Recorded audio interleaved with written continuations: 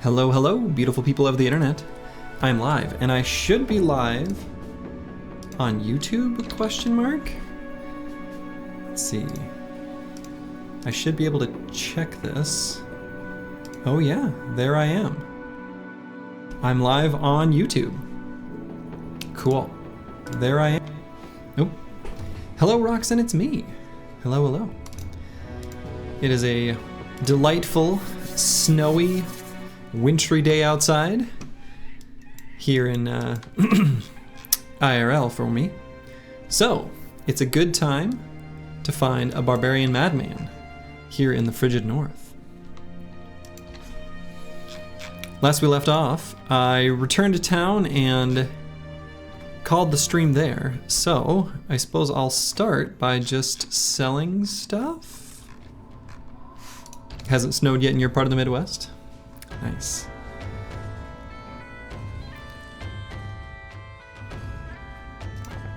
Yeah, it's it's snowing good here.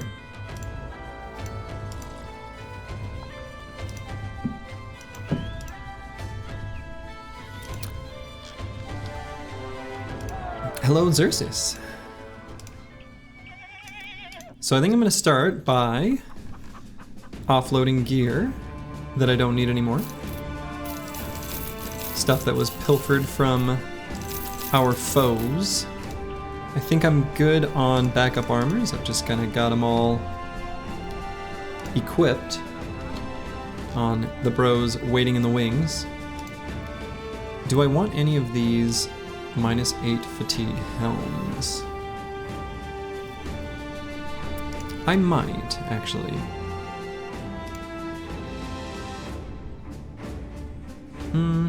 Maybe not. I think I'll probably just sell them.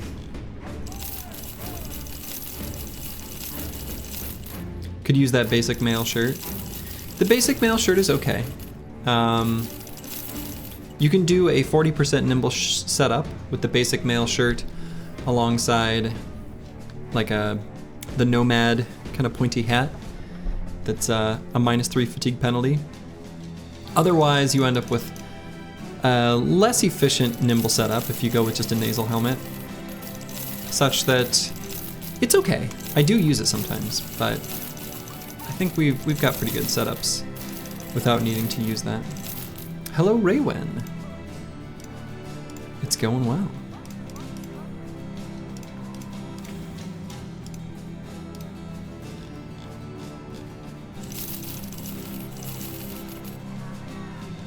Okay, I don't need the nacho brain.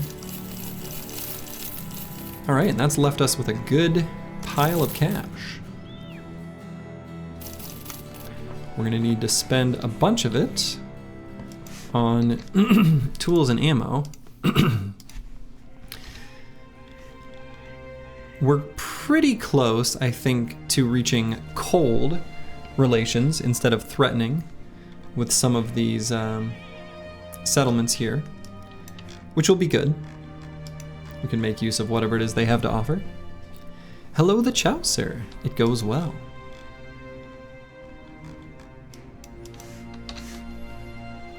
Let's see, is there any Chad chasing I want to do here to start things off?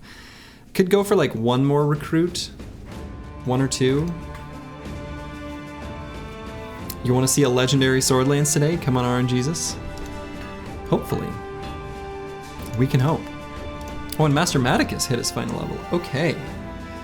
So, what do we do with Mr. Maticus? Mr. Master Maticus, our thrower tank, who has been awesome for us. We've got just one more perk, and then he's going to be fully spec'd out. A lot of times, if I do have just an individual tank, I'll give him Lone Wolf. However, we're doing some experiments, getting Lone Wolf on the Spear Bros that we're going to send off in Monolith and other Ancient Dead fights. Looks like Loyosh has also hit level 11. Let's see. How do their stats compare?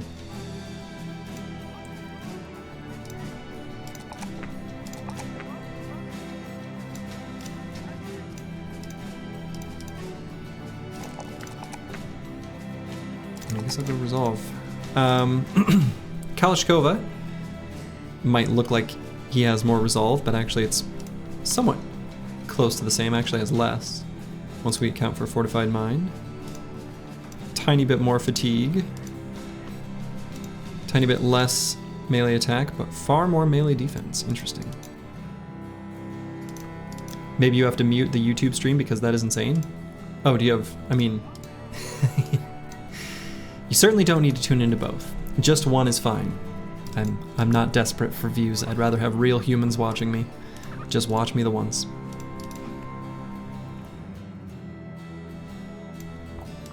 But I am live on YouTube now. You'll have to let me know if the stream quality on either or both is good.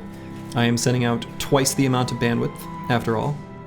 I'm actually sending out, looks like about 10 megabits per second to Twitch and 6.2 megabits per second to YouTube.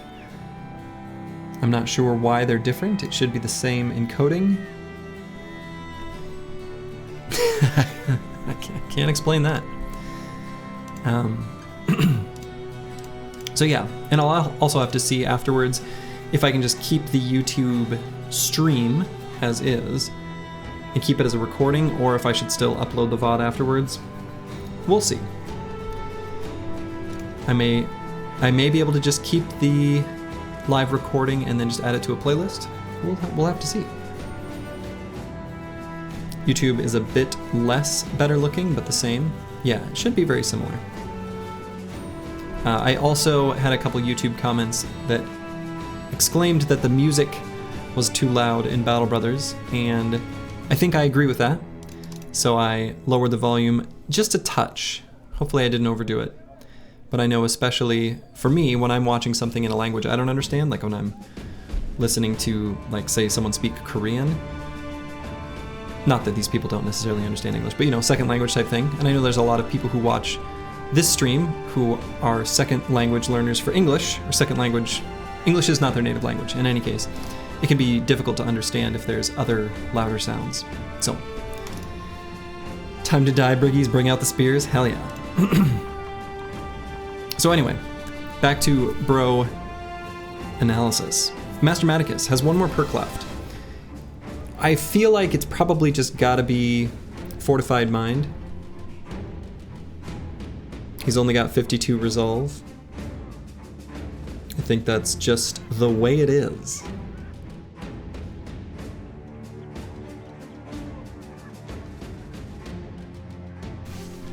Probably not gonna have quite enough fatigue to meaningfully make use of recover. Maybe Spear Mastery? No, not on this guy.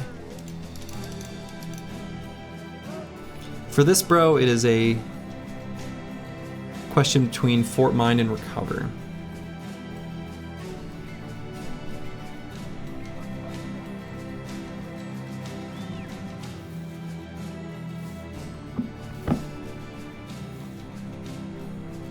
The likelihood of getting meaningfully lighter armor is low.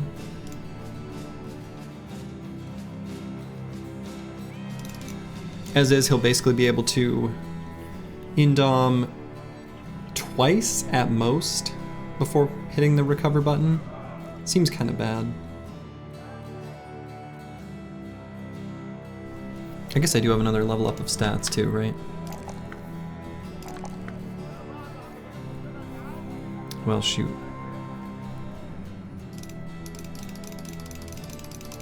Yeah, let's get over this embarrassing low amount of hit points. It's still embarrassingly low. Now he's got 69 remaining, nice. 69 remaining fatigue.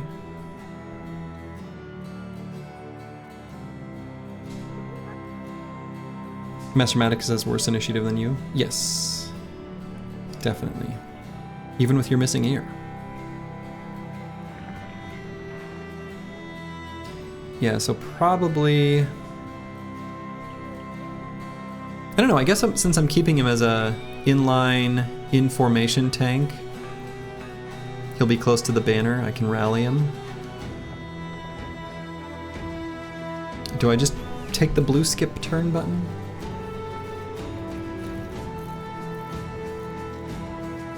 Yeah.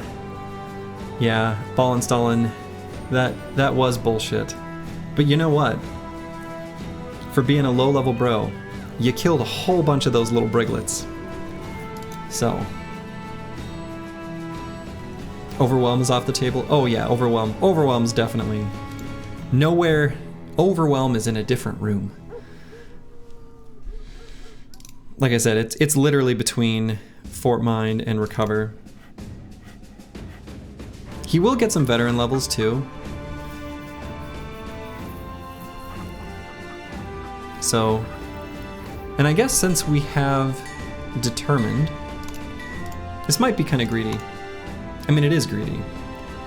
But I decided, I think, we're gonna hopefully get some famed armor that will be as light or lighter than this. A boy can dream. What about Steel Brow? I think Steel Brow is like, on any bro that takes Indom, Steel Brow is just like a joke of a perk. No reason to take it. Because if you're using Indom, even if you get hit in the head, because of the way the formula works, you've reduced the damage prior to the armor mitigation, and it won't do anything. So armor mitigation happens after the reduction from Indom, but before the bonus damage from it being a headshot, so there's no Steel Brow is out of the question. Plus we already have 9 lives. No need for Steel Brow. And then Loyosh. Look at the last perk here. We could waste 3k on another assassin just for his robes, absolutely. And on this bro, our other little experiment, along with his buddy Kalashkova. The difference between them is Loyosh has dodge, but Kalashkova's got higher natural melee defense.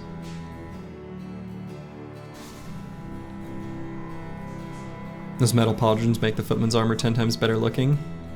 Yes, they really do. A lot of the armor attachments look kind of derpy, but these ones look good. Yeah, I'm thinking if I'm actually going to use them the way I'm planning, let's go Fort Mind. Screw it. And we do have a couple armor attachments we can probably put on some of these pieces of gear.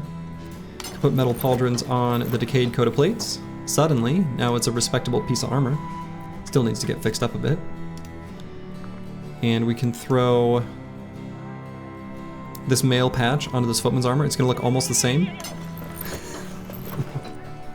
The mail just goes a little further down now. Alright, so we're looking for the Barbarian Madman.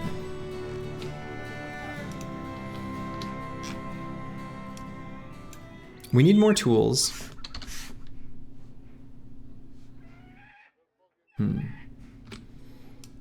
I'd still like another card upgrade at some point. So,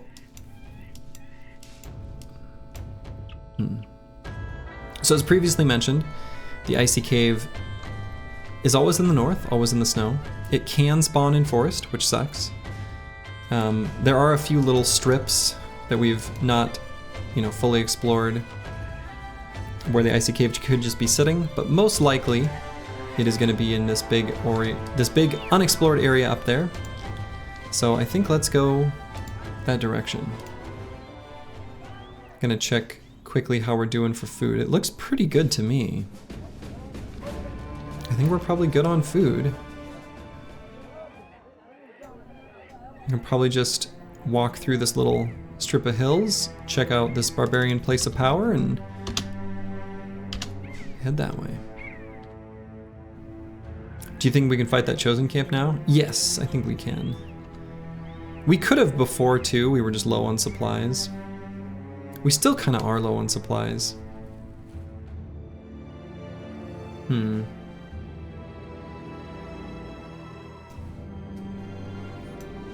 Maybe I should go back to Berktorn. What I can do is, yeah, alright, maybe I'll adjust this. And actually, maybe we should get back to the kennel too. Get more dogs. Okay, what I think I'm actually gonna do is, I think this is actually fine. Let's explore this area and this area up here, and then we'll head to Berktorn and get more tools and dogs. Hey, Sapka Spirits! Tools amount seems low for long exploration. Yeah, I agree. especially since we have a bunch of stuff we're still repairing. We really just need to improve our relations. I'd also kind of like to get the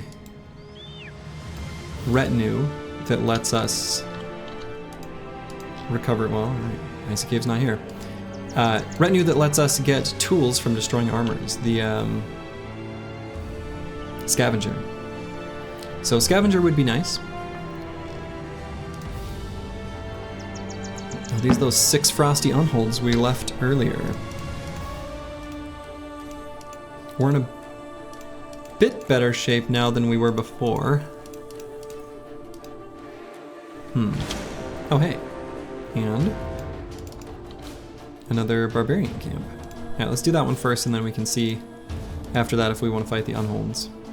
Moldy Brigmax? Oh man. They do look moldy. All right, we've got 3 unholds here, so this is kind of an interesting fight. We'll see where they go.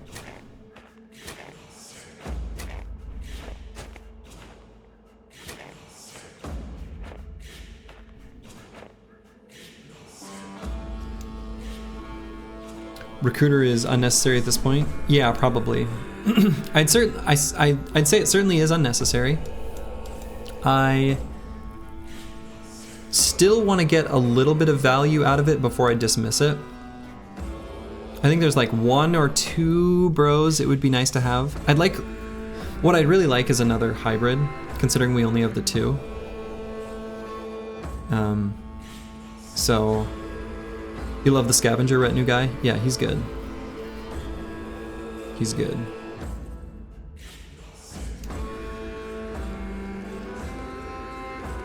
Then maybe replace it with the bounty hunter. No, I think I think what we'll probably do is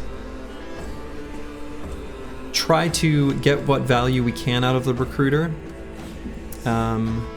Maybe we need those cities to become friendly to us. I think there was a sellsword for 4K, something like that, at the city we just left. That could be worthwhile. It's kind of expensive for a sellsword, especially post-recruiter, but I might do that anyway. That could be a good source of a hybrid. But in any case, I think we'll probably replace the recruiter with the scavenger, which will help us on those long journeys.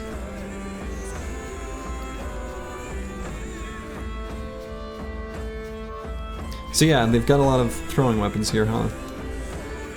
Not much benefit to using spear wall, so I think we'll just run forward and stab.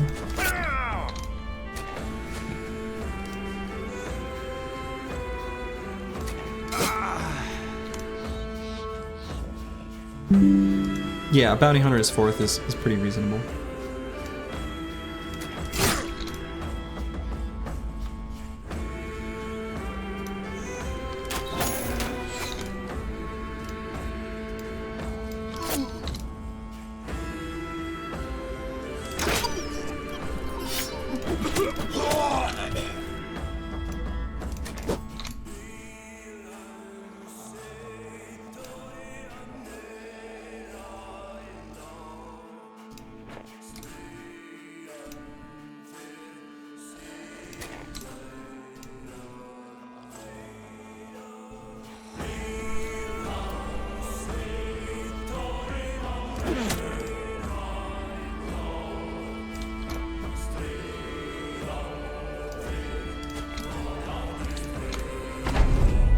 Okay, let's see where these unholds go. Oh, okay. Okay. They've got mutiny? What the hell? Alright. Is it because the Beastmasters were later in the tournament? Why? What the hell? Okay. Something very goofy just happened.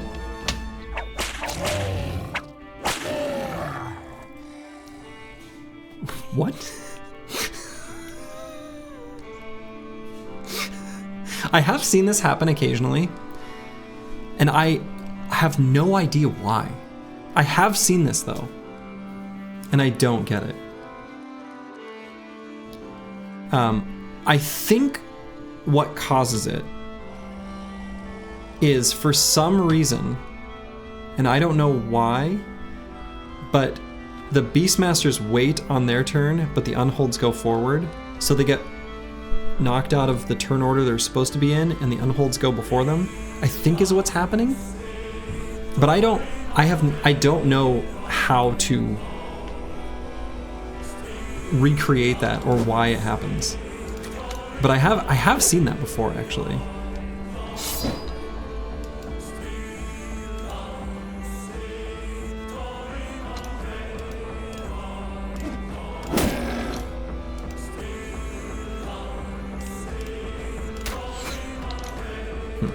Thought you'd have enough fast adaptation stacks.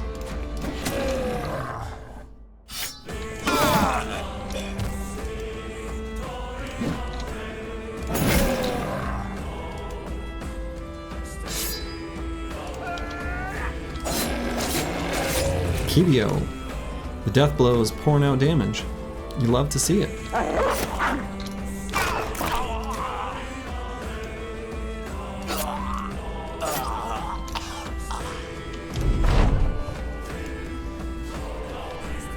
The wiki just says if the unhold isn't whipped, it goes mad, so you must be right. Don't always trust the wiki. The wiki's got a lot of things wrong. But yeah, I think in this case, you can sort of see that behavior.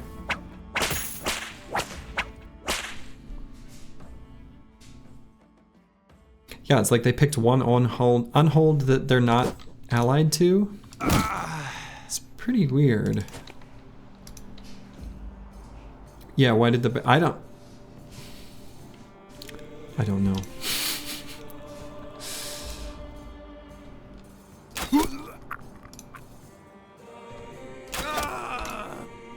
Oh, maybe we shouldn't have hit that guy, actually. I mean, whatever.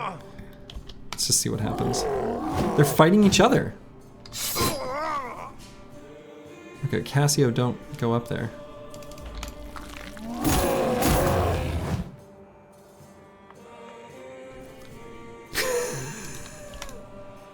I guess we'll just watch.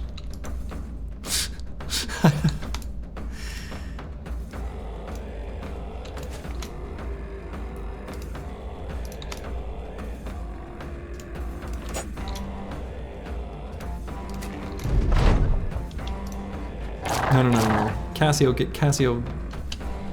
Don't Cassio. Get out of there.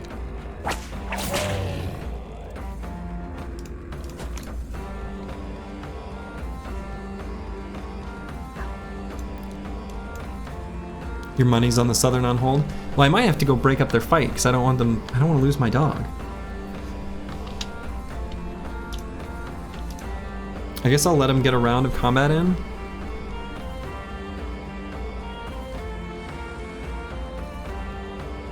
And then, I don't know.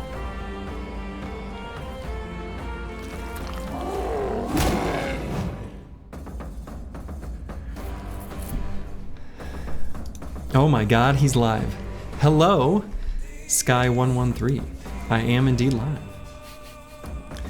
Live on Twitch and YouTube. Alright, I guess let's... I don't know. I don't want to lose the war dog, so... I am going to engage here.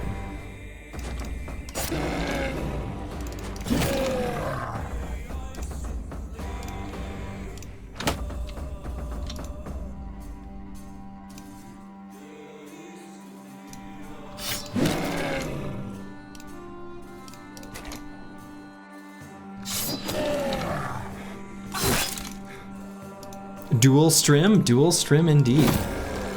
So you see it on the YouTube as well? That's right. New technology has allowed us to stream in 2 locations at once. You'll have to let me know if one or the other suffers in some way. Hi, YouTube bros. Yeah, and I don't know. I think my stream elements like overlay is currently only the Twitch viewers. So I think if you're watching on YouTube, I won't see your chat.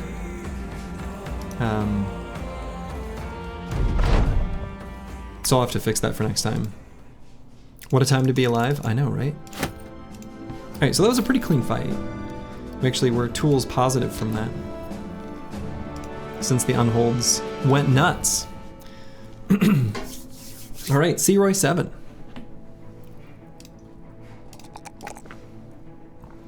Pretty nice level up. You know the Anatomist run is going to be legit? I think so. It's going to be good. Anatomist is going to be fun. There's some real cooking you can do with Anatomist. And it's going to be cooking that we're going to do on the fly because it's going to be dependent on, you know, the potions that we find. All right, so Roy 7, I may as well put fatigue neutral X. He's great. I think I'll probably just grab Underdog. Keep it simple. Potions and lotions for the bros. Absolutely.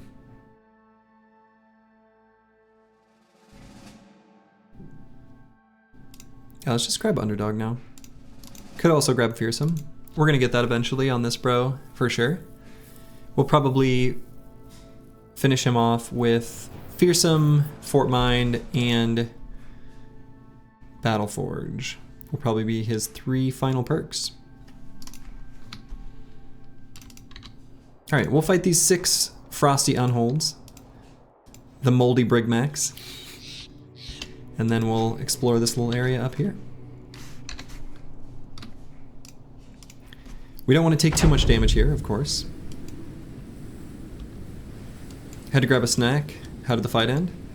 Victoriously. What's the snack? Alright, so we're going to back up 2 hexes. The goal here... Actually... Oto-san a bit scuffed. Kind of a prime target, so he's going to back up further than that. The goal here is to get them to kind of split up where only one of them charges forward. That's the dream. We'll see if we can make that happen.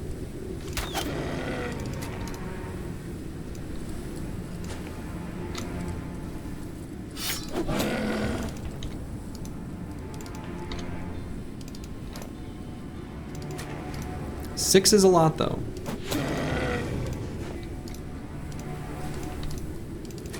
I think I'm kind of okay with Master Maticus being 1 hex further forward here.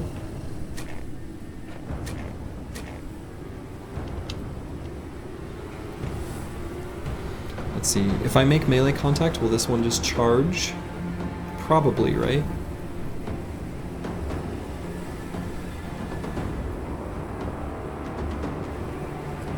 Actually, 6 is some. True.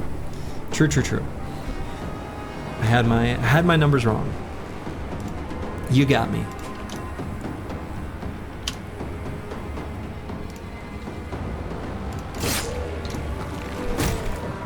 There we go. I figured as soon as there was melee contact, he would move more aggressively. Some microwave pizza's bites. Nice. You know, when pizza's on a bagel, you can eat pizza anytime.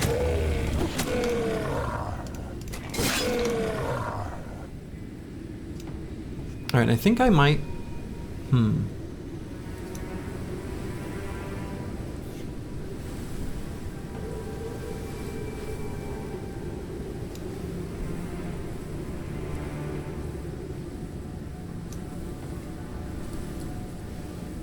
No, I think I'll just get an attack in. I was thinking about moving Roxanne into me here, but I think I'll not. I'm actually going to move Akibio right in here. He might be able to get the kill, actually.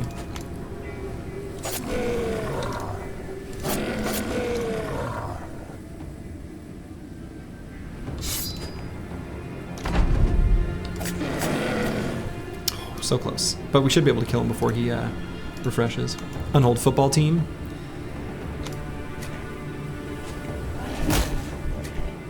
Well, they're going to be doing some tossing and throwing here soon, I'm sure. And stunning.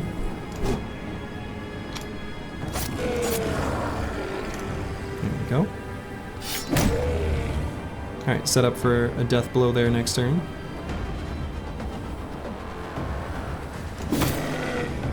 Did one just peace out? Nah, he's just...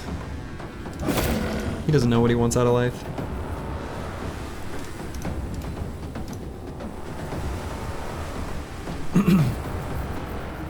Hmm.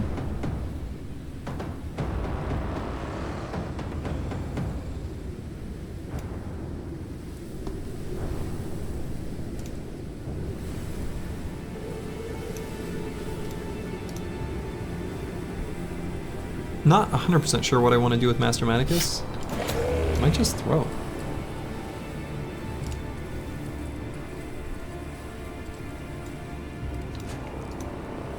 He wants to flank, that's what's best in life. I think so.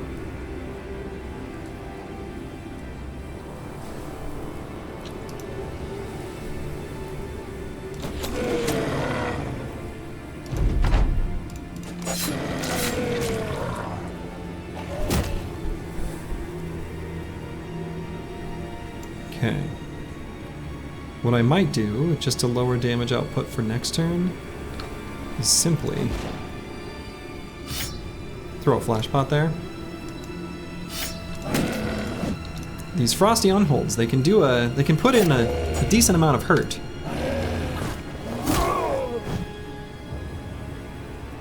Just ask Giant Spruce 2.0.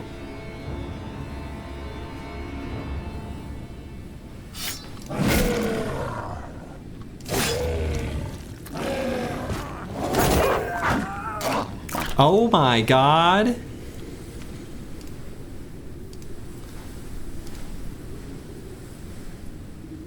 Killed.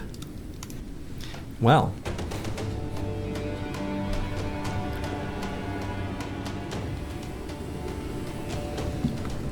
I didn't think we'd need to ask him that soon. 2 hybrids, you say? Hmm.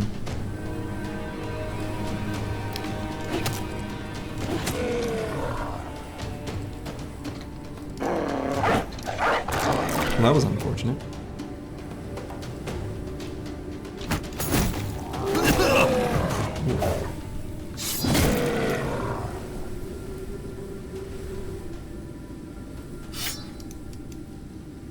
Welcome, Spruce 3. Yeah, that was unfortunate.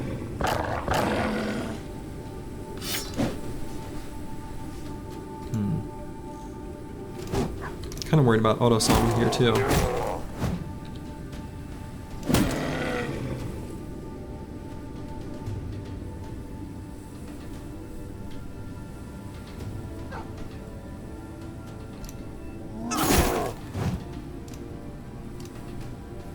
Alright, let's put Kalashkova up there.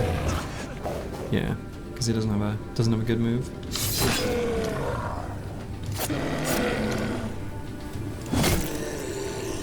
I did say that there was some risk to the 6, even though the 3 was easy. Yeah.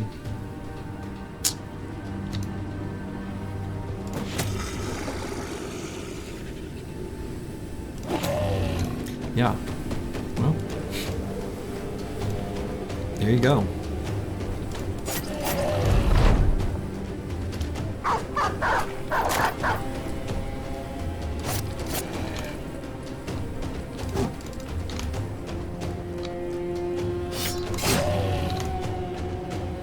Cooldown holds have 20 more resolve.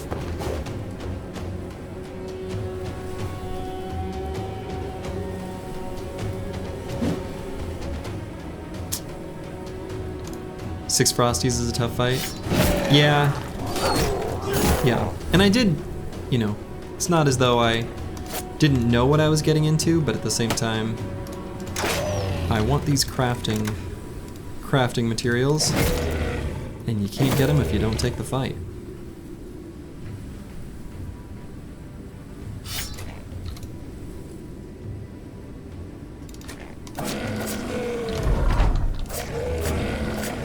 Pretty good damage there by Akibio.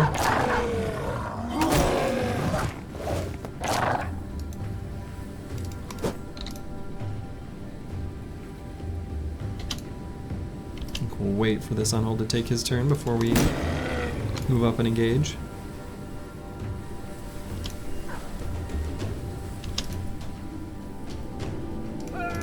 Going indom.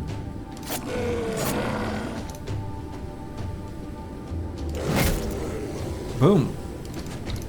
There goes one frosty unhold. I expect this one will also do the alley-oop. Oh no, I already did his turn. Never mind. Damn, God equals rock skin is a beaver confirmed. I get it. That's funny.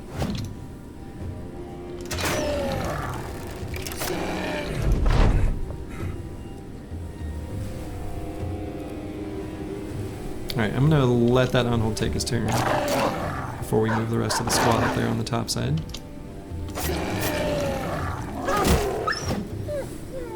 Don't you kill my dog.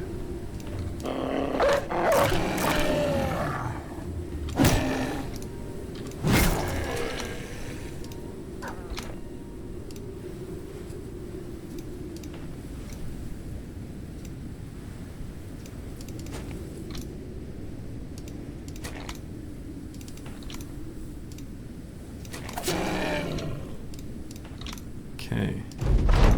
Drake get him? That is Drake. It's true. The infamous. Hello, Odo-sama. You know what? We're holding up all right. Pretty good, in fact. We did just lose a bro, which is unfortunate. Giant Spruce 2.0, taken before his time.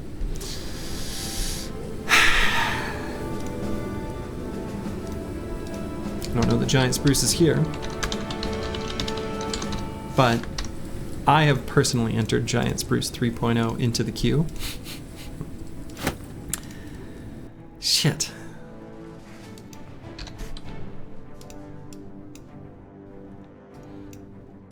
Vance Lightning will step up.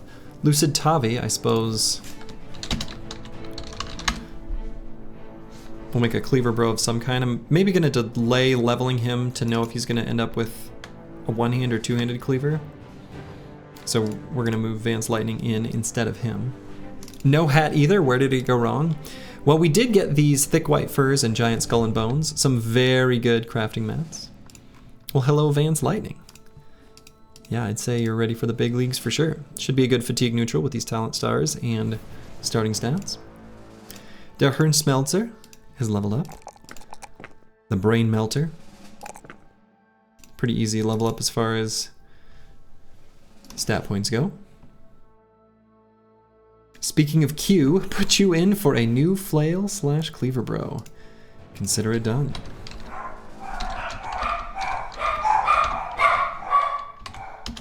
Eagle dub for a new flail or cleaver.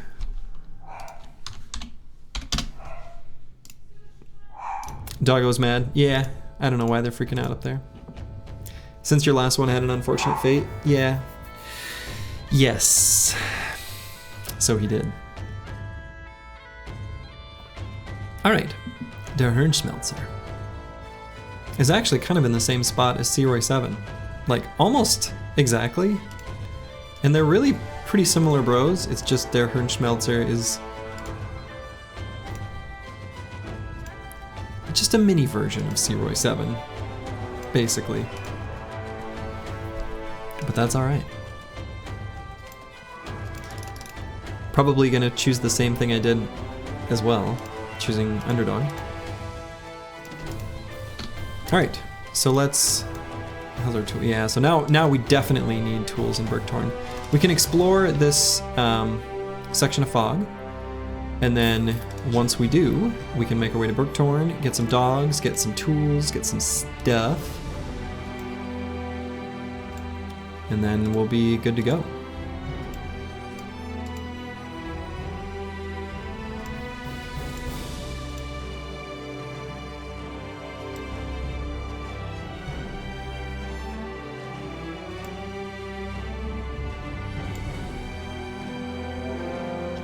You're a Battle Bros noob. What does fatigue neutral mean? Fatigue neutral, at its core, is a defensive brother who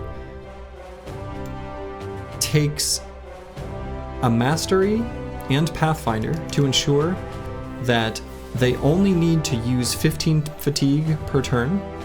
So you typically equip them with heavy armor. You don't really bother moving their fatigue much above that 15 mark. And so they end up fatigue neutral. They don't have spare fatigue, but they generate just as much as they use. And they're a defensive bro with a big two-handed weapon in a frontline position. Typical perks would include like Colossus, Steel Brow, a weapon mastery, and Pathfinder would be the cores.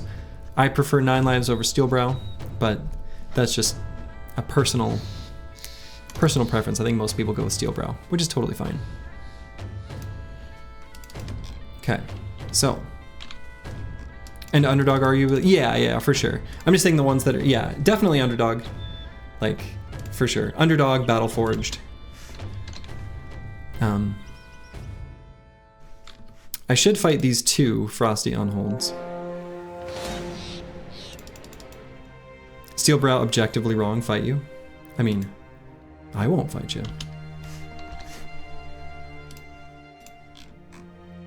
I'm team 9 lives. Alright, let's fight these barbs and then we'll fight the unholds.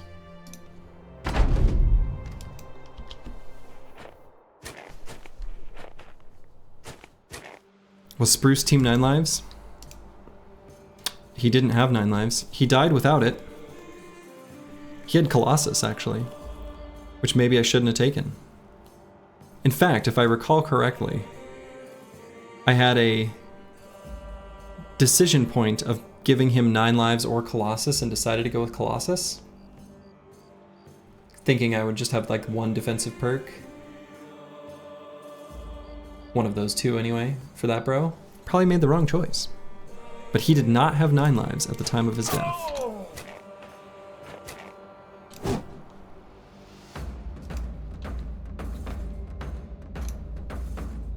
Now he's team 0 lives. Yes, now indeed, he is team 0 lives.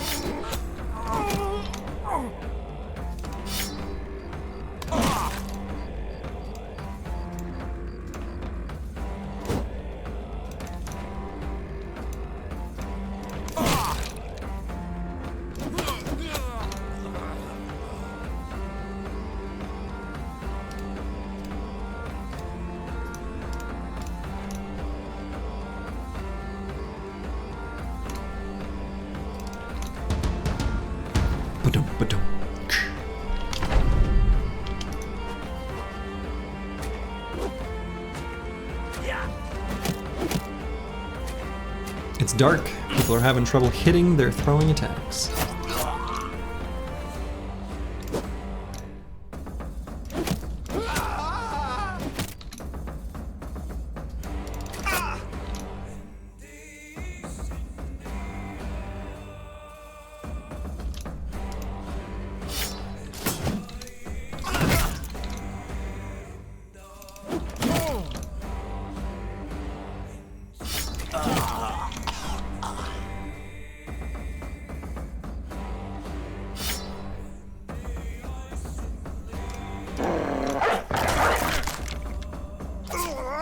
Okay, wanted to free that spot for Roxanne, it's me.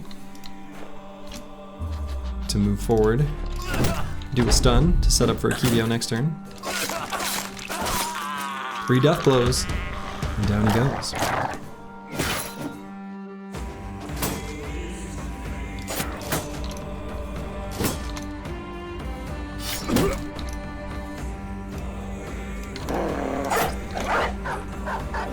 Oh, that dog wants the drummer. I don't blame him. This is quiet with all that racket. So we'll have to go help out Cassio. Cassio's a very aggressive war dog. Was Bear Claw an actual weapon? Seems so awkward to put a rotting animal paw on a stick and wave it around instead of just sharpening a stick for a spear. I must imagine that it was not a real weapon, but I guess I don't know. I'm not an arms historian. My guess is that it was never actually used. Maybe ceremonially? Might be a stretch.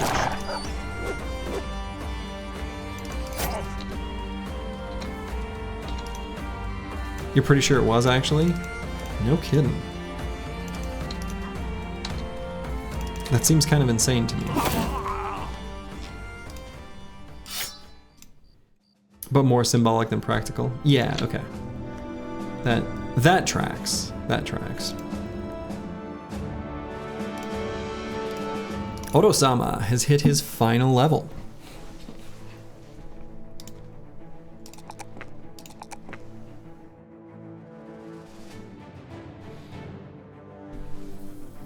Let's see, hit points or melee defense?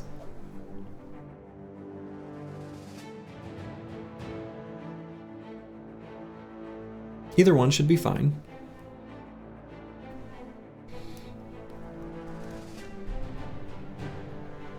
Let's go melee defense.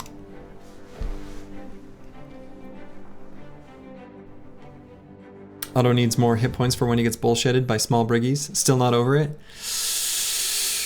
Well, we're gonna hope he doesn't.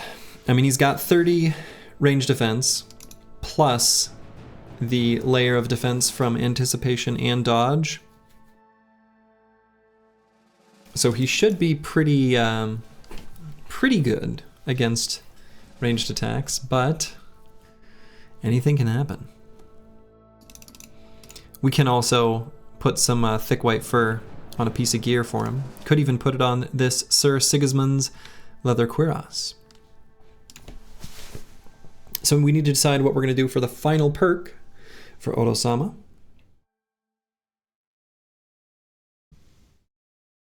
I feel like there's 3 choices here that I see that are all possible, valid. First things first, while I see it, I'm going to get another consumable there for him. Hello, the zoning bro. It's going well. So yeah, I see 3 choices for Oto-sama. Choice 1, bags and belts. We can carry just more stuff, more utility things to use on the battlefield. A good choice, right?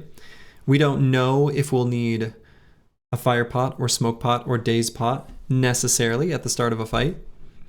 Obviously in some fights we'll know more than others what we might need, but you know, there's some play there. We lost another one today? Yeah. We lost Giant Spruce 2.0 just moments ago to some frosty unholds. Some moldy big briggies. Very sad. So now we're definitely in the market for another hybrid or 2.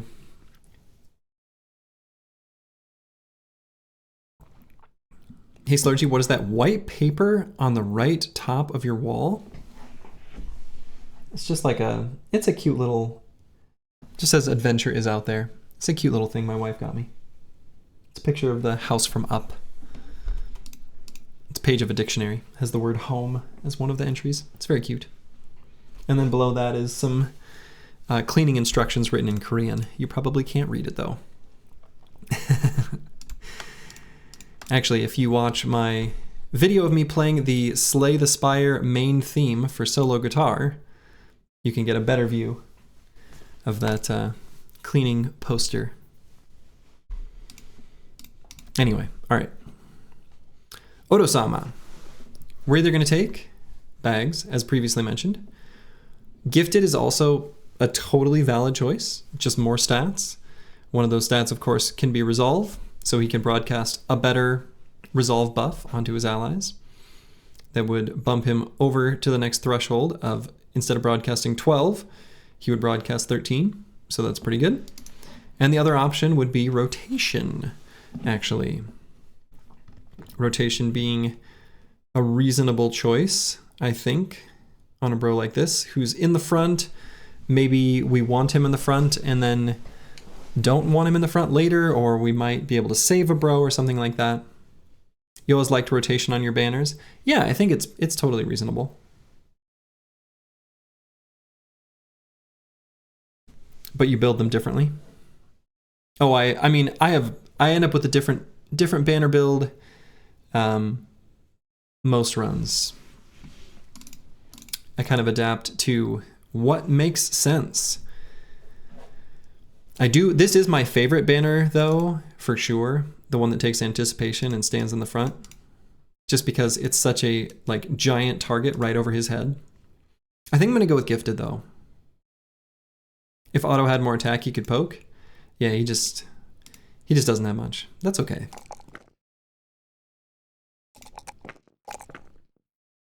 And let's get him more of his primary stats. And there it is, another completed build. So let's fight these two little on. Oh, no, we got another level up. My goodness. Didn't realize how much we'd gotten. Roxanne, it's me. So let's see. Yeah, he's doing other important stuff like catching arrows with his face. I know it might be dumb, but you think your build might be good for taunt. I don't think so. I think the final perks here are just going to be...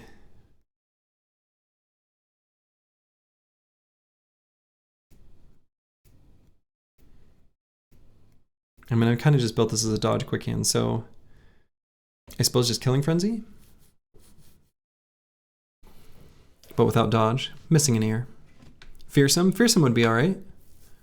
Fearsome would totally be good. Could be convinced to do Fearsome now, actually. The kind of awkward thing is, really, the way I'm using him and the way he should be used is to set up kills for Akibio, to set up the death blow. So I think maybe I shouldn't have even ever grabbed Berserk, to be honest. I maybe should have just not bothered with that. Probably shouldn't have. I think I like Fearsome though.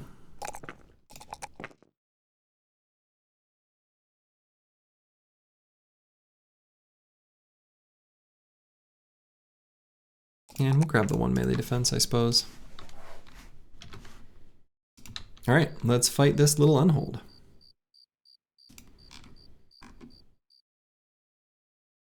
And his friend.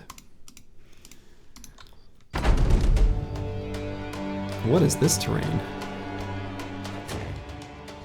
This terrain is stupid. Yeah, let's, I guess...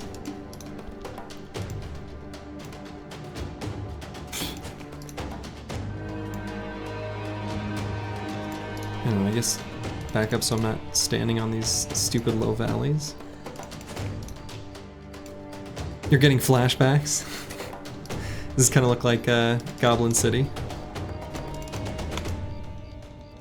Oops, I just ended turn on Kalashkova. Didn't mean to end turn there. I think he'll be fine though.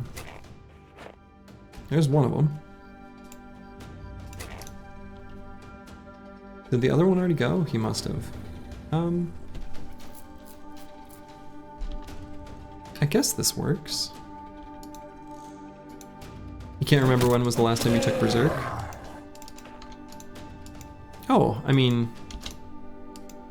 I think it's a good perk on a bunch of bros. Certainly it's one of the perks that is more overrated than...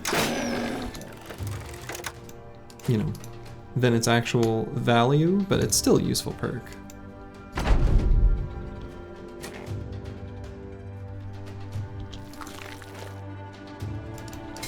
Alright, I'm pretty okay with this guy being there.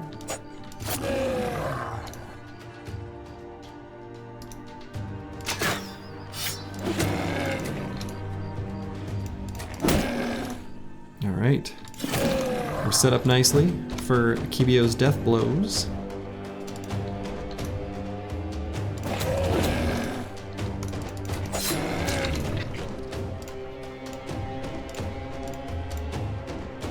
Put Loyosh right up there.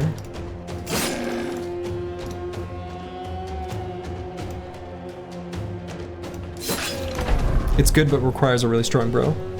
Yeah, I mean, it requires, it also requires just like a build that makes sense for it, right? think that's the big thing. I think there's a tendency for people who are newer to the game, they say, oh, this is a really good perk. And they're right? More action economy is always good.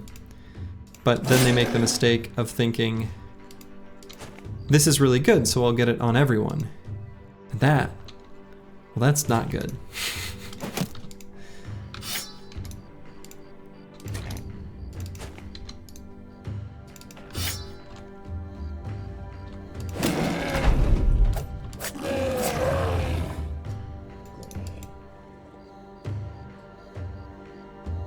Build with crippling strikes and recover and footwork.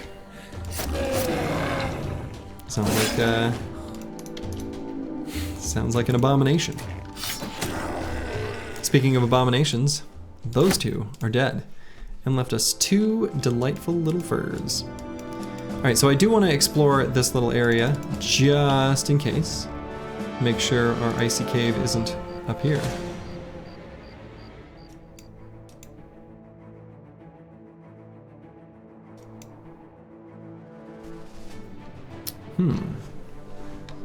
Lightning needs more fatigue. Yeah, well, what he really needs is the perks that let him function well in this bigger, thicker armor. What I should do is swap his ultra heavy armor with someone who already has Pathfinder and Axe Mastery. That's what we really need. Now he'll be able to do a bit better. It'd be nice if I had a reach weapon for him too, but that's okay. 3 tools, yeah. Yeah, we're gonna need to get more. Dr. Vishnevsky is gonna be something. He's kind of riding the line between second wave nimble damage bro and fatigue neutral. I think I probably am going to be good on fatigue neutrals based on, well, I don't know. I guess kind of depends on the recruits we pick up, right? So I can continue to level him and perk him generically. So we can grab 9 on this level, and I think that'd be totally fine.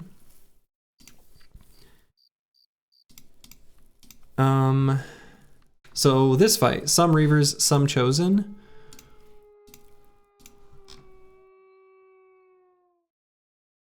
Should be okay.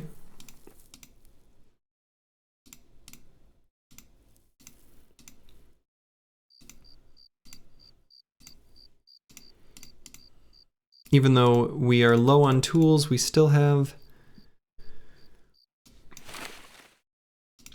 enough for now.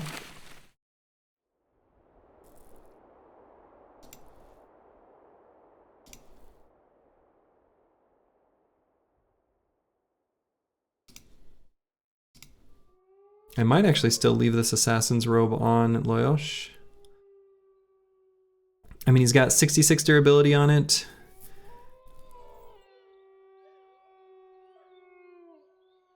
Which is a little low, but I like the bonus stats it'll make use of with dodge. I think this fight should be okay. I do want to do it. Do I want to do it during the day? I guess. I've only got one little thrower. Thrower / gunner question mark. So maybe actually doing this at night is fine. Doing it during the day is also fine. Okay. So the main thing I'm going to want to do is we'll let their Reavers go. We're going to see which ones pull out throwing weapons and where. And then we will arrange our bros accordingly.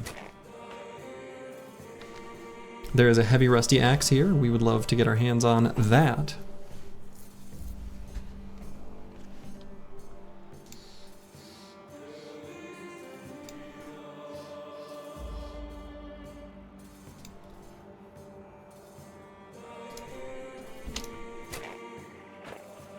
Yeah, 2 of them. True. There is another right down there.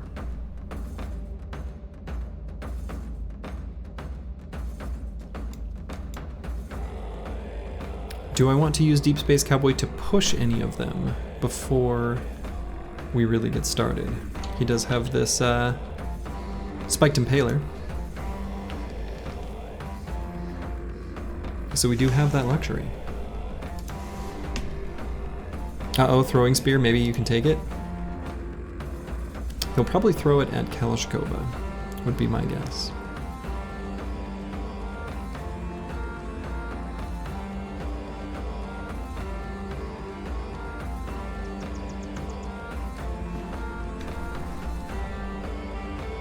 So they've only got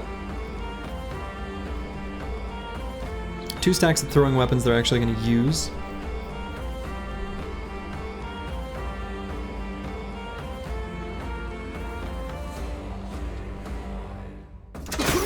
Let's push that guy back.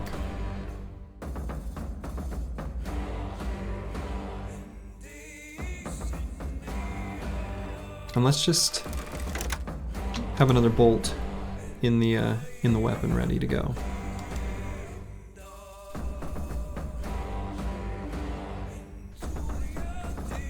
Let's make this an unpleasant place to stand. Oh my god, I forget that it's snow terrain. Shit. I've done that mistake before. I've done it on stream. That's so disappointing. So stupid. I'm dumb. Whoops. Alright. Well, whatever. That's such a silly mistake to make. If you throw a fire pot on the snow, it just disappears. It does still like get the 1 tick of damage, but it's not worth it.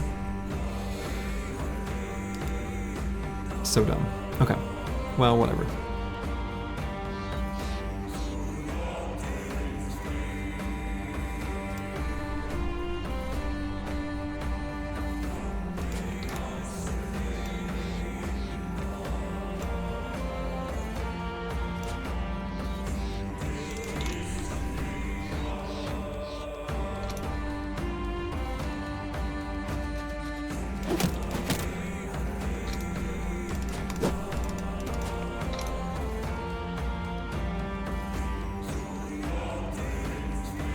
You melted the snow so they slip. Genius plan.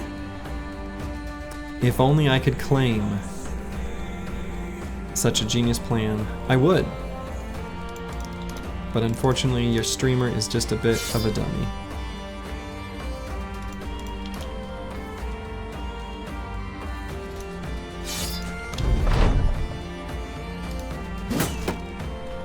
Okay, they've got melee contact, so they're going to be more aggressive.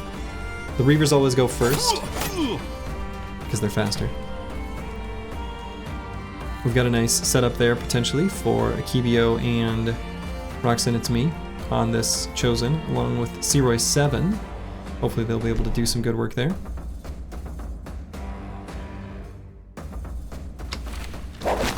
Let's just go ahead and throw that guy in a net. He's trapped.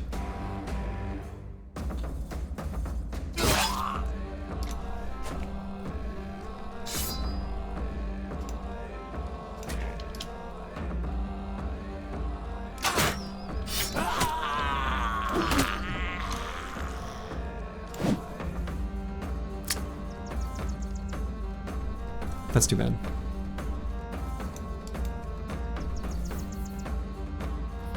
Roxanne It's Me is definitely in some danger up here.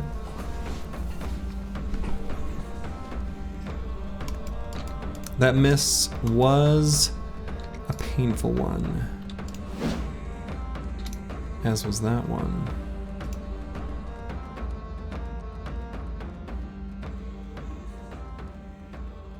If only he had a spear. Don't worry, Nimble will save him, right? I mean, Nimble is going to be more survivable against these weapons than Forge would be. However, it's not magic. If only you had footwork. Something like that. Finally a hit.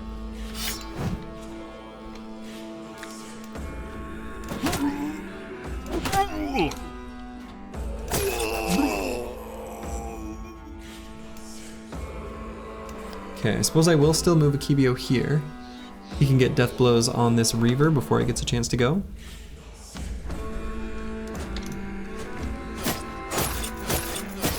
Good try, Mr. Barbarian Chosen. Can't get through this.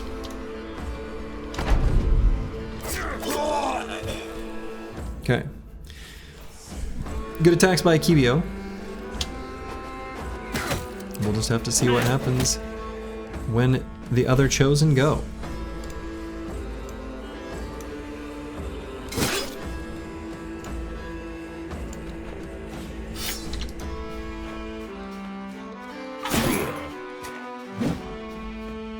Okay. If this is your last stand, you'll take it like a boss. I think you'll be alright.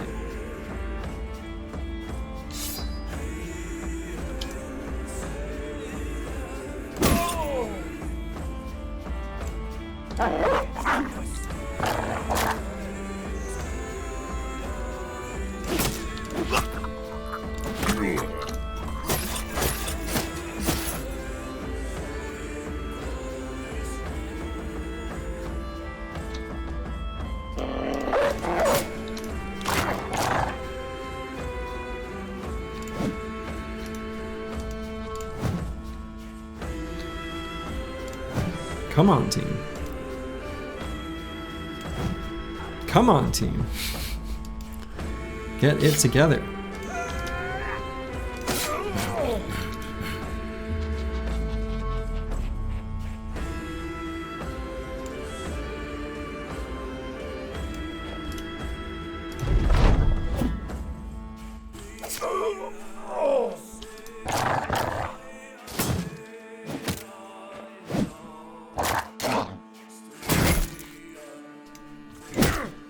There we go. Crackalack asks, am I still alive? I love how that's the question, which is totally correct and sensible to ask to anyone who finds their way here midstream.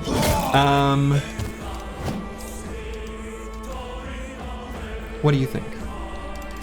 What's your guess? What's your prediction?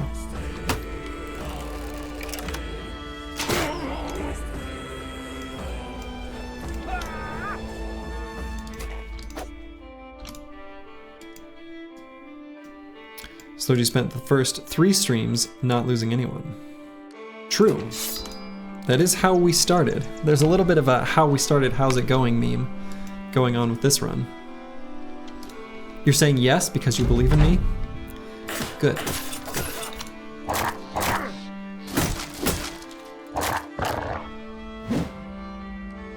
Let's see, I hope we don't lose the shield. Damn it.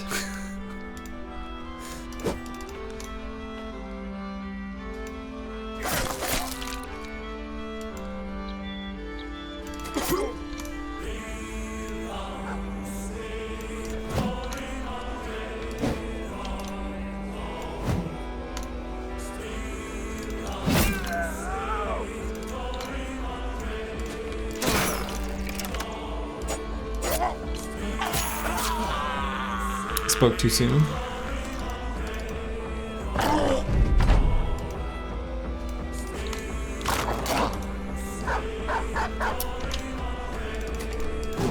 This particular Chosen is incredibly evasive. I want him dead.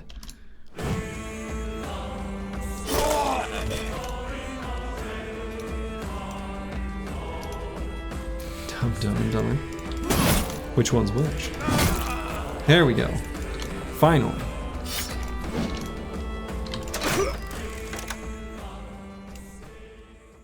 Alright, we got both of those axes. Wonderful. So yeah, Crackalack.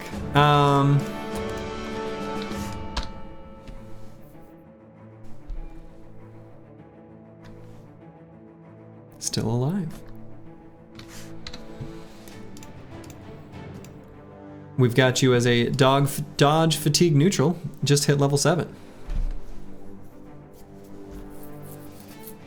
So, you've done it. Give you the underscore.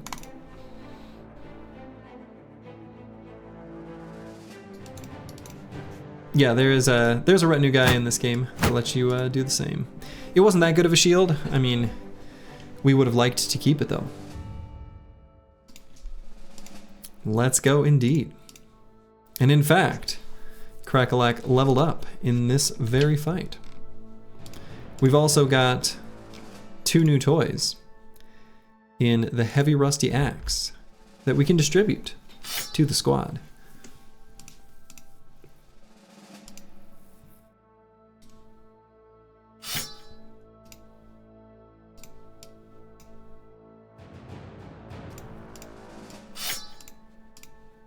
We'll give one of them to Der Hirnschmelzer.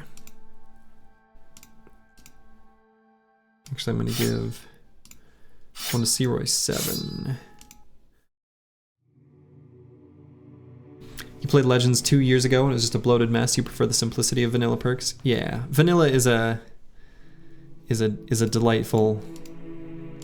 I feel like, you know, the way I've described Legends in the past is it's kind of like if you asked a bunch of, well, what if questions to all sorts of ideas in vanilla, and sometimes the answer to, well, what if is, but what if you didn't?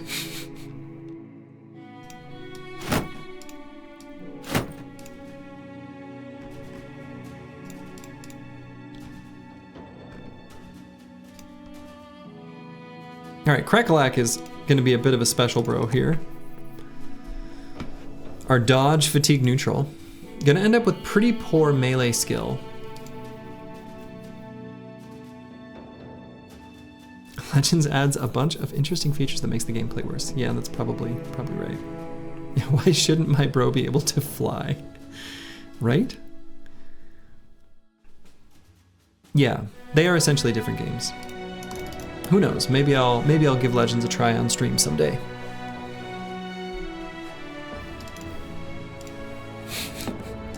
All right, Crackalack. Gonna be a dodge fatigue neutral.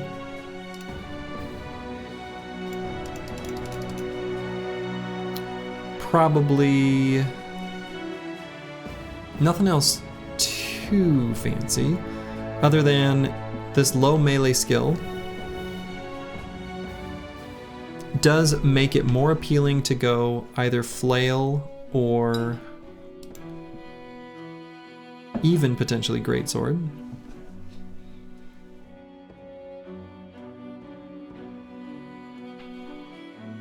Yeah, there is the +6 in initiative, which is tempting because it does mean, you know, it's basically, this will translate to a bit less than 1 melee and range defense.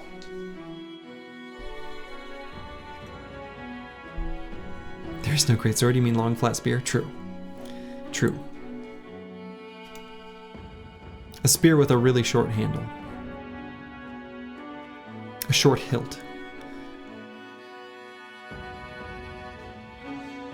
If we went flail on Crackalack, we'd have to have Headhunter.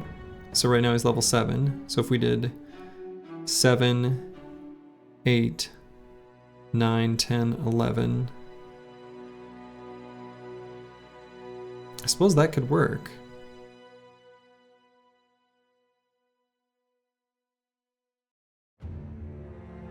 Is there a perk missing there? We'd have to go without Fort Mind if we went that way. Don't love that. It's okay, but I don't love it. Quick hands will be a bit awkward to flail. A little bit. We can always use a jagged pike though. I think it is a little awkward. I agree. I think a flail fatigue neutral is one that you certainly less want to have quick hands in, like even more so than a regular fatigue neutral. But you know, is fine.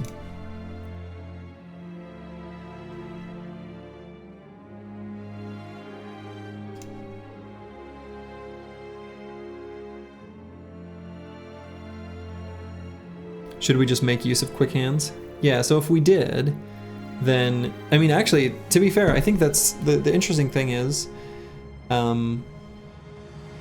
because of the lower melee skill, we could either, I mean, the other option would be I could go with a long sword, great sword, or long flat spear, which then saves a perk of not going headhunter and just getting backstabber. And then we just kind of go all in on the melee defense. I think that works for me. I feel like the accuracy bonus of the greatsword alongside backstabber will mean Crackalack can get some good hits in. I think that works for me.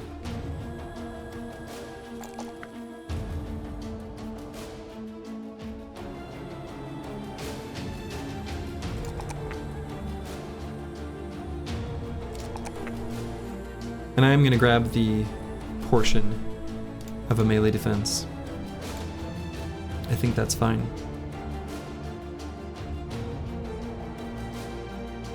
So let's grab Pathfinder now. I think that's fine. We're not going to be super aggressive with this bro for a little bit till he levels up some.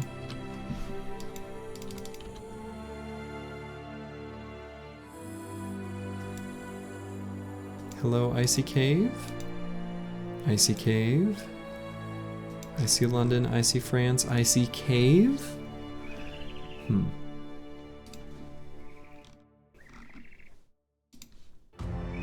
Well, alright. I guess we'll go to Bergtorn. See what we can get for tools. Der Hirnschmelzer no longer suffers from cut arm sinew. You love to see it.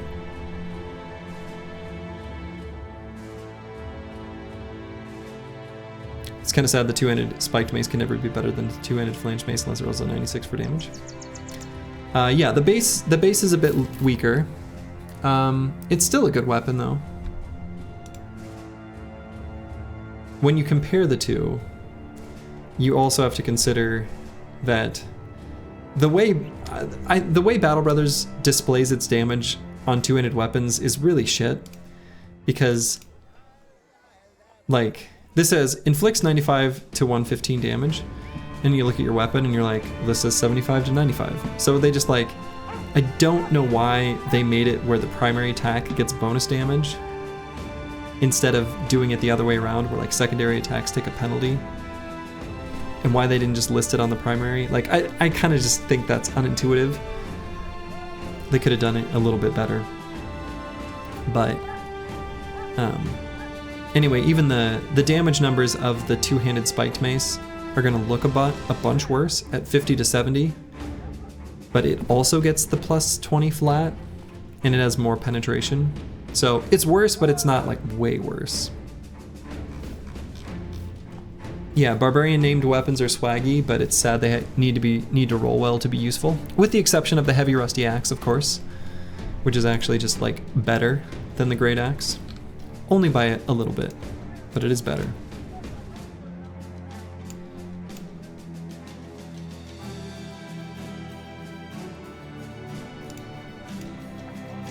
Alright, we're gonna buy these tools. And we're gonna buy the ammo.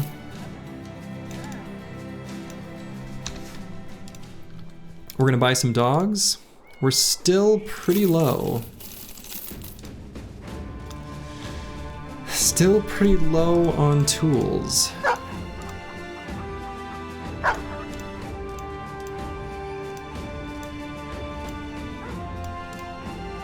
We're good on dogs though, so that's nice. You got 2 more heavy javelins? Yes, yeah, we've got plenty of heavy javs now actually. We're just waiting for bros to be able to use them.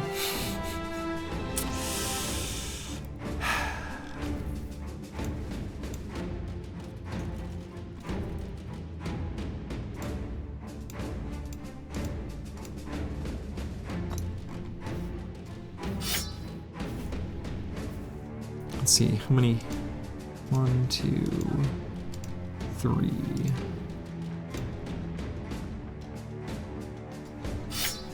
Let's grab another one.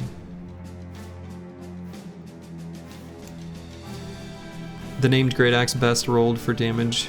Barely rolls over the worst roll, Rusty Axe by 13. Yeah, the reason Rusty Axe is better is just the penetration. The way the damage comes out with Split Man, it outperforms the Great Axe just a bit against most enemies. Naked enemies being a big exception where the Great Axe performs better. The Great Axe also strips a little bit more armor.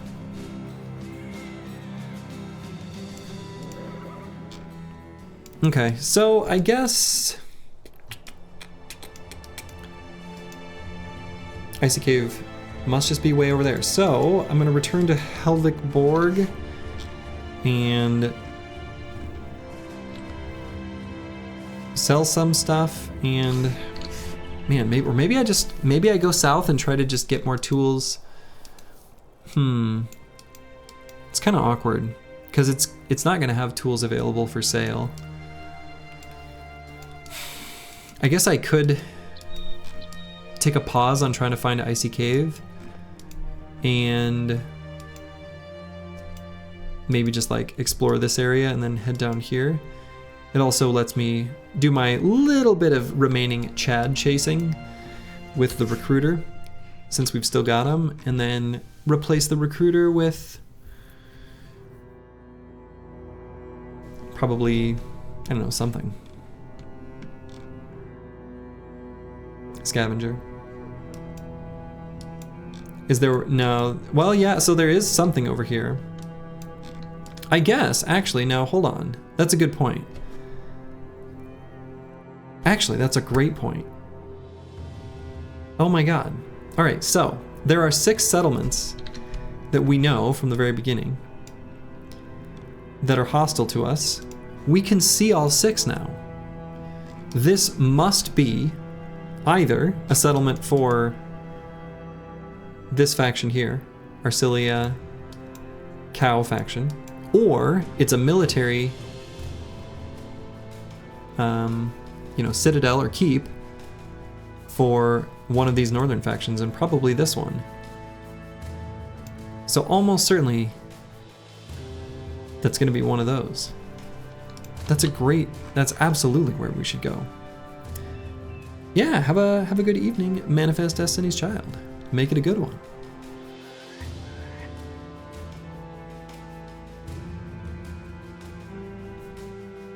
If the Cow City had a large... If the Cow faction had a large city hidden this whole time, you'll lose it. It'd be pretty disappointing.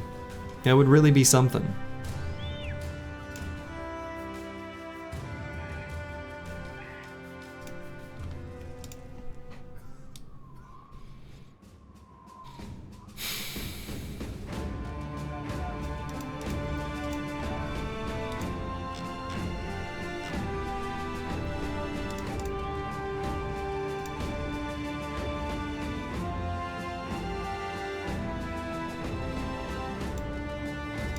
Okay. Let's see what's over there. Maybe should have sold stuff there, but let's see. All right, and this is from Tiefenmark. Oh, we're good with that. We're gonna raid this caravan.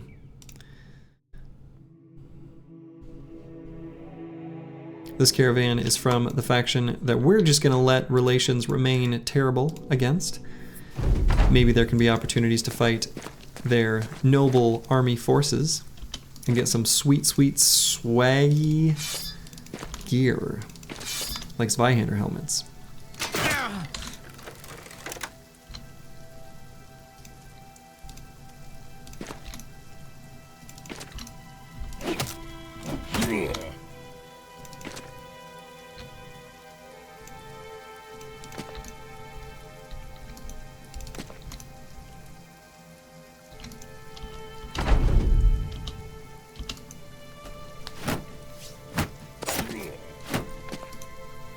Good try, buddy.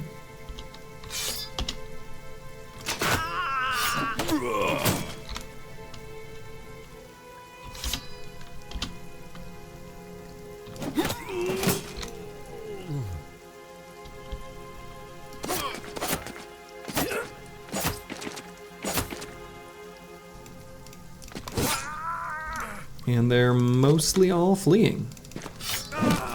Cowardly, cowardly caravan hands. Can you believe it?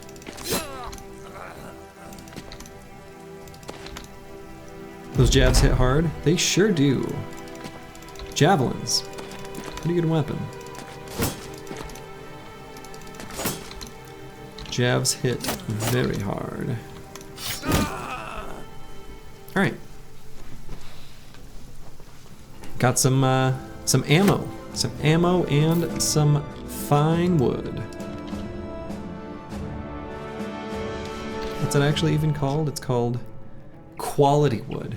Quality wood. Totally different from fine wood. Alright, Vance Lightning. Gonna be one of our fatigue neutrals. Both of the secondaries we would like to increase rolled low, unfortunately. I think for now, we'll just go with hit points. We're gonna grab Pathfinder. His fatigue is pretty low, so we would like that to make sure we can move around the battlefield and still attack and stuff. Thank you for streaming on YouTube. Quality's way better if you get premium YouTube viewer money. Some of it was me. Lovely, yeah. I am not yet able to monetize on YouTube. I don't have enough subscribers.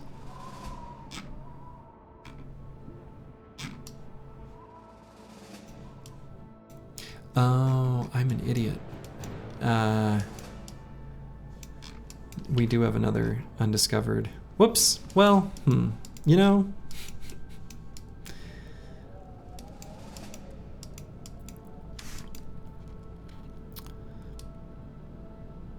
Right. Okay. But yeah, Rando Dude lurking in chat. I'm glad that the YouTube stream is working out for you. This whole north is just a mess for cities. Yeah. I mean, this one, yeah, I don't know. I guess that's true. It just is.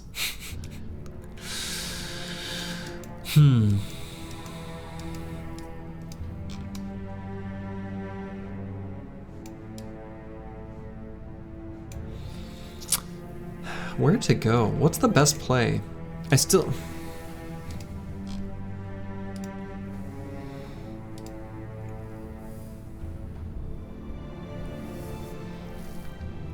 So I'm gonna need tools to make another expedition out to the north. I really am.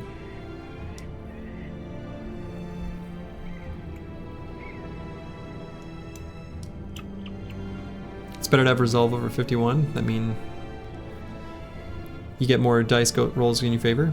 Yeah, yeah. There's lots of RNG rolls going for resolve that don't appear in the combat log and never appear to the player.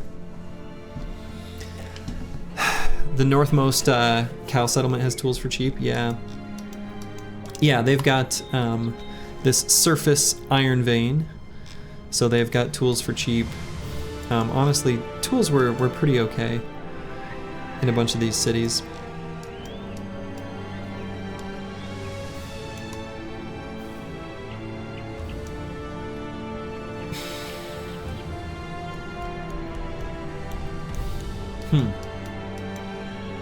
Yeah, awkward.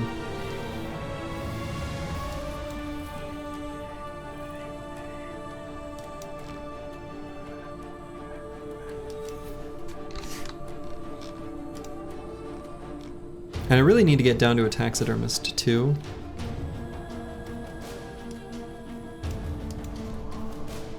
Yeah, there's never enough resolve, but there is a comfortable point for sure.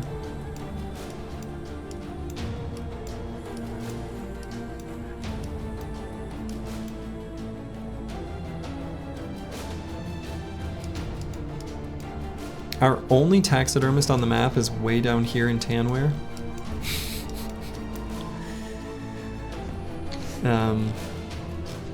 We do want to use these crafting materials. So, good God, what's the plan?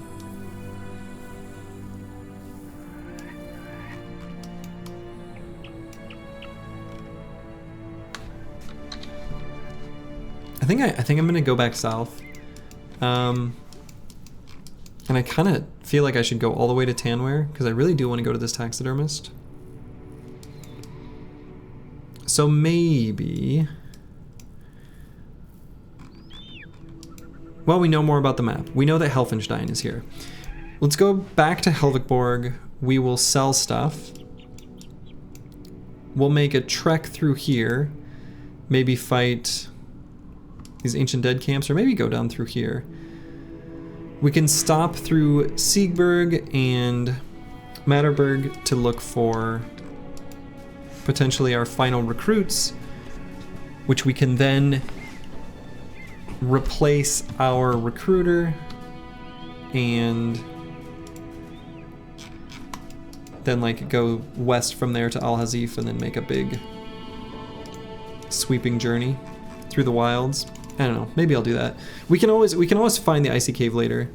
It's not like a rush, I just like to do it because it's a known fight with a named item that we've got a really good like couple bros to use. Right, so we've got Lyosh, who should be excellent with both Lone Wolf, Spear Mastery. We'd have him go, when he fights Lone Wolf, he's going to do it like this. And he's going to do his 95% spear walls until it gets breached. When it does, he'll pull out the two-handed flange mace and finish the fight that way. But we gotta find him first. Last time we went to that Snake Ancient Dead camp had a few necros. Yeah, so this one was just all necro savants, and this one was Ancient Legionaries plus necro savants, though this one will have re-rolled by the time we're there.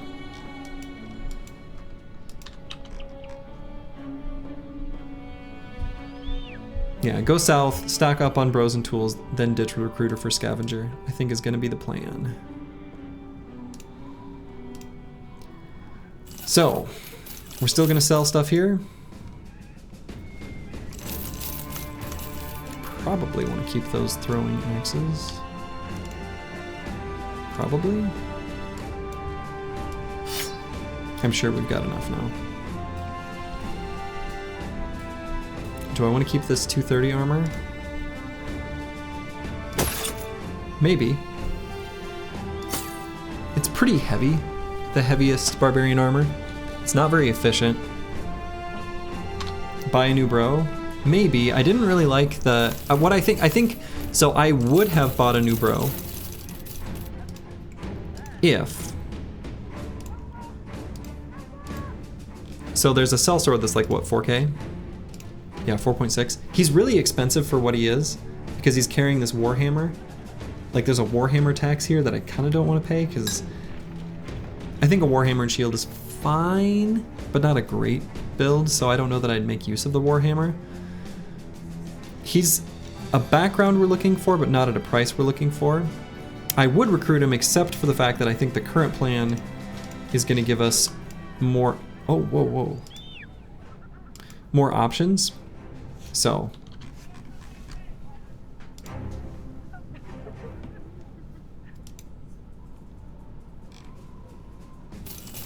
there's no noble war going on right now, so there's no, I mean, maybe in the future there will be, but Jesus. Oh, you want to sit on my lap? Also, they restocked tools here, which I did not expect.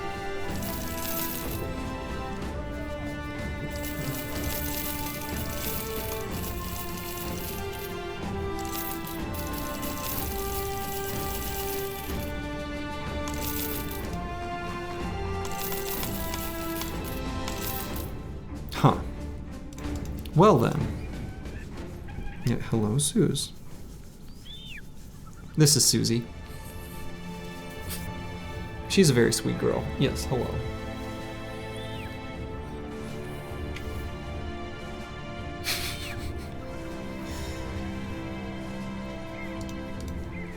It's a war pupper. Yeah, she's fierce.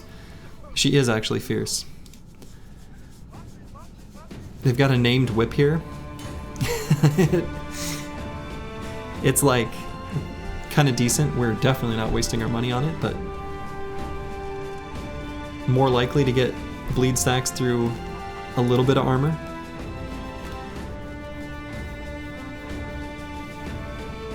Yeah, Ominous Strangler. God, it's a hell of a name. They have a long sword, they do.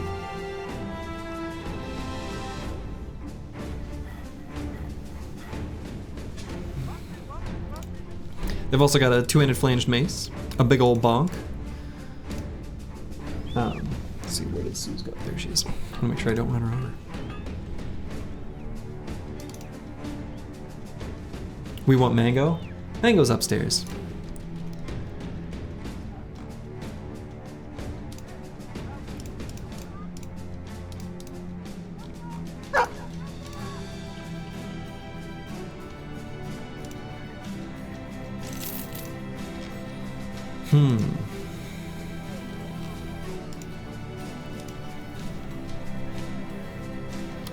That 4K tax not looking too bad right now.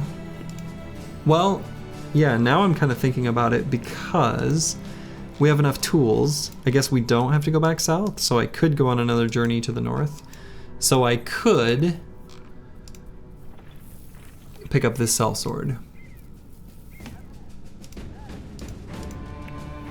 I'm still not going to get rid of the recruiter quite yet, even if I do. Not quite.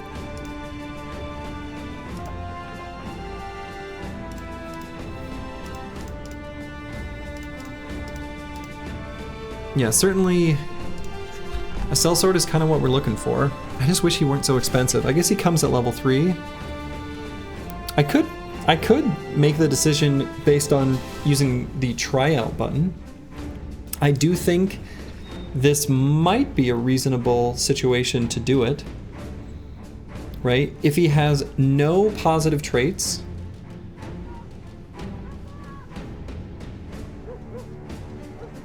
you feel like tryout is a trap? I mean, I think tryout is not a trap if, looking at the numbers, you can decide what to do based on what you see. So, if he has a bad trait, like for example cocky, we don't hire him. Install the tryout mod real quick. Right, so there's a few bad traits that sellswords can have that would exclude him from being a bro that I would want to hire. If he doesn't have any good traits, I think he's too expensive. If he has something like fearless or dexterous or sure-footed or whatever, then we would hire him. So I think that's my cutoff. So tryout is fine if you know ahead of time what your limits are and you stick to them. If you were just gonna hire him anyway, don't press the button. So that's my determination. If he has no positive traits, we don't hire him. If he has negative traits, we don't hire him. If he has positive traits, we do hire him, depending on the positive trait.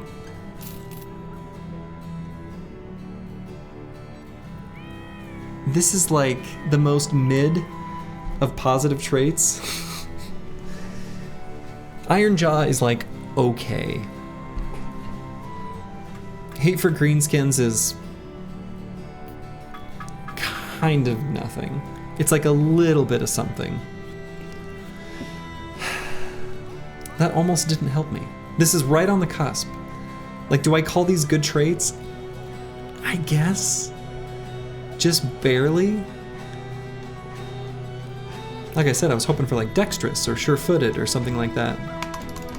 Flip a coin. You like Iron Jaw, but you're a noob with like 200 hours? I mean, it's fine, right? He's a monster, you can feel it? Alright, let's see. Let's take a look.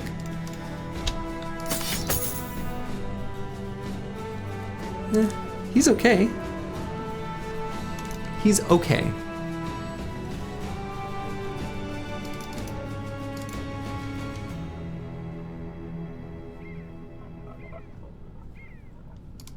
Not bad, but low HP.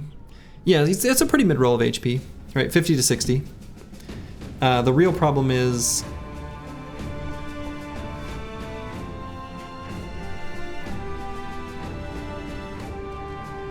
his fatigue would need a little patching to be fatigue neutral. He's okay.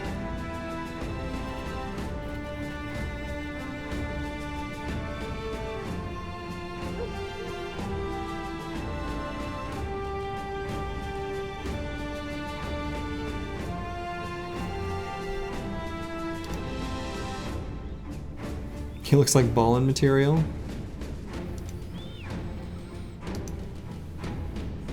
He's like the Mike Wazowski of monsters.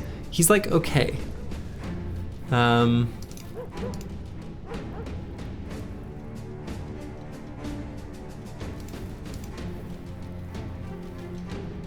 Fencer? Yeah.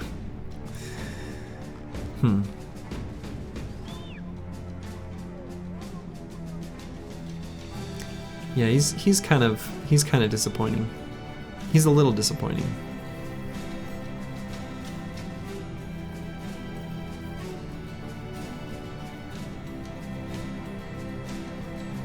But he's okay.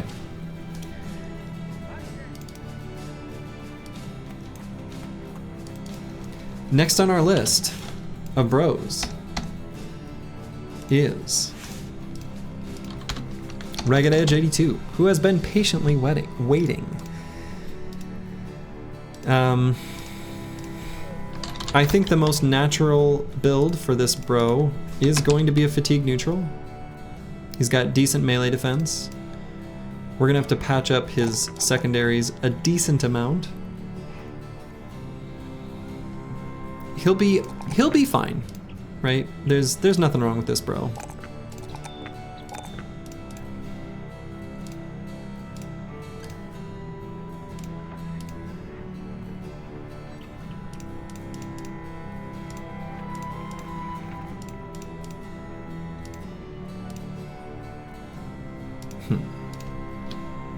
Well, okay. We've got enough tools. We still have enough money to work with. We'll leave him with his silly male gear. I really want to get another card upgrade too. All right, let's make another trip out to the north. Let's find this damn icy cave. How about we find this damn icy cave?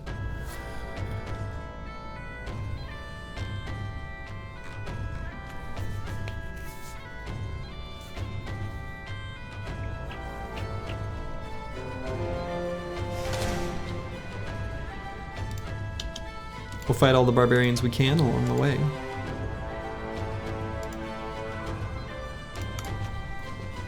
Got some level 11ers that are just going to be collecting veteran levels.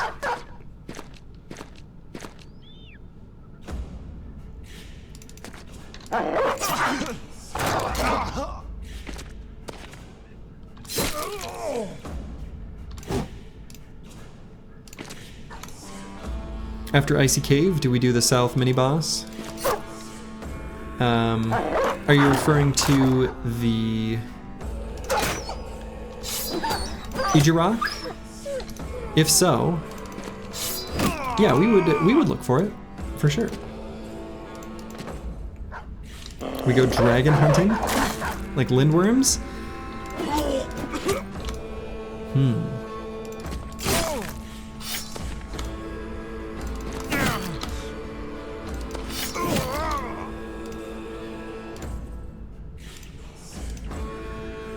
Probably not going to do any dragon hunting.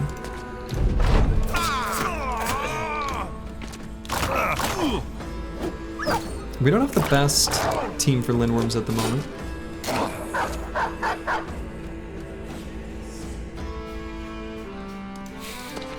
About to sick Drake on him.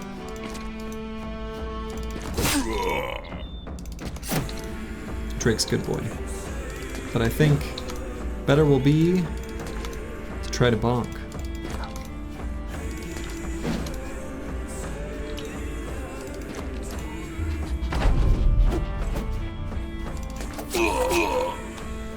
Akibio, racking up kills like crazy. Yeah, lindworms are pretty scary. If I had some gunners rolling, and that's the other thing, the other reason I want to go to the south, not just for the taxidermist, but I really want to get Deep Space Cowboy a handgun, because handguns are chef's kiss. Wonderful. Oh, hey. A camp that we missed. So, this type of camp is, the one like thing that annoys me about this game is the viewing radius into things in the forest being so low.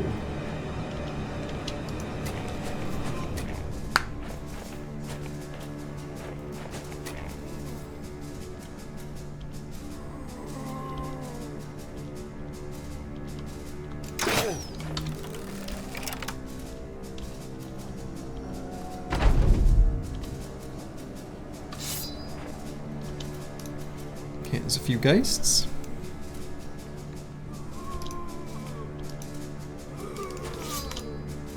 There's our pal, the Necromancer.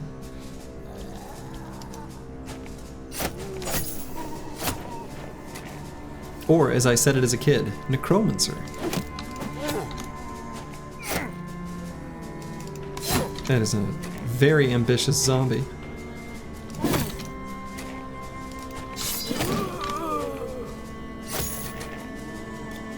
Got one fallen hero here. That to me looks like the oh, what's it called? Decayed scale armor or whatever. But it's the one that looks like it's just the 170 durability item, which I'm not particularly interested in.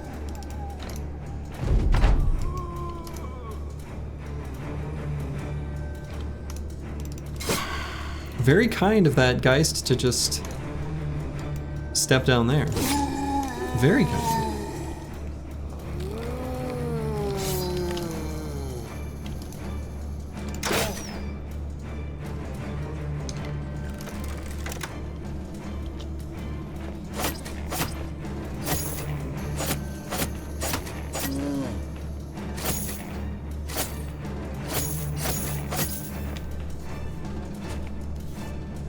We will have to be mindful of the spear durability at the end of this fight.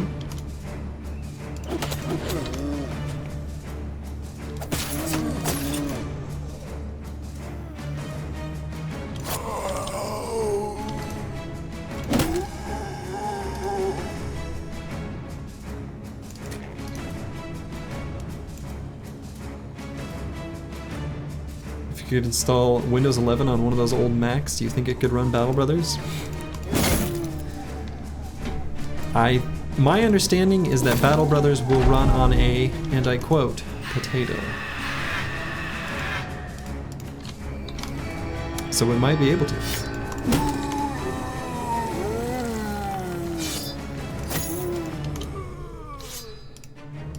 Alright, since he possessed the fallen hero, I suppose we can take a step down there.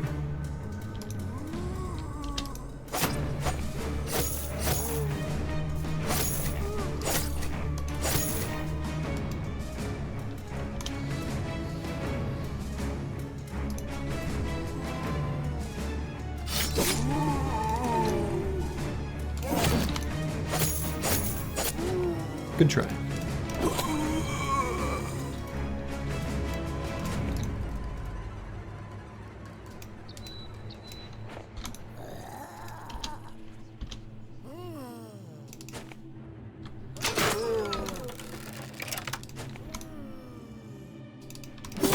We're gonna send Kibio and Roxanne, it's me up there to the north.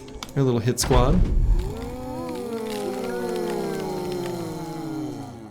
It needs OpenGL 3.0. You tried it to run it on Mac OS and it did not work.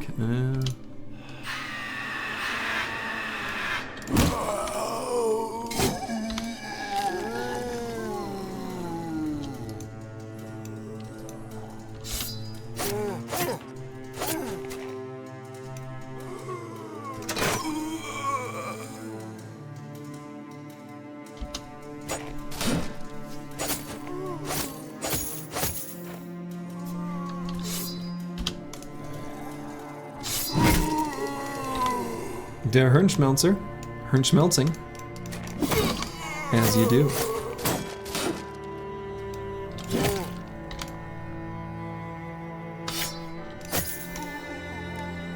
Now this fallen hero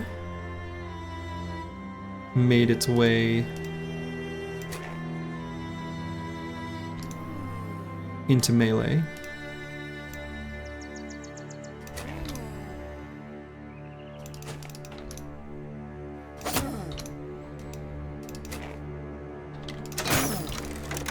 Not anymore, though. Try again. And Kibio got there early in the turn order, preventing the Necro from being able to do anything.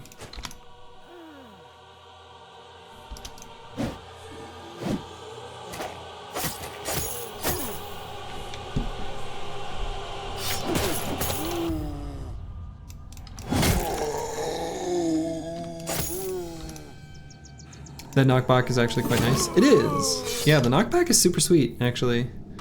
There's definitely a lot of situations where it is very handy.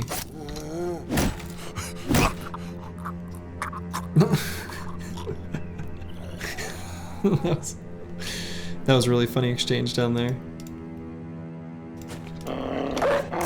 Where the zombie pushed back Akibio, the Necro tried to run and then just got bonked by Roxanne It's Me. That was really funny.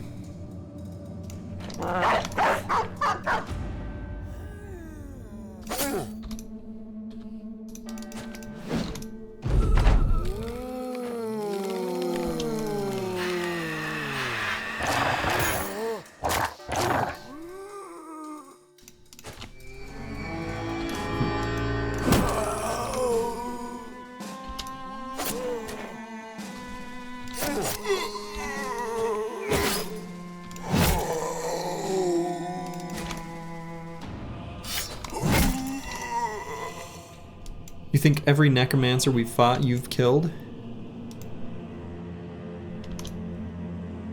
That might actually be true. Huh. Either you or Akibio in basically every single case. Yeah, actually, that's true. Huh.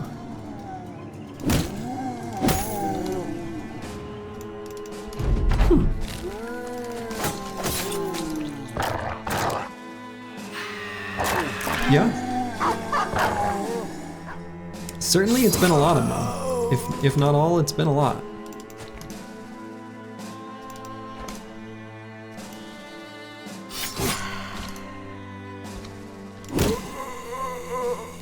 All right. Simple camp, simple loot, and we'll simply move on.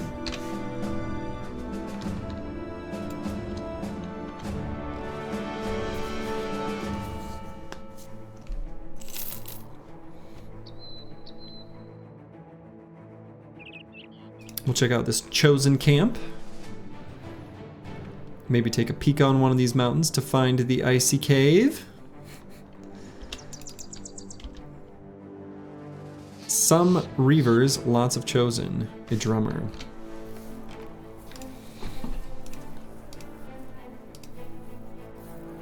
Lots of chosen is a little bit scary, but I think we should be okay.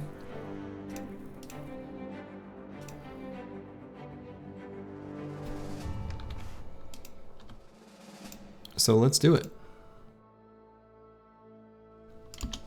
Real quick, let me make sure I've got consumables here on the banner. Maybe not the fire potion? I guess I'll just have it handy since I don't have any more nets.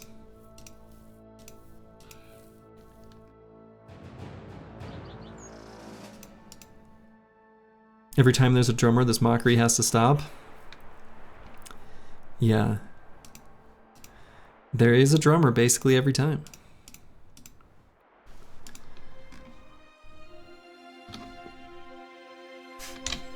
One option for a fight like this could be to give Akibio some strange mushrooms.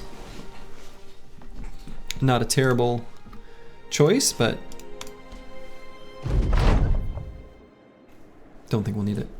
All right, so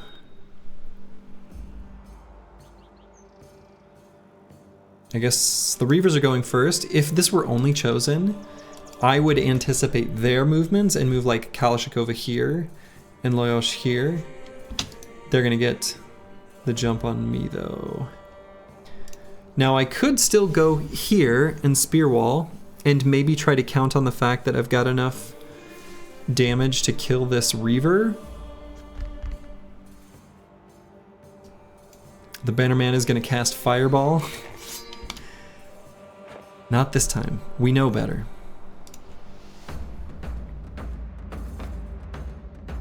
We know it doesn't work.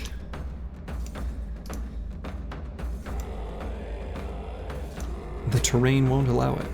Damn, and Kalashnikova was just behind this Chosen in the turn order.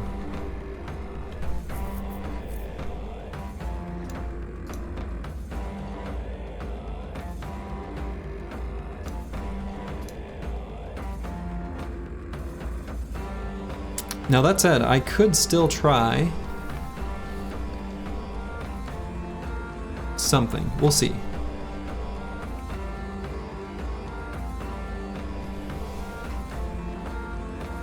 Well, maybe I have enough damage. What I'm thinking is we're gonna try something. Moved a little bit aggressively, but I like these spots better.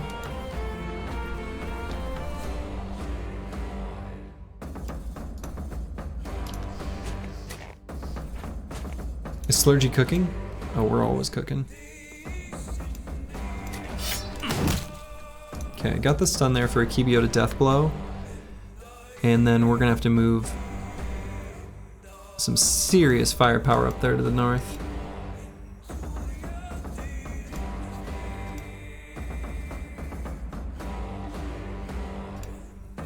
I guess we don't need to move Vance Lightning to where this cleaver can attack him, so let's just move him to there.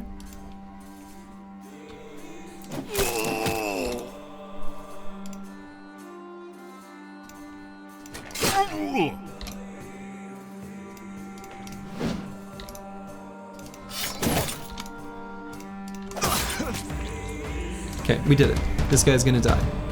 Now, unfortunately, the Chosen are still gonna be able to get around to here.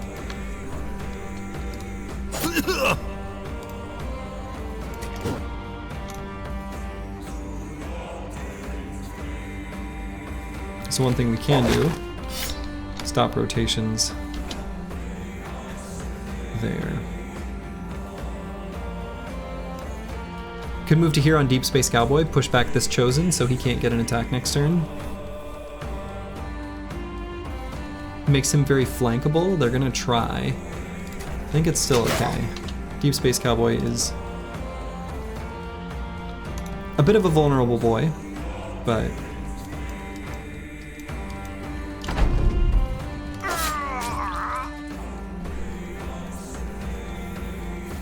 so do I leave him here?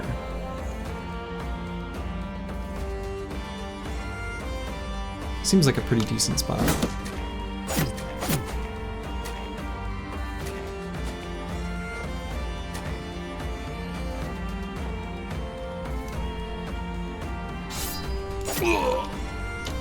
Chosen just skirting around the spear walls, not sure what to do. Let's go for a stun here. 2 turns of disabling this guy seems good to me.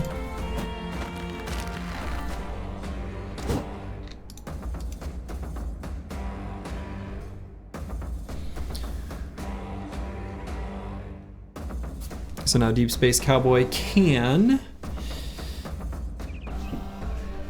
just push this guy back, or make it so we can't attack him next turn, even if he misses.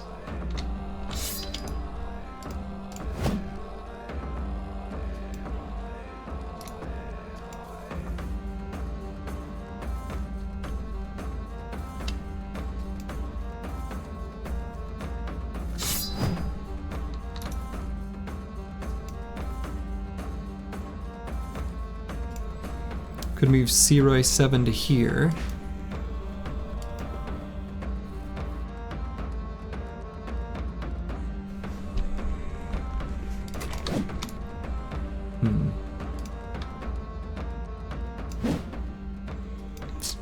It's a lot of missing.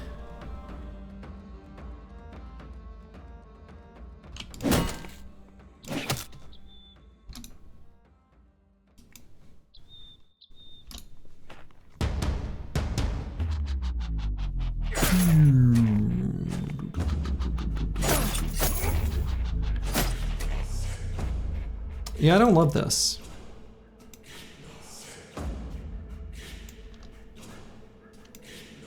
Would having a crossbow bow with bags and belts of a goblin crossbow and the tier 3 crossbow be good because the knockback can be a problem sometimes? Yeah, I guess. It could. Alright, we're gonna go for the stun there. It'll last 2 turns. So the first turn was the end of his, because he waited, and then the start. Do I still just stab?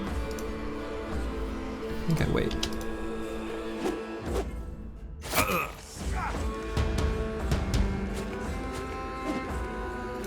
So they've lost a lot of turns getting around to get melee contact everywhere, but we had a lot of missing that happened on some turns where we really needed to be hitting.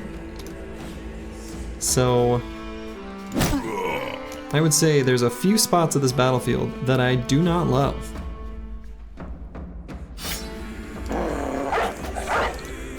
This spot with Deep Space Cowboy is among them. Down here with Vance Lightning, also among them.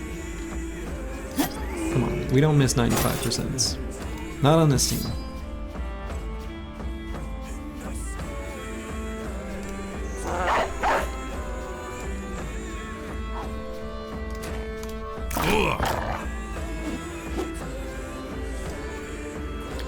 Vance Lightning absolutely can't get surrounded further.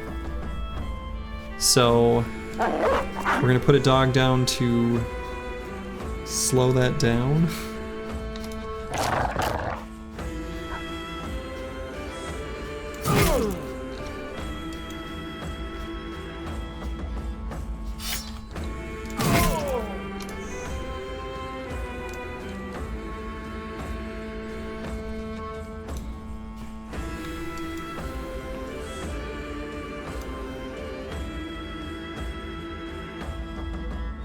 I think the bottom side of the... originally I was thinking the top part of the battlefield would be more at risk, but I think now actually it's going to be the bottom.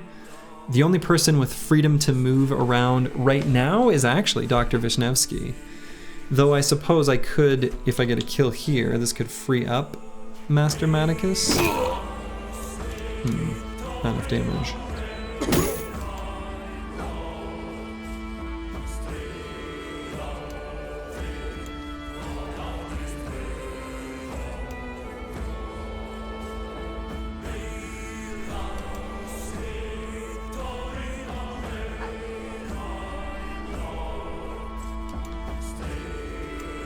Could try to walk out of zone of control out of this Reaver's attack.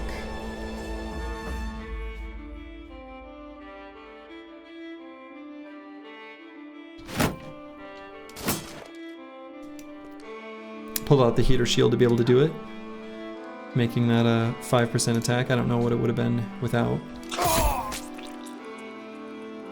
Akibio now has freedom of movement as well. We can't put him here because he gets attacked by this Chosen. Could put him here, he's surrounded, but it's kind of okay. Could also put him here.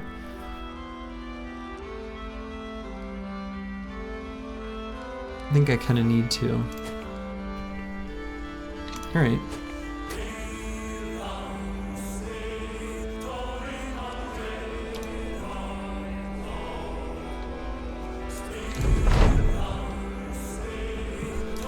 I think I'd go for the kill here, even though he's fleeing, just to get the morale hit.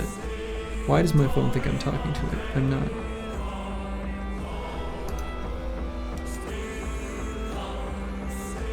Or I could let him flee of his own accord and move Akibio for next turn. Let's do that. You're not in trouble till you're dead? Well, you might be in trouble now. We'll see.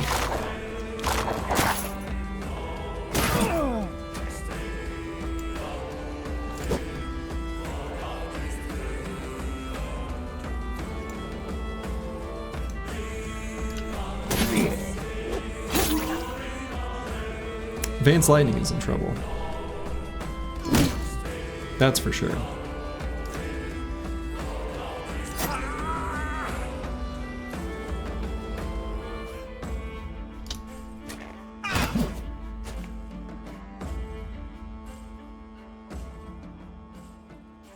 Okay.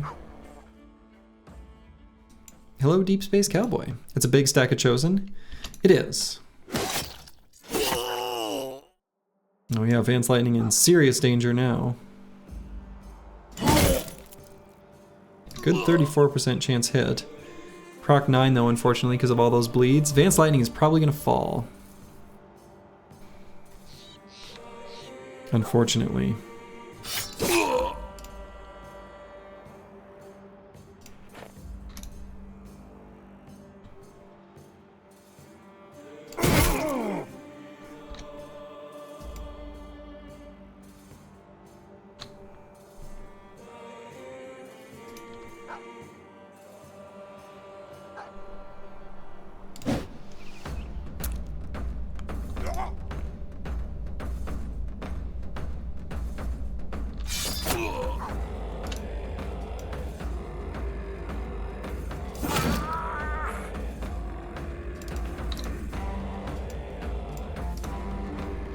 I was gonna have Master Maticus get into melee range, but actually, maybe better? Actually, what do I want to do? Should I just throw twice? That might be better. 2 rounds till death, unless he's got 9 lives. Well, he already procced 9 lives. So, his 9 lives procced because of the bleed stacks. So he's got 4 rounds, actually.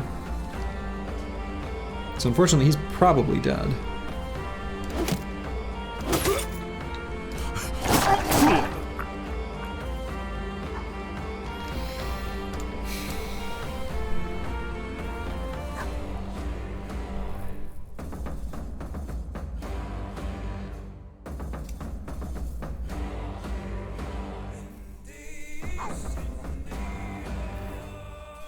What's Crackleack's AP situation?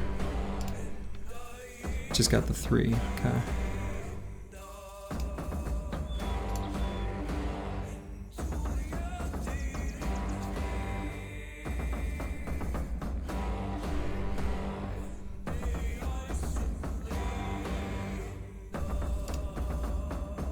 Let's get a Kibio down here. He'll get the start of turn attacks on this Chosen.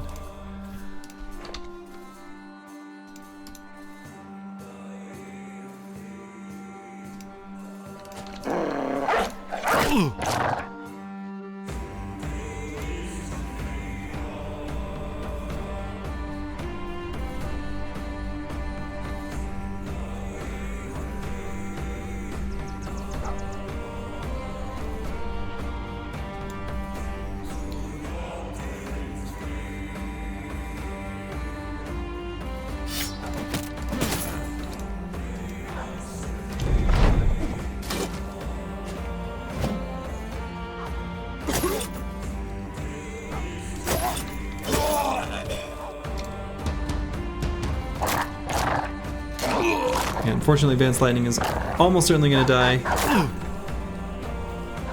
here in just a moment. There it is. Had a chance of living.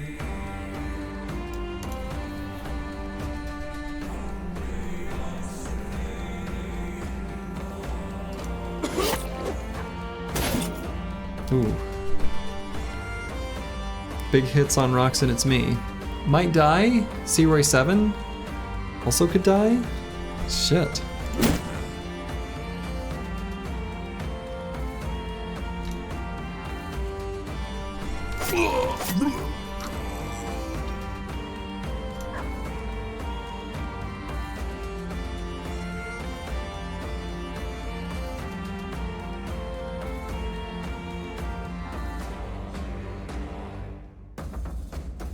As the song goes, you're still standing? For now. Once he gets his fatigue recovery, we'll have enough fatigue to do a stun. So one option would be use the crossbow to push back this Chosen, stun, take a step back. Kinda don't love that. Missed anyway, so it doesn't matter.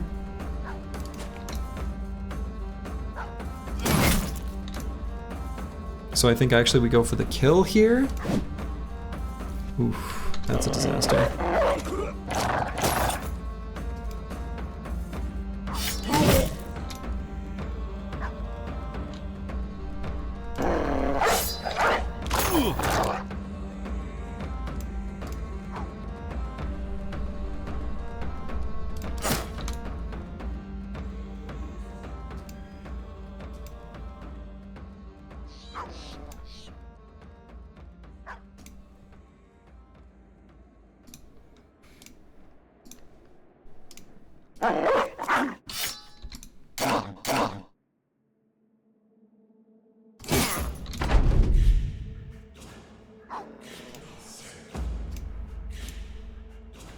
No matter where I put a Kibio, he only gets 1 attack. I may as well make it a death blow.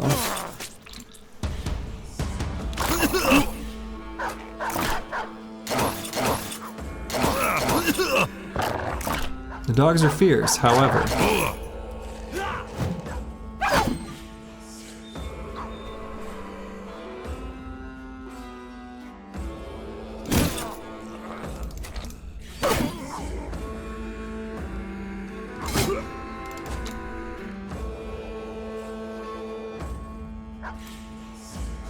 If you don't make it, tell the conqueror his mother was a dog.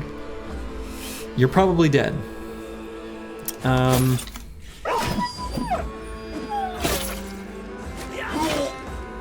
There's the 9 lives proc. We can shield push with Kalash. No, we can't. He's not gonna have enough fatigue. We will not be able to shield push with Kalashkova. So the only chance for survival is that.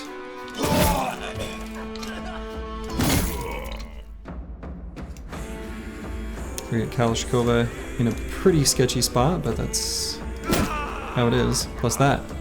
Roxanne, it's me, lives. Has a cut artery though, so it was on a timer. Drake died, yeah. Alright, that guy's fleeing.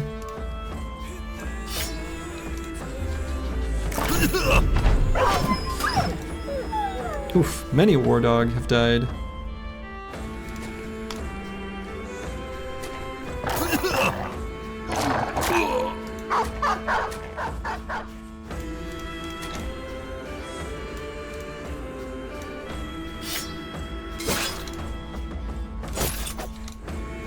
Chosen are low enough in number, they're ready to run. However, some of them are still locked into melee combat. Let's just change that.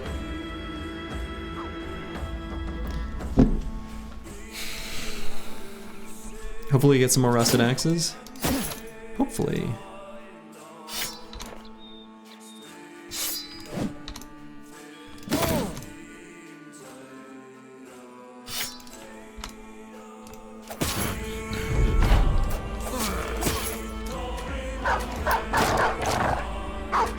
No, no, doggy. That's too brave. Doggy. Don't. Haze. Haze, that's too aggressive, Haze. You're out of your element.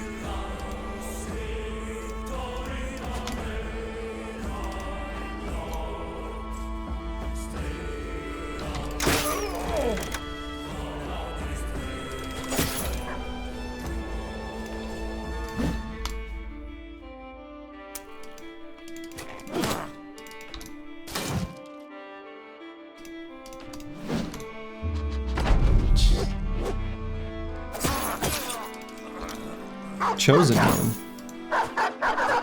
Yeah, one more round.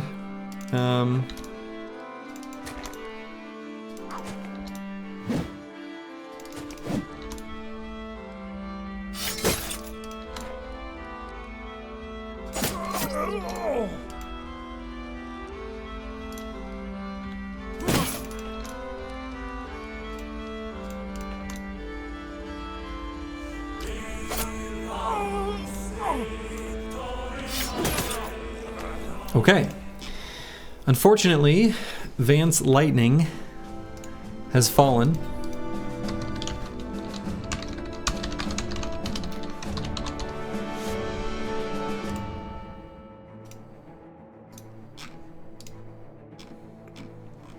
Dang. Was hoping there was a decent chance for a named item in that camp, since it was the highest tier barb camp, and we are a little bit far from the nearest city.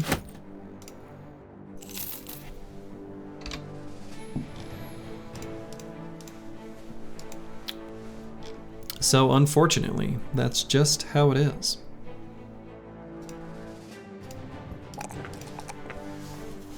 His dog lived though? Yeah, his dog lived.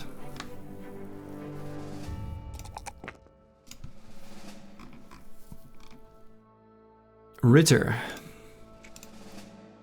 Ritter lives on, now with Kalashkova.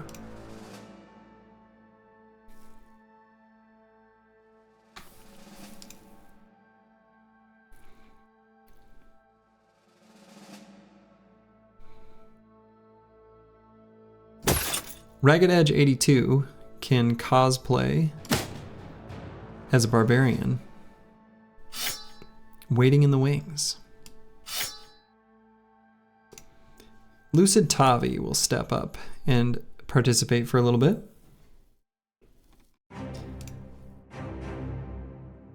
might have to pass out on one of those bench warmer spots. I don't know, you look alright to me. I don't see a problem here. No, yeah, we are gonna have to do that.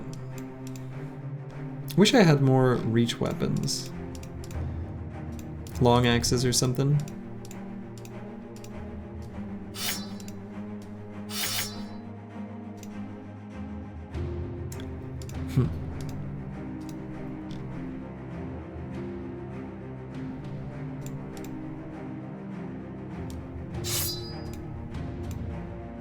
Lots and lots of heavy rusty axes though. So that's pretty cool. It is a excellent weapon. We're honestly just gonna give one to everyone. Because we have them, and they're good.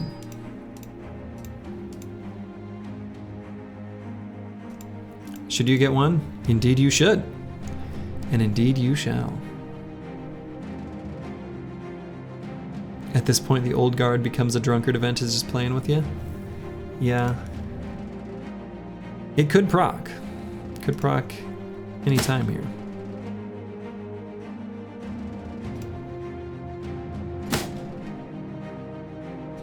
Alright, Deep Space Cowboy's leveled up. So, last two perks here on Deep Space Cowboy are just going to be Fearsome and Killing Frenzy. Let's go ahead and grab Fearsome. Your final form. Almost. Almost. We need to get you a handgun. We're going to replace this armor. This one's fixed up. Otosama can have his old armor back. My tea is empty. Very sad. I've got a very cute, fun, no drama llama mug, but I've still got water. Hydrate or dihydrate?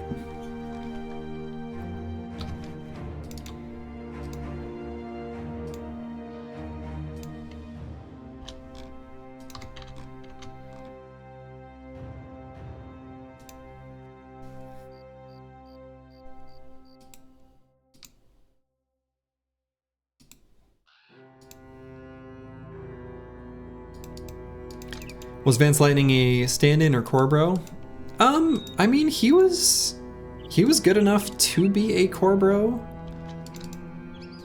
He was a sketch to be a fatigue neutral. I mean, it's a solid late game build, and he just didn't quite make it. No icy cave. 6 unholds? We've got enough crafting mats we can't do anything with right now. I'm kind of reluctant to fight 6 unholds again. You're pretty much the best there was. I mean, you were pretty good. I already, the typing I was doing at the end of that battle was putting Advanced Lightning 2.0 in the queue. Because, you know, can't let you just die. So what weapon are you gonna get? TBD.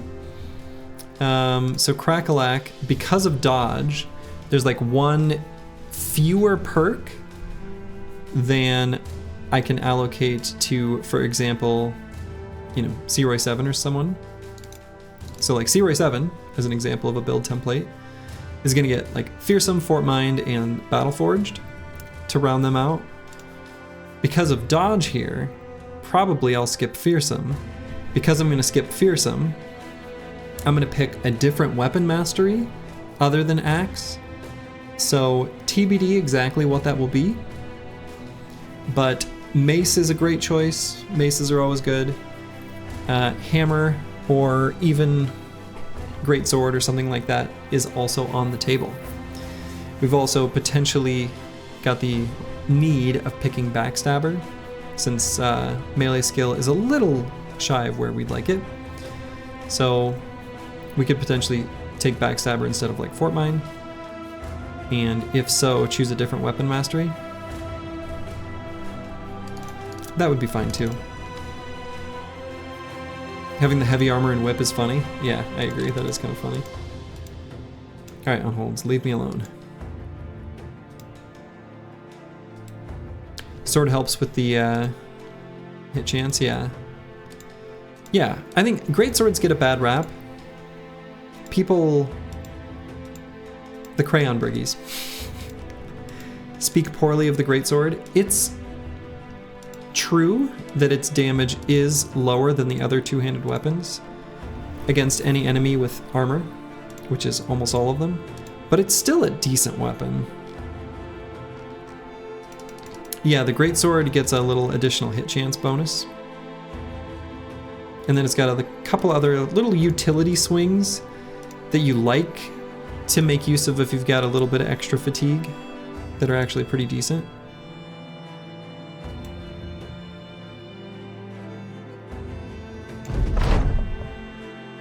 Ooh, Searoy 7 has an infected wound.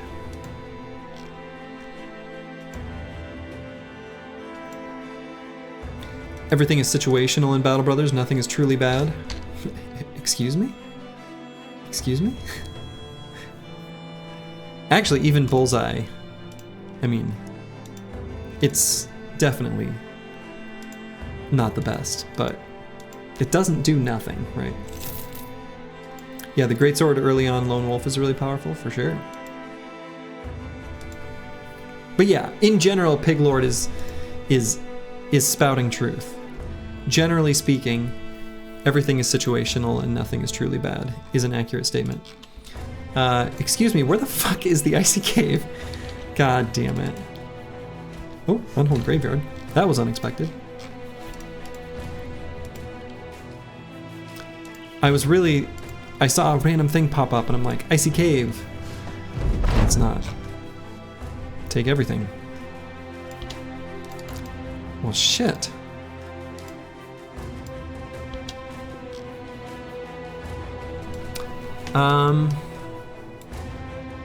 I guess there's a tiny bit of snow here.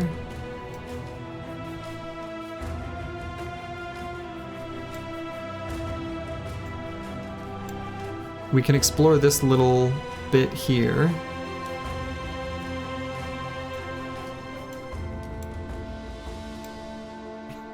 Guess way up there.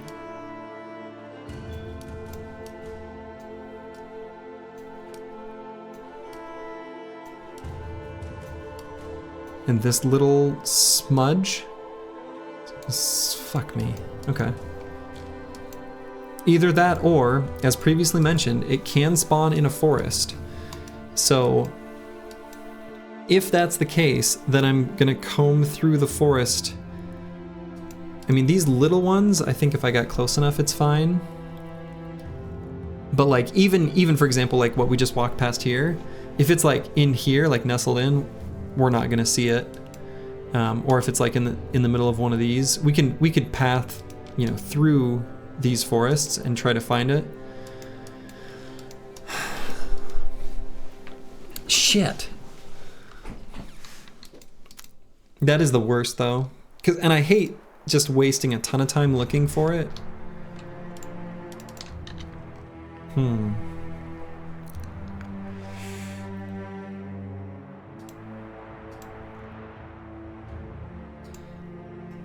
And I don't want to cover, like, I don't want to go through ground that I've already busted the camps for and, you know, have just like no fight density while I just like look for something. That's not good. Which late game crisis am I hoping for? That's a good question. Either Noble War. Noble War is probably the best, assuming that the enemy I'm already, you know, that I've already got is one of the primary participants. The other that I'd be okay with is Holy War. Greenskin Crisis is fine. Undead Crisis just makes battles against other humans really annoying. It really doesn't matter. I'm kind of okay with all of them.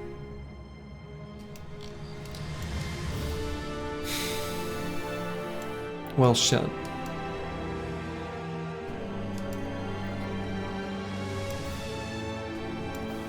I mean, I guess I could explore this little bit here.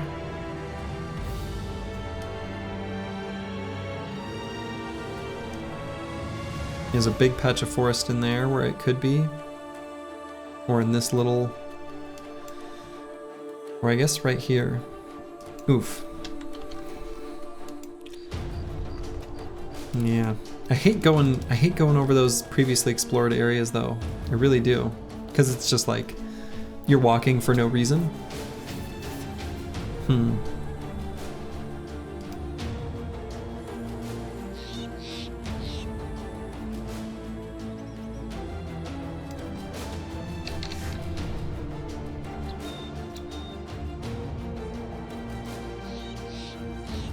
Roy 7's in rough shape.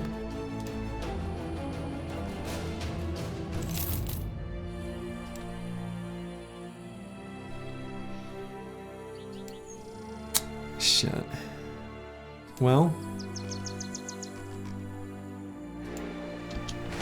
I was like, yay! Just a camp.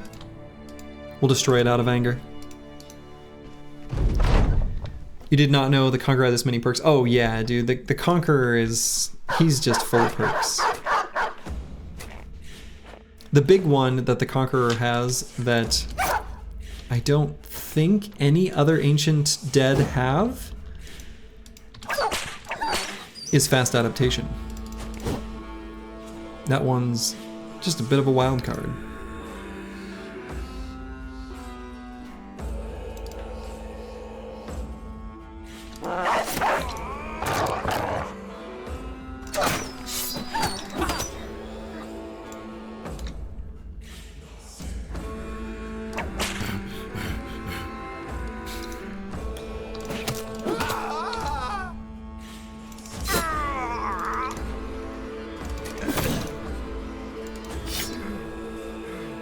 Ooh. Oh, now that he's got the infected wound, Roy 7 doesn't have enough initiative to even function in battle. Whoops. Classic. A classic Slurgy blunder.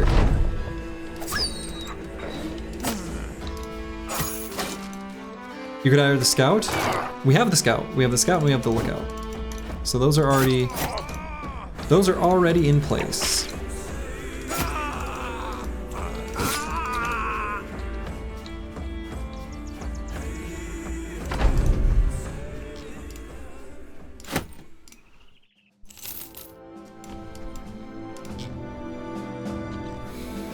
Well, shit.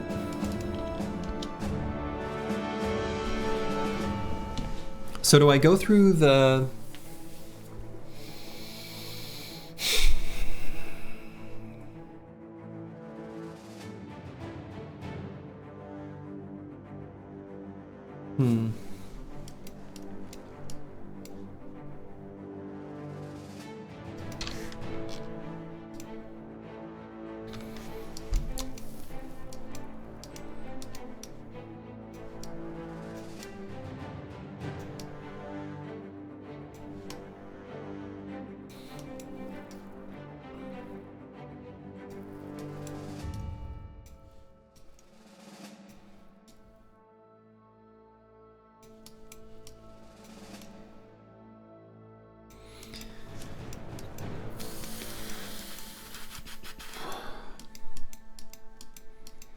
There's not so much forest that I couldn't sort of sweep through it.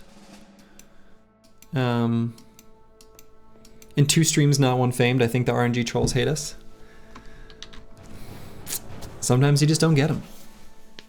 There have been a few camps we've busted that had a decent chance of one.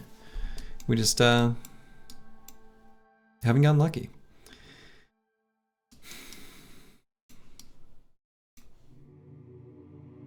Okay, I think my plan is, I think we saw this section of forest well enough. I'm going to explore this chunk of forest here. We'll stop by Helvigborg, sell stuff. And then I guess we'll go through and sort of systematically check these out, kind of all in a line. And then if we end up over here and we still haven't found it, then I guess it's in one of these little patches, but I think those are thin enough we would have seen stuff on the edges. May as well call the series The RNG Trolls Make Us Hate Them. Yeah. RNGesus is not kind. Okay. Alright, so it's not in there, so let's...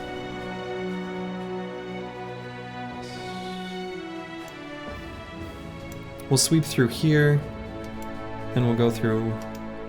Yeah, we'll sweep through here, go to Helvigborg, because I think we want to...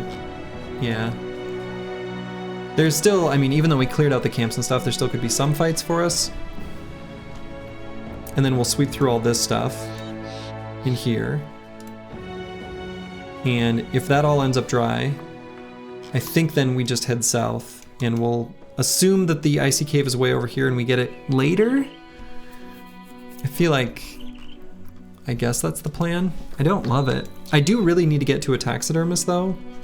Like, this is ridiculous. We need to turn these into attachments. I'm not gonna sell them because they're too good. But these crafting materials are just like, kind of bogging us down a little bit. So I think that's the plan. So,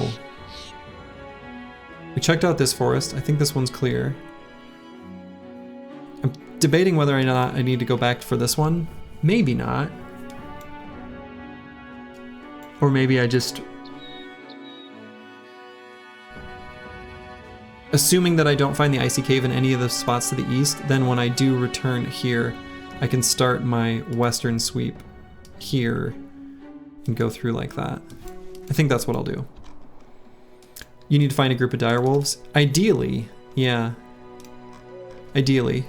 If we find a group of direwolves, we can make a whole bunch of additional fur padding. Which would be excelente.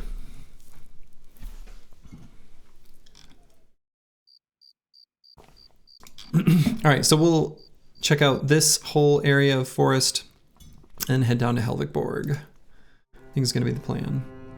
Who will that first bone plate go to? Oh, I mean, that's a good question. Okay, so let's start on this edge. And then we'll make... Oh my... Okay. Ah! Alright.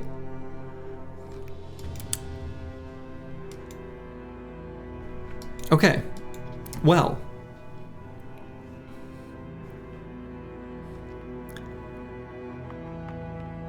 Okay. Wonderful.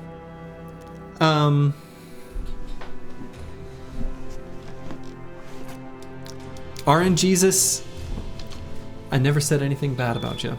Okay, great. Yeah, I mean, on the one hand, fucking trees, but on the other hand, fucking got it. All right, well, we only had to clear every single last square inch, with the exception of this little splooge. So, Loyosh, I think is gonna be the one to do it. Nope.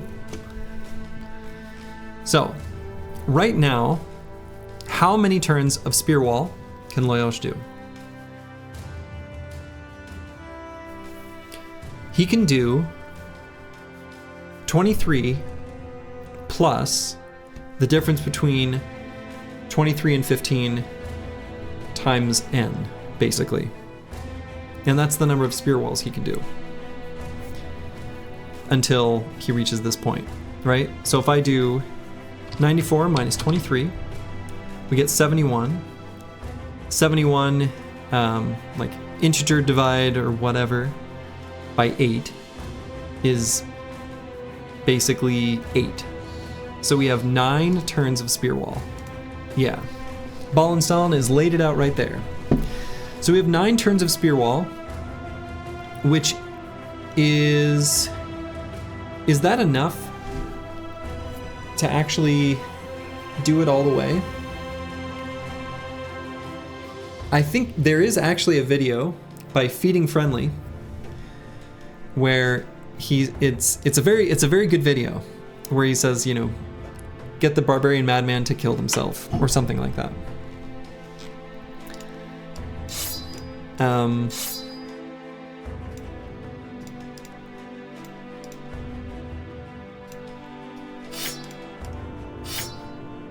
And actually I should really do the math like this, because we could potentially go through a whole fighting spear, I think. Is that true?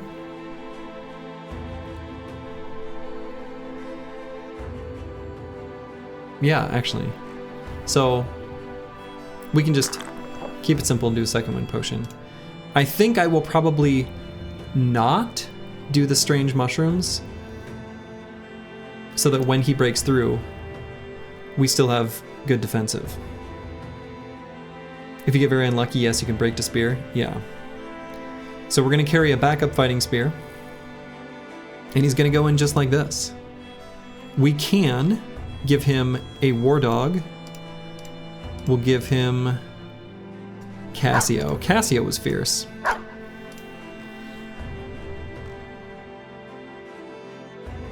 And I think he's ready, right? Like he is.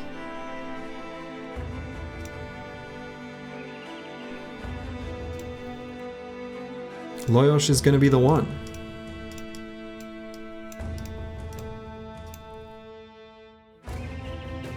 That regen's the problem? Not really. We're just doing this to get rid of his armor. As soon as he breaks through, we'll pull out the two-handed flanged mace. Once his armor is fully diminished, then this is actually going to do good damage. So we do have Lone Wolf, so our hit chance once he gets through with 95 melee skill plus Lone Wolf, even with the two-handed flanged mace, is going to be 100%. 95%, of course. But anyway, Loyosh, we need you to be our hero. Be fierce.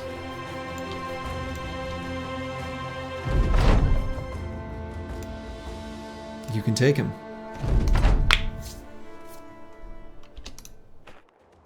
Does dog count against Lone Wolf? It does not.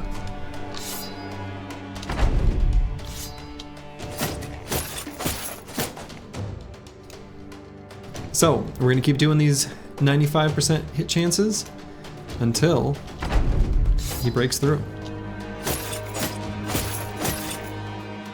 So far, so good. If he does break through, ideally, we'd like it to happen on the end of his turn.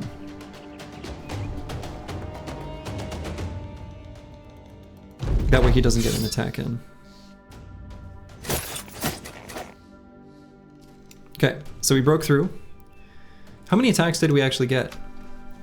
We got 1, 2, 3, 4, 5, 6, 7, 8, 9, 10, 11. So fewer than the expected number.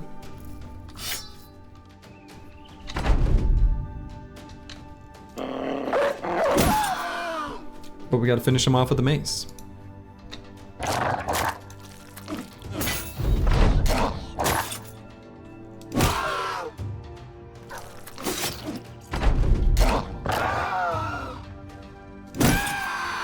Which is okay. Loyosh is very capable of fighting. And we got ourselves a cleaver. Ooh, and it's a pretty good one. That's a really good one. So, this cleaver has a really good roll of the most important roll it can, and that is to damage Ignore's armor. That's great.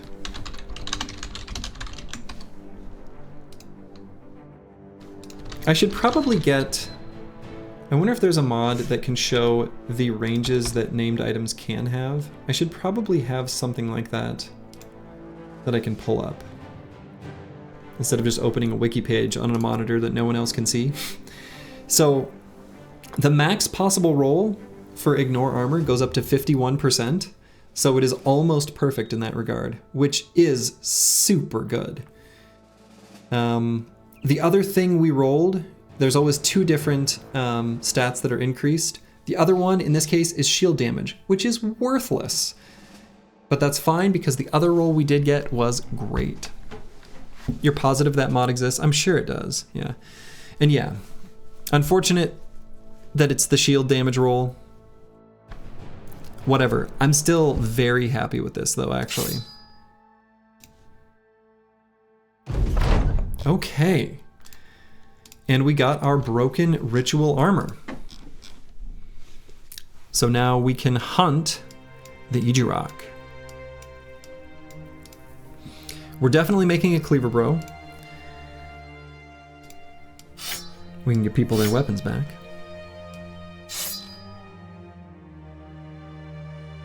And where did I put his shield? There. Okay. Wonderful.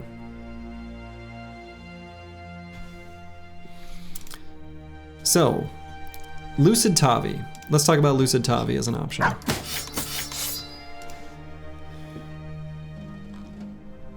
He certainly would work. This cleaver is going to have a pretty extreme fatigue cost. You could go cleaver. You still haven't taken a mastery? Yes, you have. You got mace mastery. You've got a mastery and you are a mace boy. A big old bonkin' stick. So yeah, Lucid Tavi certainly could. I do kind of want a little more fatigue than he would be able to do. Crackleack says I could. Probably not. Also, similarly low fatigue cost, or fatigue, and perks are already allocated in a way I probably wouldn't want. Just recruit an athletic Iron Lungs Hedge Knight with 3 fatigue, 3 attack, and 3 melee defense stars. That's exactly what I was thinking, the zoning bro. That was my plan.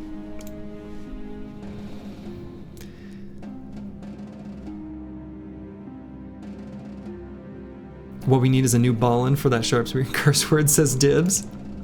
Oh man. That's true. Curse word isn't. Curse word hasn't put himself in the queue yet.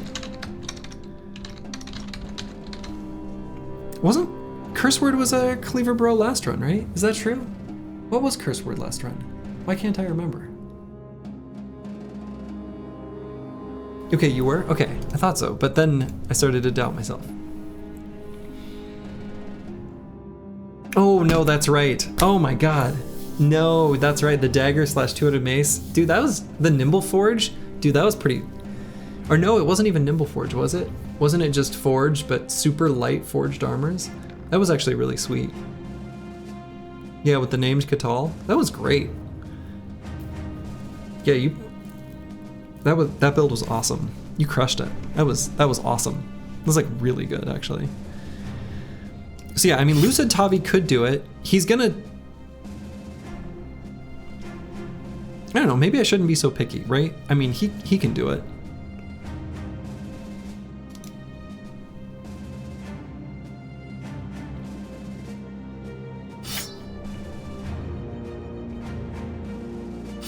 No, we would really like more fatigue. I think Lucid Tavi is going to use it for a while, but we're gonna make another cleaver bro. So let's hang on to this military cleaver. Are two-handed cleavers just long, flat, filleting spears? Yes. You were gonna put your name on the list after you sub again and specify that if you ever see a hire and think 100% fencer. You know what's funny about that? The 100% fencer is that is already what the Chaucer wanted. So also you can feel free to request a bro without needing to subscribe or anything like that. I have no such requirement. Yeah, the Chowser says the fencer is mine. Yeah. We need to codify the Spears lore list. I kind of agree.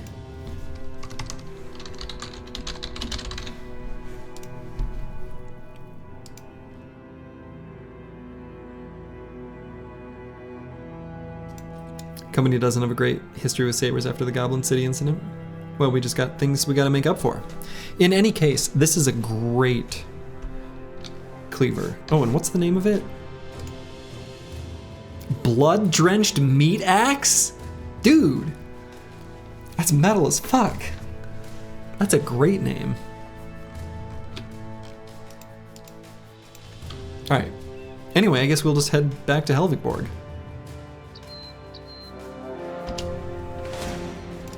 Well, we do just a little murder on the way. So is it an axe or a cleaver? It is a cleaver, but I guess a cleaver is just a meat axe.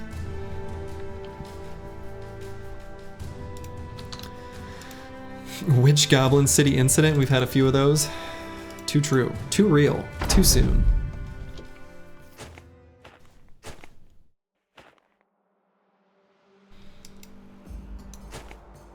An axe is just a chopping spear? True.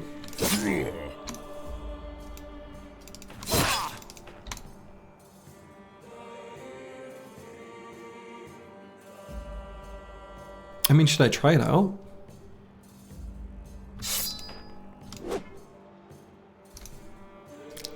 Can't hit anything with it.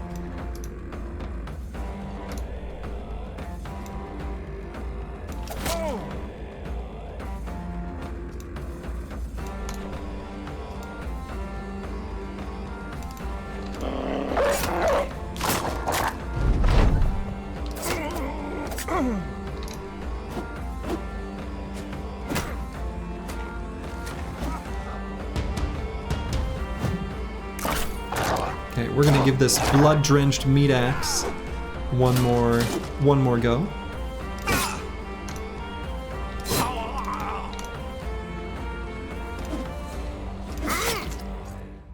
When it hits good. We just gotta hit with it.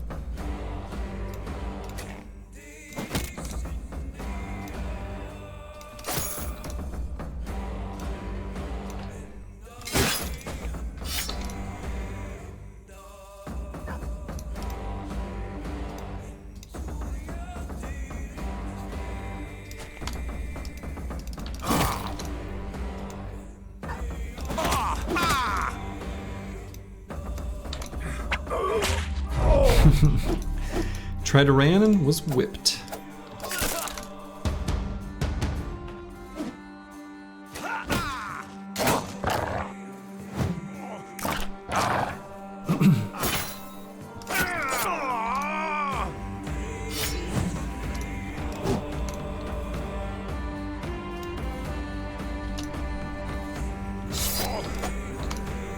Okay. Dang it. We got this fancy weapon. I want to hit the enemies with it. Come on, game.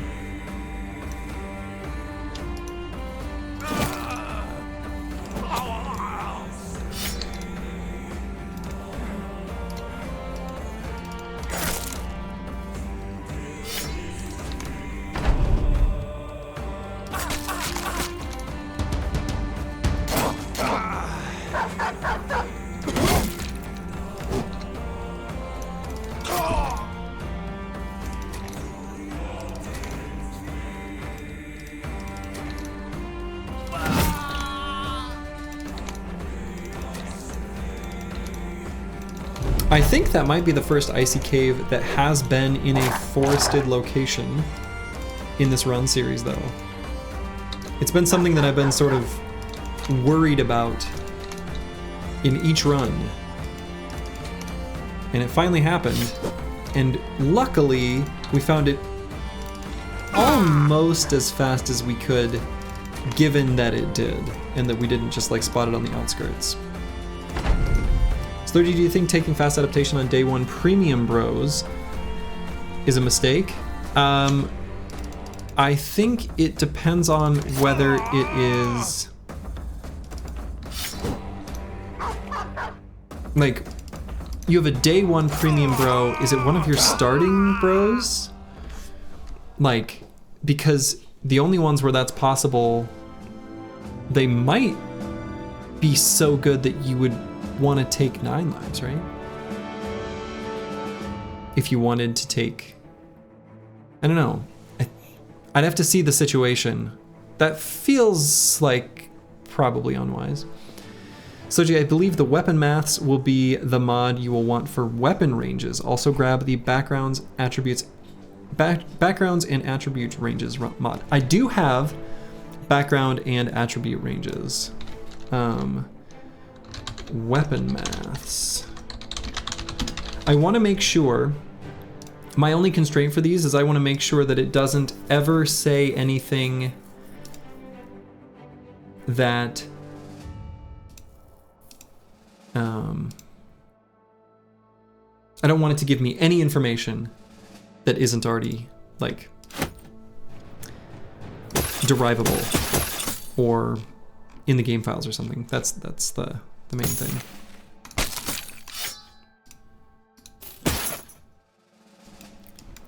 It's the starter two-handed companion. Oh, I see. I would probably try to avoid taking fast. I would probably rather go, if I wanted like a, yeah, I would probably avoid it personally, but shows the absolute values. So I don't really care about the absolute values, really. All I really care about is the information about named items. And I do have background attributes and ranges. That's what provides these tooltips on the bottom here when I like hover over a background. So that horizontal bar that goes across, the stuff that's below that is being contributed by the backgrounds, attributes, and ranges, the BAR mod. Yeah, so I'm not actually sure that this mod, at least the weapon maths, I don't think that's quite what I'm looking for. I just want to see what's possible with a named item without needing to look it up on the wiki. That's the only one you can find on Nexus? Well, shoot. Maybe I'll write one.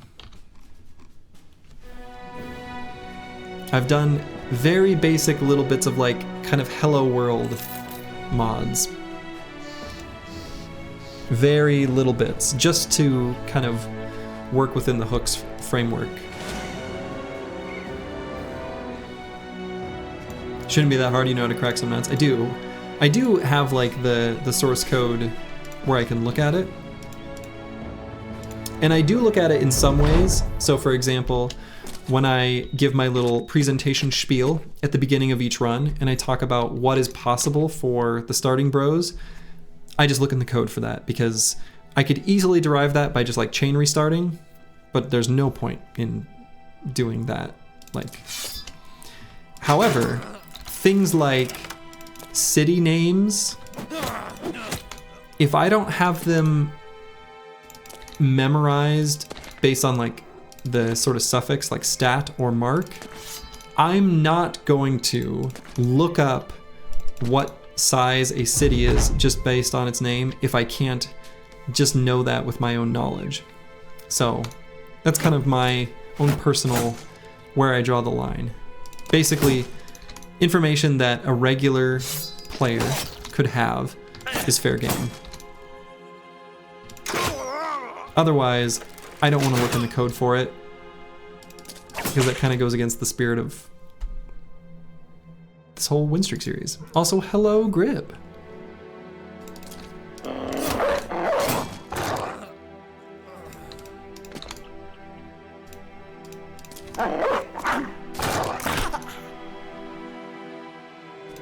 Oh, we gotta get Searoy 7's injury fixed up. Boy, this caravan hand is not well equipped.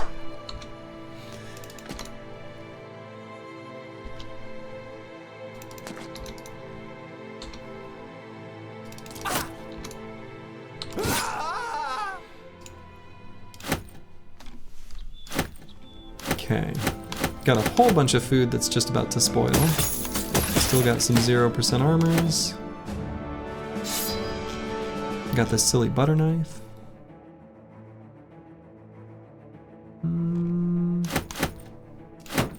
Okay. And on our way to Helvigborg.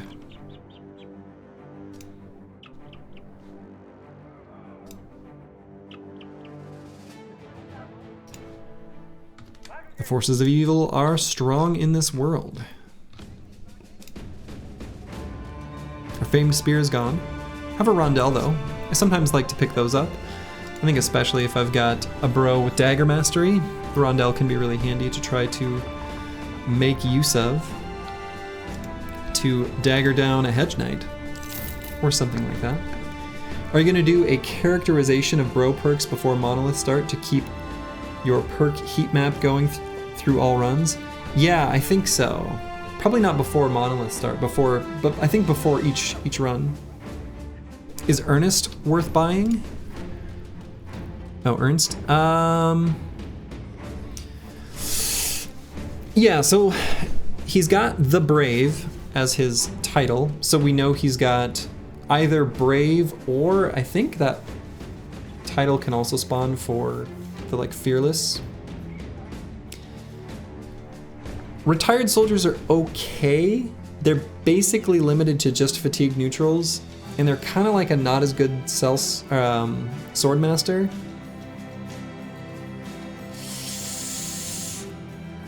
I try to avoid them. I do end up with them on my squad sometimes, but retired soldier's the most cursed background in your book. Yeah, it's... And in this case, he's kind of expensive, right? If you can get a retired soldier for relatively cheap and the only thing your team needs is a fatigue neutral, they can be okay. I'm probably gonna not hire Ernst though. You'd spend money on that bright farmer? Yeah, maybe. So that would mean he's got educated or whatever. Farmers can be worth checking out in the late game. For cheap backgrounds, you found messengers punch above their weight? Yeah, definitely. Messengers are great, actually. Messengers are indeed great. I think I'm good on heavy throwing axes. I don't think I need any more.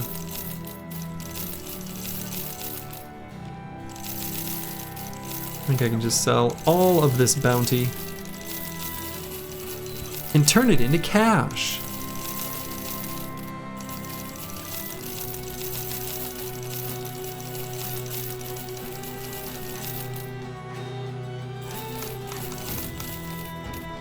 Wonderful. If it's not a money problem, could I drink that pint the town has? We're probably not gonna drink here. Your captain's a bit of a teetotaler. Messengers are almost always auto shield plus one hand or flail duelist. Yeah, they've got really good fatigue. Messengers are good. Messengers are a great early hire. Alright, let's get a rondel for a Kibio.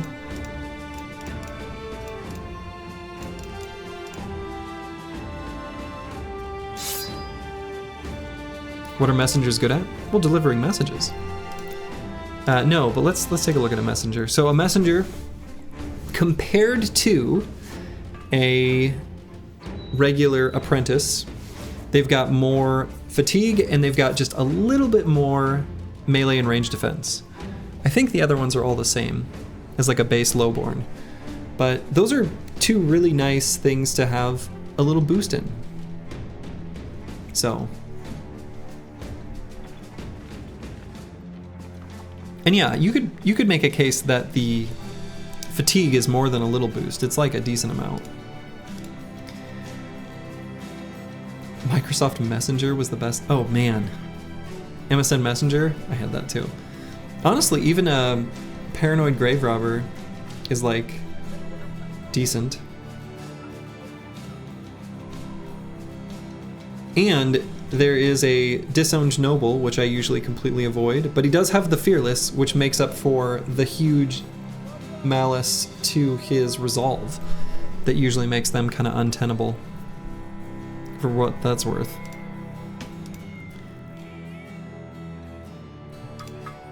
The great irony being I literally just trashed these in a Reddit thread today.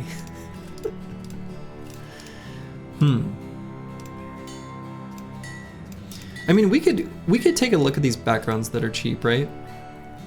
We will probably end up just like cycling through them. We'll hire them and just say no. But I think on the premium lowborn backgrounds, especially ones that have suffixes that are associated with traits we like, I don't know, I could take a look. I don't think that's a terrible use of money.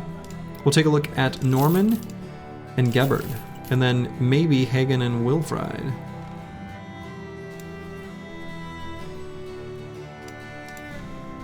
Norman. Wow. Norman's not very good.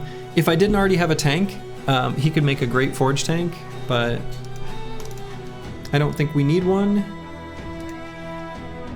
So Norman is Gonski. Yeah, farmer hires for cleaver. Yeah. Gebhard. He's okay.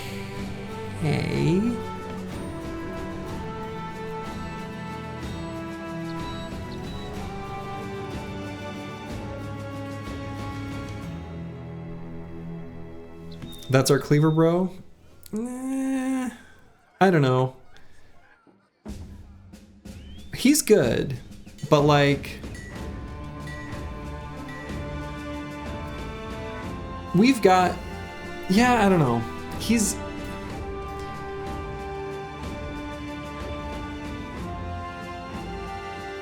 yeah, I'm kind of along the lines of Piglord and Babe. Like, we can be a little greedy. We can look for premium. Like, we're gonna have to train this bro up from level 1. We can get a premium background, and that's okay. Like, this is not that good, right? He's got 2 talent stars here in melee skill, but a base of 50, I mean, that's not... Right, if we were looking for mediocre, then farmer should have been fine too, but we're past that stage. Yeah.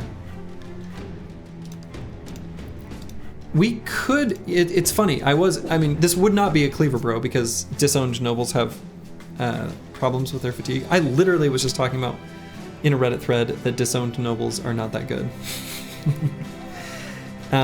But him having the Fearless makes up for like the one really bad secondary, and he's as cheap as a Fearless noble is, or as a disowned noble is ever gonna be.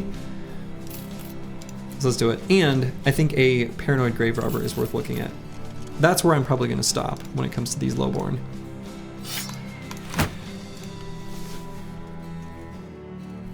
Hagen is actually not bad.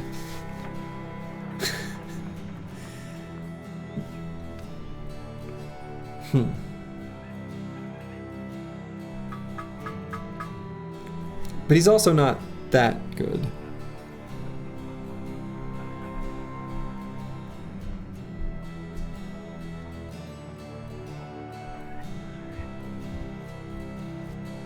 What's your favorite of all time background? I'm kind of a simp for sellswords.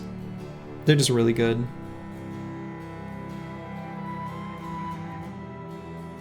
Yeah, good early game, not now. I think I'm inclined to agree. He's not quite what we're looking for. This is why I usually don't sift through lowborn. Wilfried. Also not quite what we're looking for. All right. Well, that was a waste of money, but you never know. Sometimes you'll find a diamond in the rough. Nice tank, though. Yeah, I mean, he would have been, right? We just don't really need that.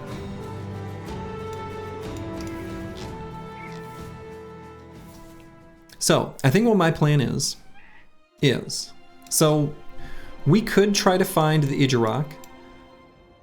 I'm okay with doing that, but I think what I'd rather do is make our way south and make use of these crafting materials. We're gonna head east. We're going to walk through this region of unexplored land and then hit up these two keeps for maybe checking out a few highborn. And then we'll go down to Tanware, where we've got our only taxidermist available to us. I think we're okay on food. So I'm not gonna get any more.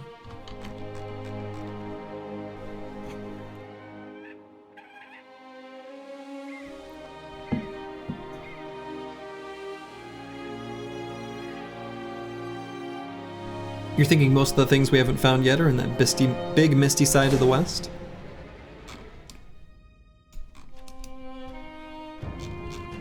Yeah, most of the famed items and stuff are all going to be down in here. So we do want to make our way over there.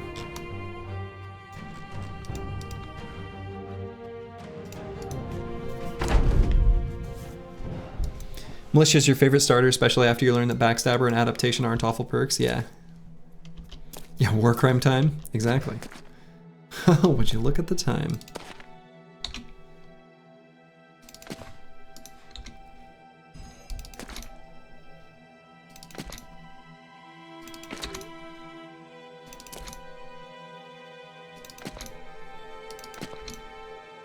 You love farmers? I think farmers are a good pickup to look for chads later, or like look for tanks. I tend to avoid them early actually because of their resolve problems. They've got just a little bit of a little knock against them to resolve, which is the one thing that I'm most worried about. Lumberjacks are pretty good. Lumberjacks are good. The problem with lumberjacks actually is just that if they come with like a hand axe or woodcutter's axe, you're paying a premium for like a crappy weapon. Yeah. They're just like more expensive than I wish they were.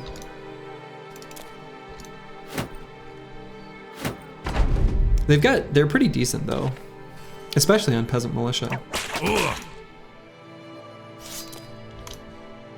You like assassins? Hell yeah. Assassins are great.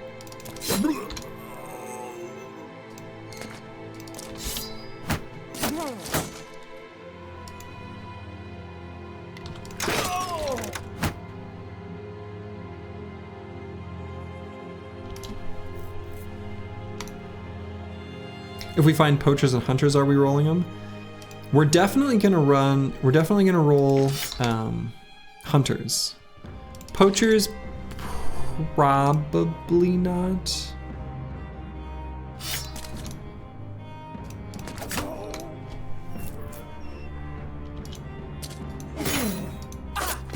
Yeah, wild men under 400 gold are a fun, like, they're a fun hire because they've got a really high top end, like they can be really good.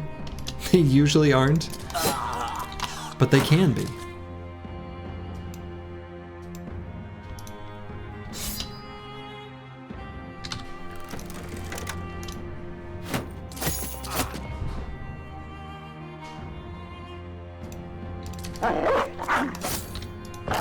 Oh, and they all go to fleeing. Just one little fearsome proc and they all run?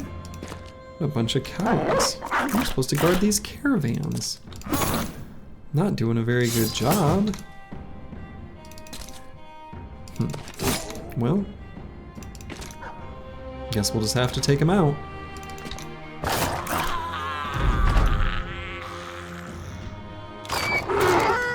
Yeah, wild men become either the best bro of all time or just the opposite. Yeah, they have a really funny event where they don't understand the value of money. They're like, what's this worthless thing you're giving me? And you can just dupe them out of it. It's cruel. But, you know, what you gonna do? Times are tough these days.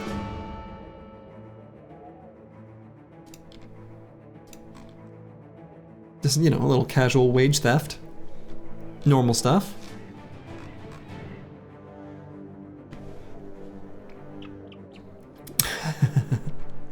Imagine seeing this band of pro mercenaries hitting your caravan, auto-concede. Definitely.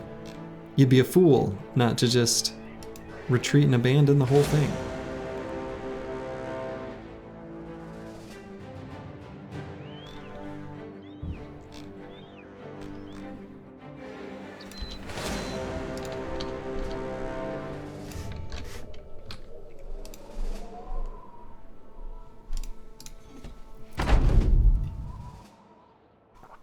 Alright, running through and just busting all these simple little camps. Nice and cozy.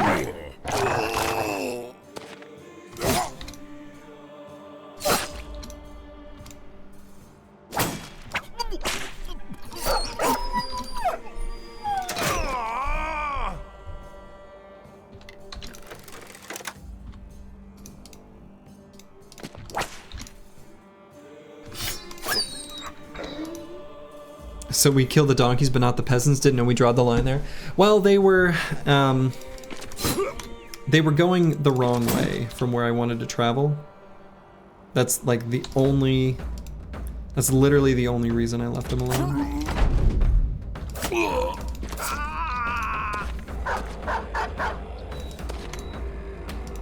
They were running towards that town where I think we're too strong for their militia to spawn. So even if we fought them, there wouldn't be anything else.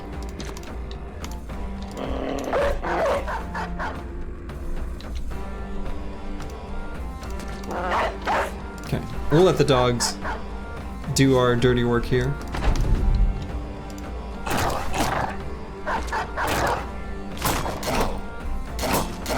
Mauled by dogs, that's a terrible death. Absolutely. Completely miserable. It's like that scene from Game of Thrones. Got him.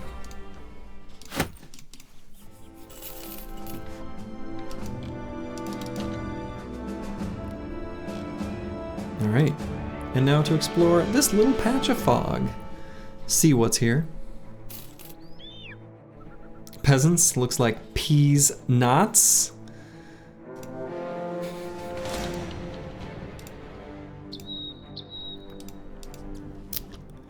Nuts anymore. Boy, what's with all these orcs here? Let's see, I don't want to fight these two groups together. Boo that man. Camp incoming? Probably. Should find a... Probably there will be a camp there, yeah. Alright, let's see how many of these big meanies have javelins. That's the real question. You deserve it? Nah, nah, nah, nah. Untrue.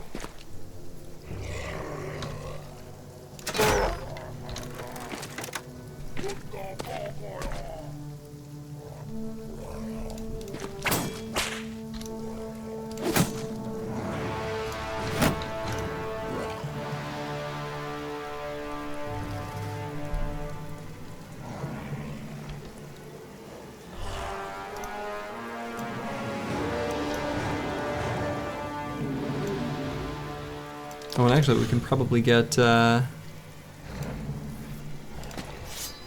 we'll leave a single line for them to travel through here.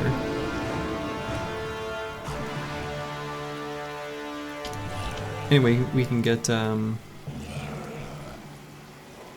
Roxanne, it's me back out here.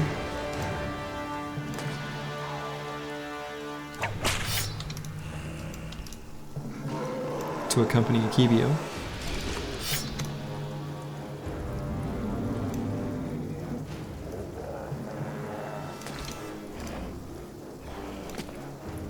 Alright, if they really want to occupy this one hex, I say let them.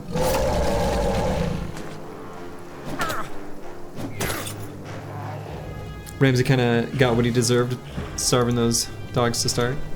Well, yeah. One of the few cases of some, I don't know, like cosmic justice in Game of Thrones.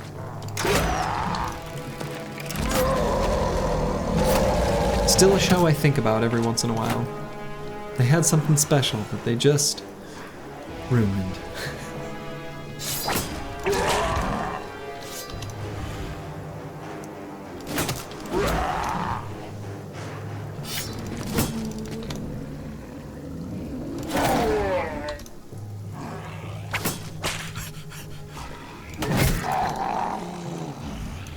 What kind of briggies are these? Well, we have a brigtionary. These are loud briggies.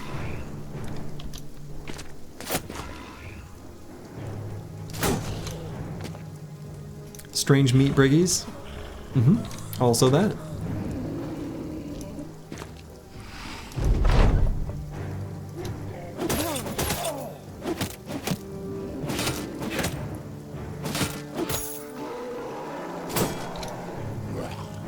Tasty little snacks, you know. Probably taste like chicken. One must imagine.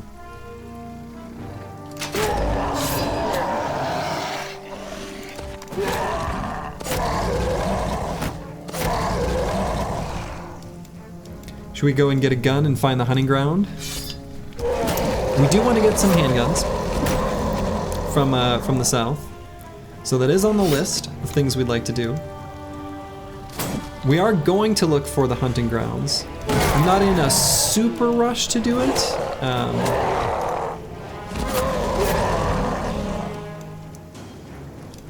But it is something we want to do. Excuse me? Try again, sir.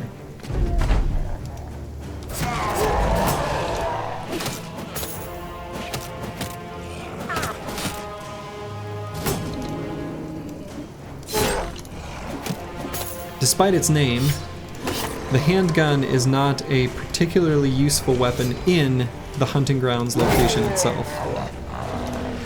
You would think so, given, you know, what it is and its name. Oh, whoa. There's an orc there.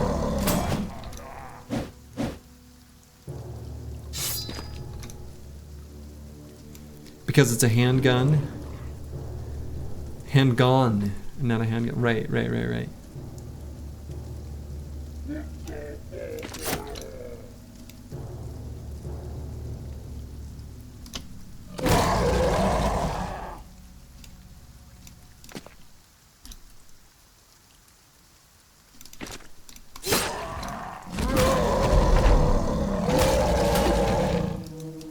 Yeah, the hunting grounds is where you go to be hunted.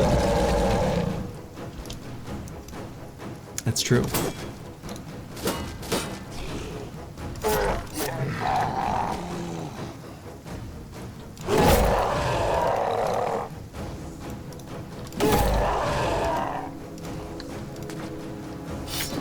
It's like, you know, Jurassic Park or whatever. You become the prey. And gone? Oh, that's your problem right there. I'll see my... Seeing yourself out, being gone, if you will.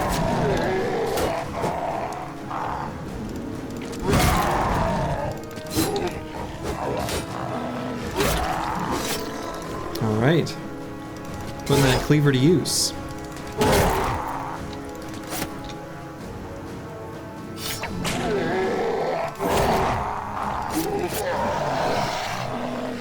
Alright. Took a little bit of damage, not ultra clean.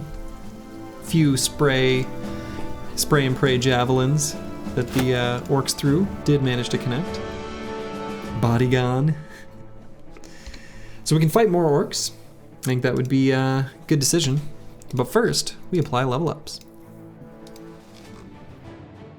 We're kind of hoping to find some briggies. Regular, old-fashioned, you know, no-hat briggies in here. You often will find these kind of nestled between the sort of sections of the map that aren't way out in Orc and Goblinville. Anyway, what I'm hoping to do is find some long axes and other reach weapons so that we can give those to some of our bros that need them. What happened to us using the Mansplitter? We didn't really have a good bro for it in this particular run at the time when we found it. They're useful, they really are. We just didn't have quite the right confluence of, you know, bros and armors to make use of them, because we had like heavy armors for the bros in training and not enough fatigue to use them. How long has it been since we fought briggies? Like 40 days? Yeah, it's been a while. Ragged Edge 82. Rolled a 1 in melee skill. I think we are going to still take it though, since the alternatives are just the +2s in a primary.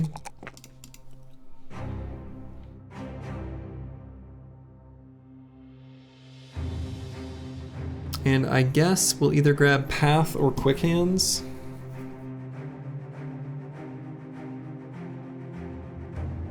Let's just do Quick Hands.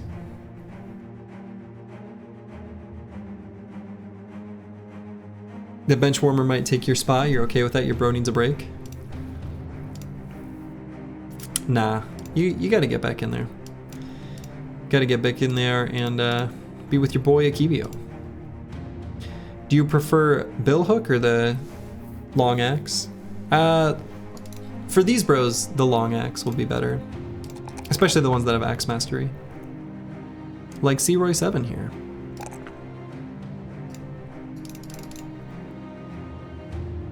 So, as previously discussed, and we're gonna go through this exact same thing with Der Hirnschmelzer.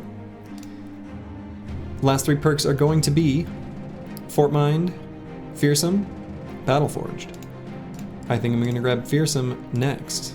Gonna do that on Der Hirnschmelzer as well, because he's like the exact same build. Like, they're very similar. Dr. Vishnevsky. Frontline TBD is what I've got for him, which is actually pretty accurate. He's gonna end up with really, hold on. What, could this be our Barbarian Cleaver bro?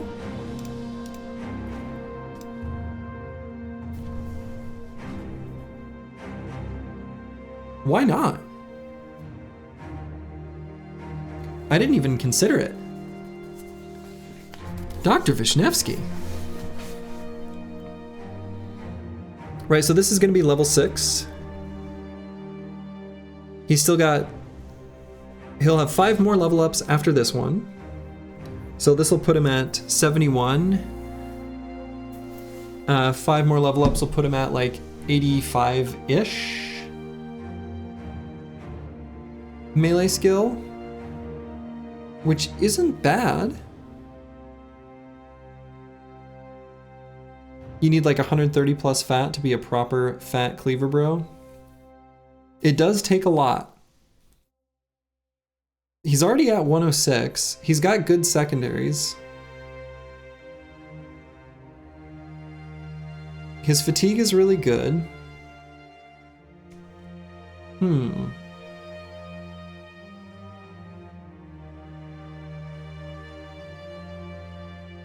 Oh yeah, I mean his current armor is not indicative of what we would have him use if he were being a cleaver bro. We would give him light armor and make him nimble. If you rolled 4 every single level up from now till 11, that's 130 fat. You could try and turn him into a duelist if it fails.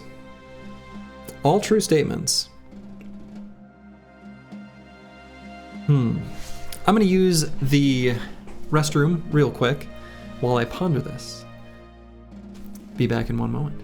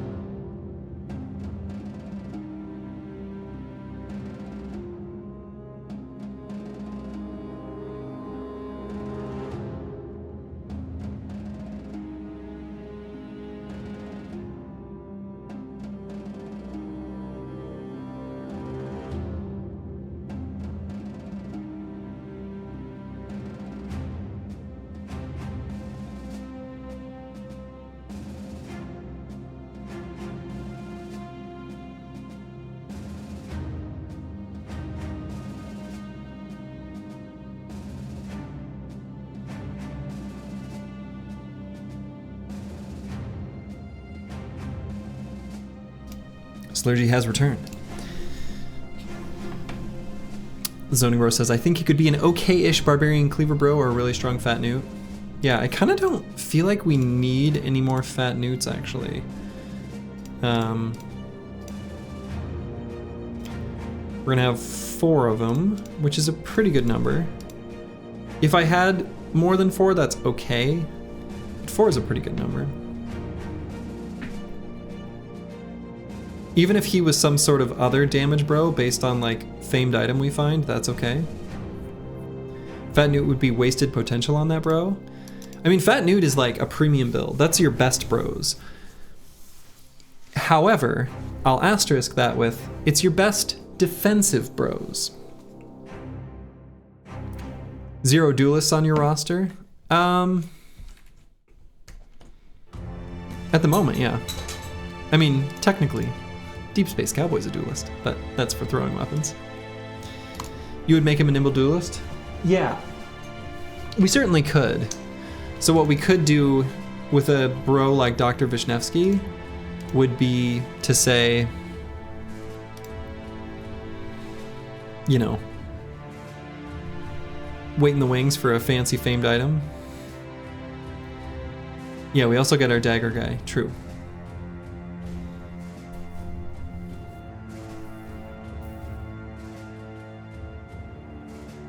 Lucid Tavi, my little bro, is playing Battle Bros. What a bro-tastic night. Indeed. Indeed, indeed.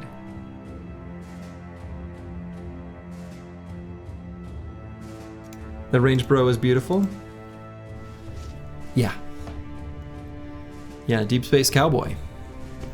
That's some pretty freaking sweet ranged nomad.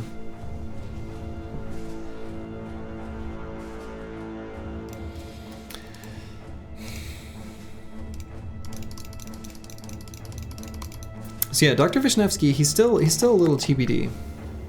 I don't think I would want to make him a... I mean, I guess he could be a fatigue neutral. But...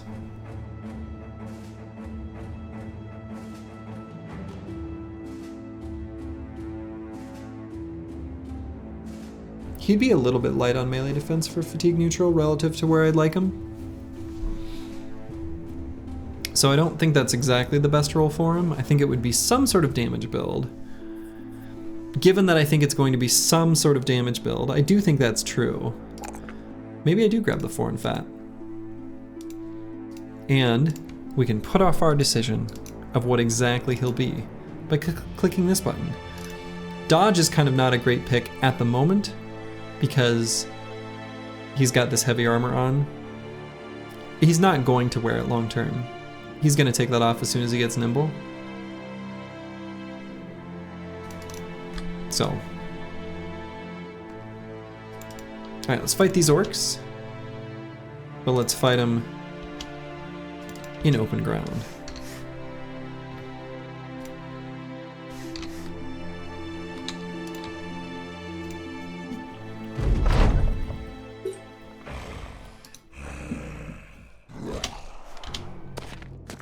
Oh, I should pull out my, well, I don't know. I was gonna say I should pull out the heater shield instead of the kite shield, but I guess it's probably fine. I should have had Loyosh move up here in spear wall. It's okay.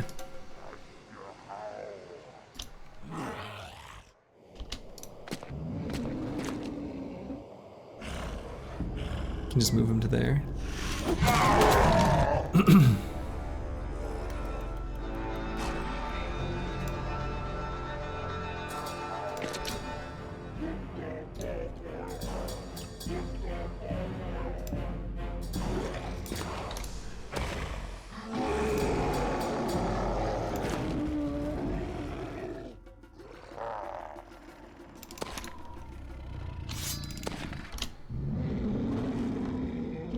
Orcs are so loud.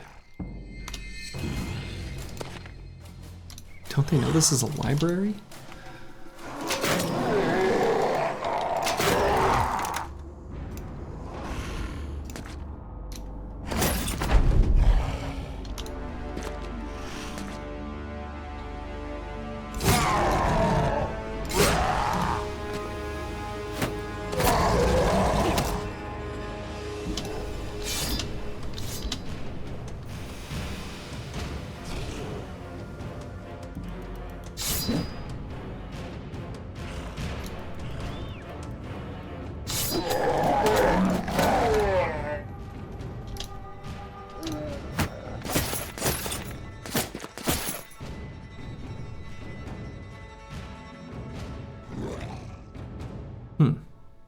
I suppose with the way these warriors are all locked in, I can kind of just push through in the center now, based on where they're all positioned. There's no reason I can't.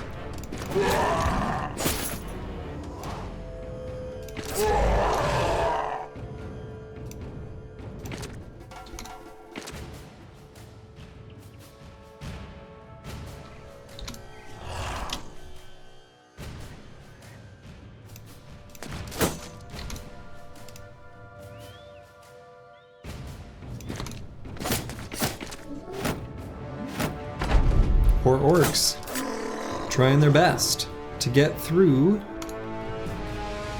the spear bros, and they just can't quite do it.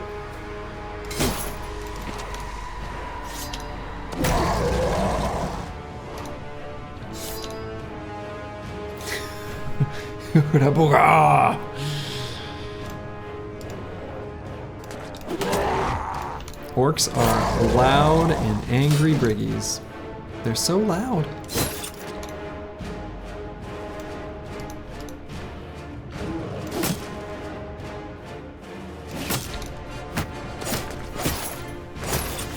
They're frustrated they can't get in an attack, you know? They're frustrated at how silly we're making them look.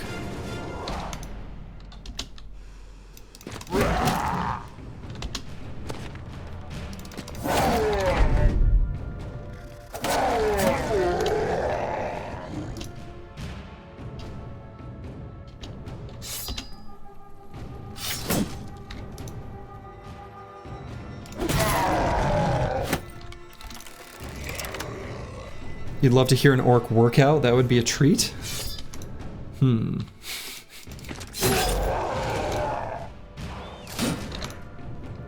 Not for the ears.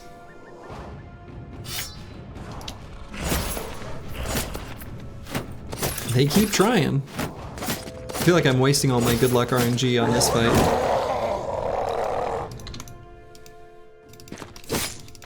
The fight where I really, really, really need those spear walls, they're gonna fail on the first try.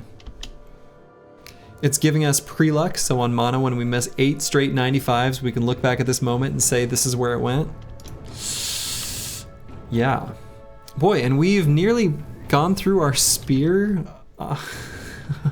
here with Kalashkova. Alright. I'll have to, I guess, put it away. A little ridiculous.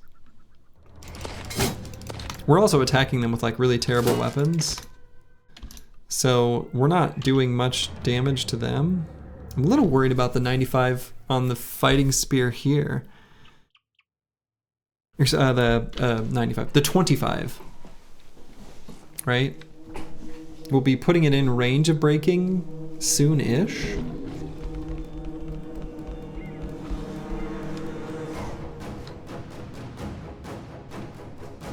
Maybe I just shield wall?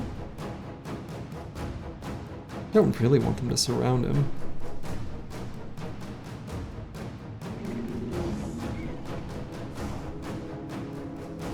I didn't think this would be enough warriors that we'd break through the spears. Yeah, I really don't want to lose that.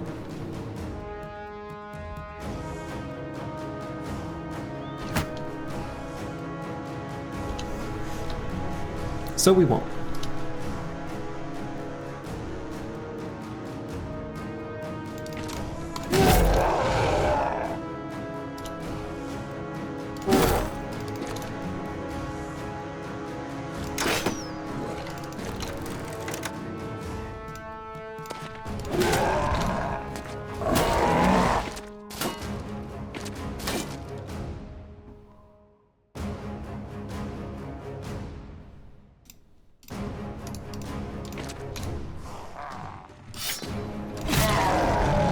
Lucid Tavi putting that big old cleaver to work.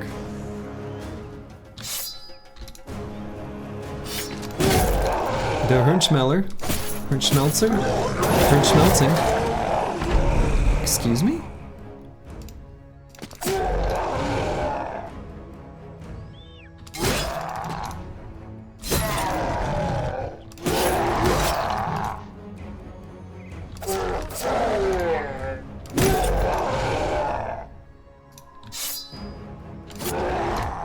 Here we go.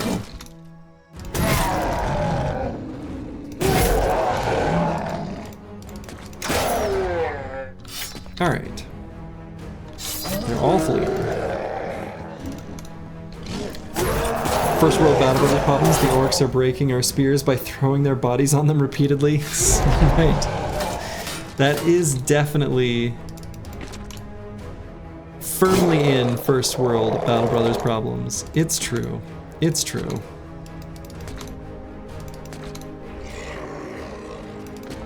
Also, rando dude lurking in chat, presumably you're watching on YouTube. How is that going? Is the stream quality good? Is it, I mean, is it indiscernible, I guess, from Twitch otherwise, as far as what you see on screen? It's not like clipping off the sides or Lord knows what. I'm hopeful. Also, I'm assuming I can't see the YouTube chat. I do need to fix that. I suppose I could, technically, put that up in a muted... Oh, see, there are a couple people that have tried to speak. Okay.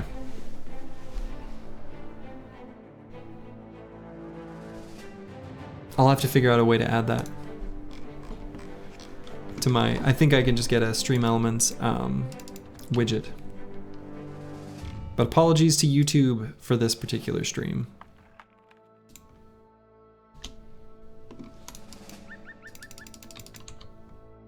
Forgot the fame tax for the cleaver.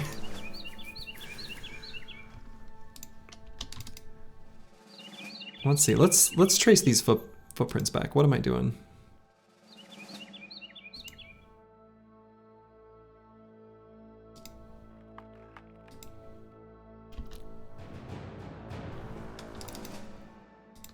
Where is this camp? Huh. Tiny viewing radius plus forest.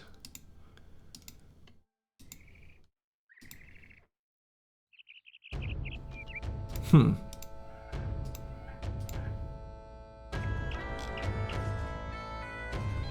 whatever.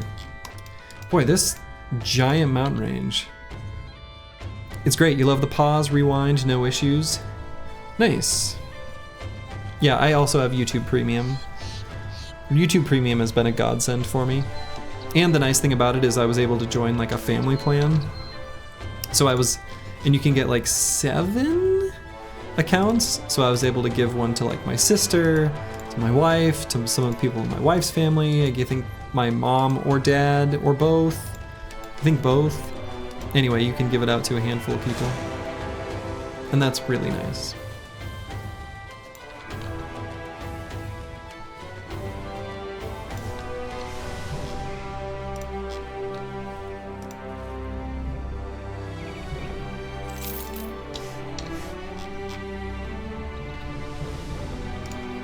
And I also use like Google One or whatever for my backup storage solution. Which I think is, maybe that's irrelevant, actually. I think there was a time where there was some sort of like package deal there. I think that went away, actually. Your internet does not like Twitch, it has stopped, you gotta rejoin. Could try it on YouTube. All right, we have a whole bunch of fallen heroes here. This guy right here has got a pretty spooky weapon. Too bad we don't have a caca. I know, right? I miss the caca. Caca!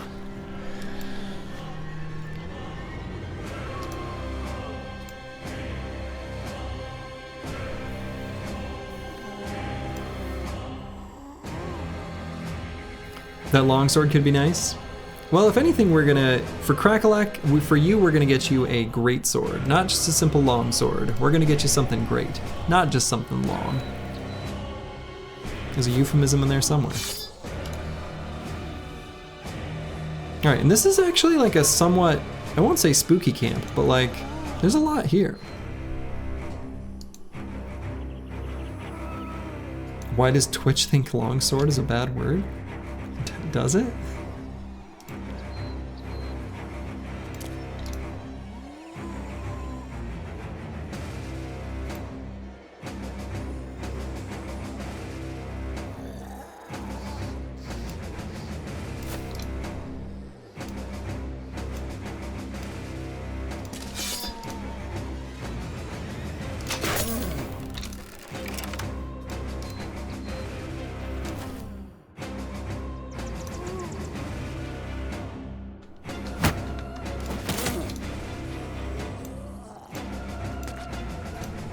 Flags it as sexually explicit?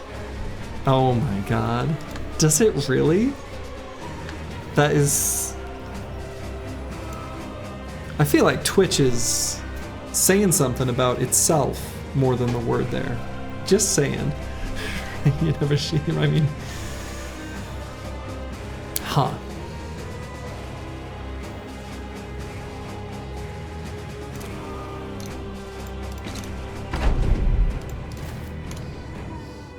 Alright, so we've made a little zone where zombies or other things can get into an absolute death trap right here.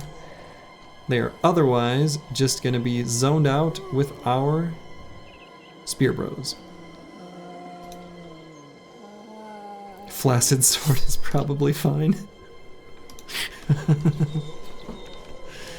Only long are worthy of the censor. Oh my goodness.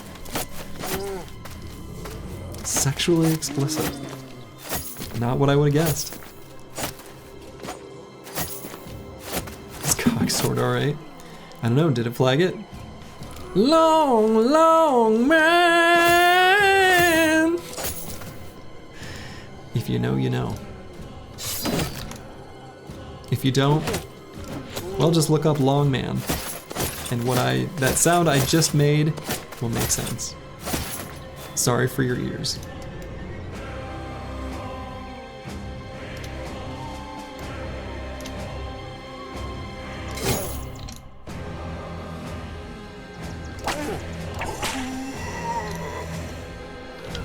This is actually like a really big camp. Tube Space Cowboy, you missed.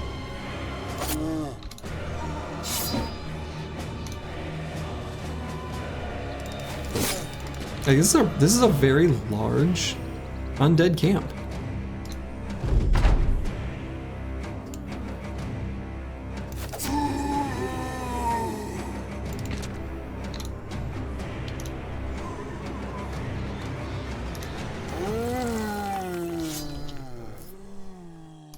Sorry, large camp is censored. That's dumb. I like that. Hope you all realize that when I say something is dumb, I mean that is a good thing.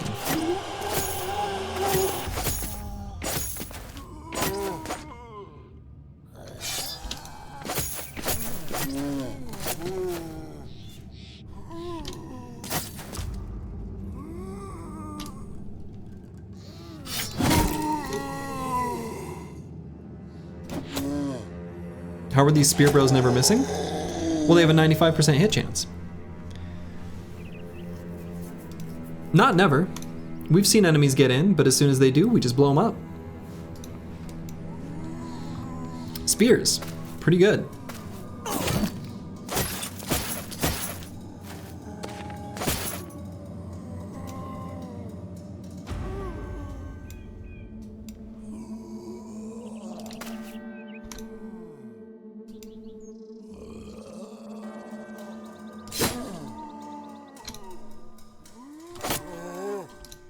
He missed there.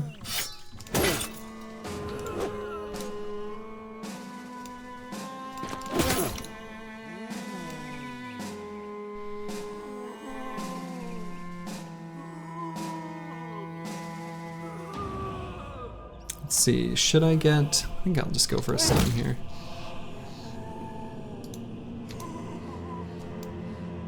Does Spear Wall use a lot of fat?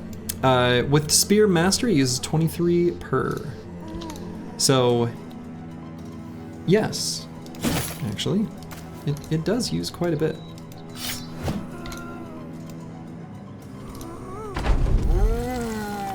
But when you hit enemies with Spear Wall, no, there's no like additional. Ruh-roh. Don't like that fallen hero being the one to get possessed.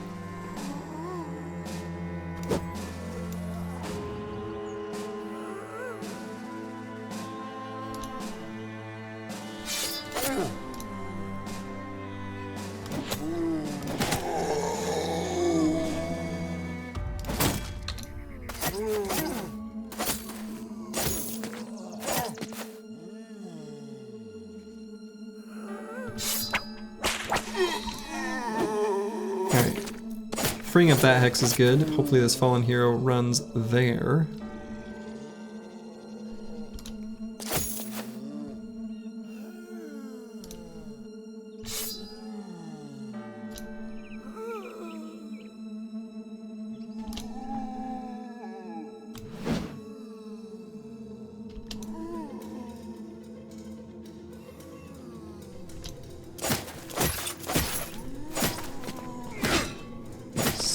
Okay, I'm pretty good with that.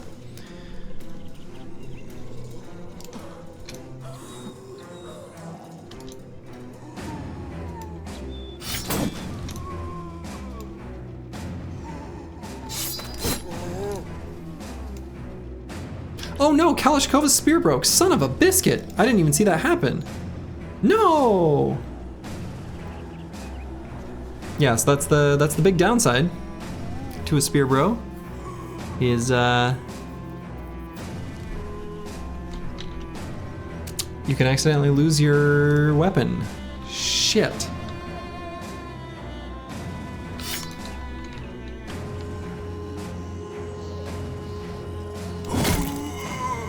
You're new to the game, it's good to watch someone else's combat? Definitely. You can learn a lot from watching other people, for sure.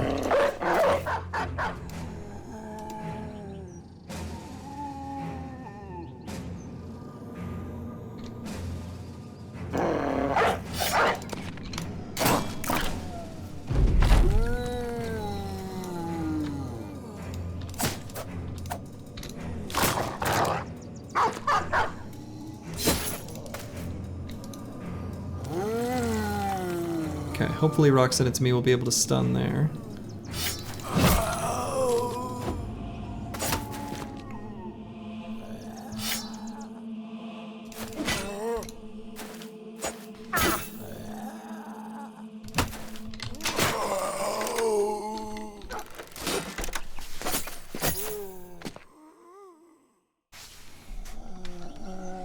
So we can still attack non-armored enemies, and it will not impact the durability of the weapon at all.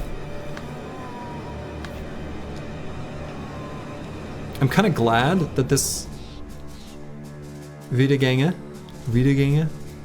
moved there, because it blocks the fallen hero from coming around the side. So even though I'm probably going to attack this one, I'm going to wait till that guy moves first. Did not get the stun.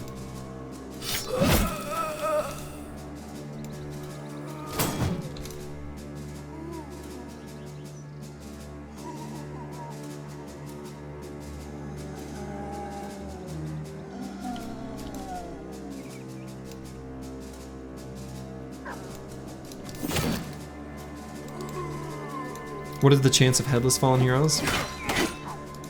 I think they will always rise, and if they lose their head, then it gets to be the headless version. I think it's just that shrimple. Alright, hopefully that dog, hopefully Ritter can stand against this guy with the Scramus axe. Any rhyme or reason to undead reviving besides the necromancer? They just do. They just do.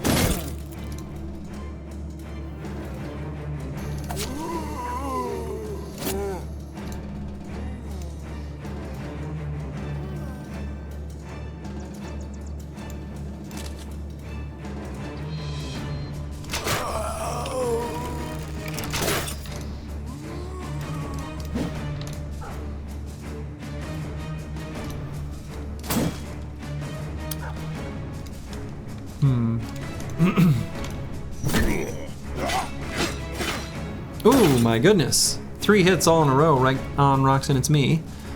Let's see.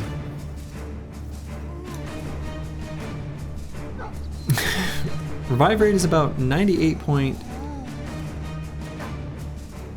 something, give or take.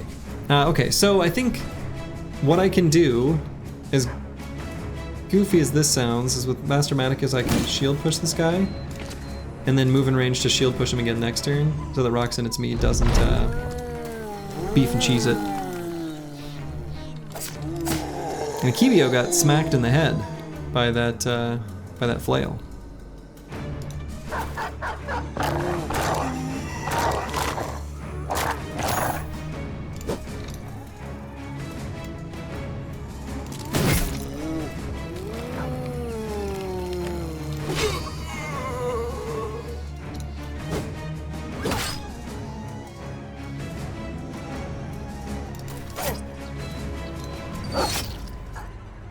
Oof.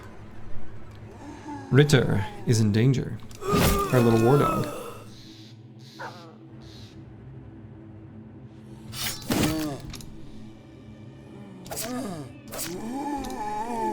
Alright, won't even need to do the shield push.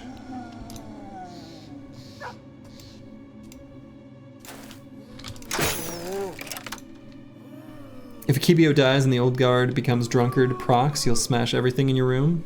Well, don't do that. Don't smash a thing.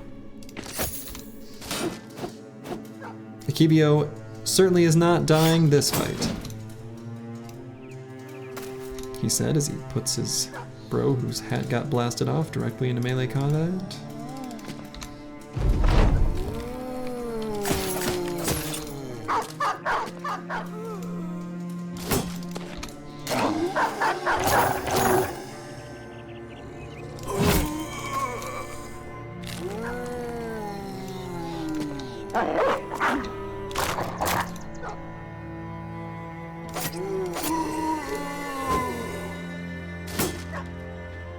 Akibio's damage is surprisingly lackluster this game. Well, we haven't been giving him death blows here at the top. So it's just a regular duelist. Buffs to damage.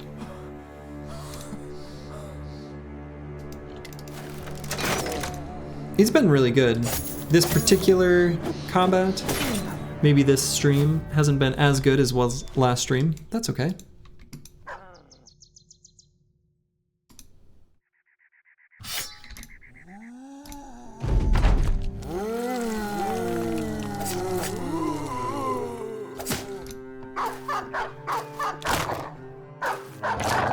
Alright, dogs are in range of the Necro.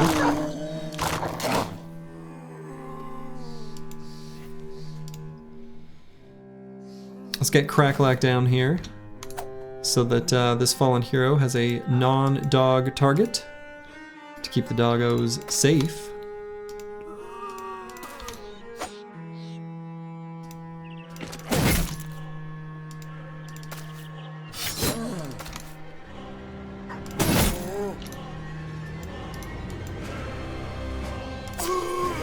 And Necro being eaten alive, the fate they deserve. True.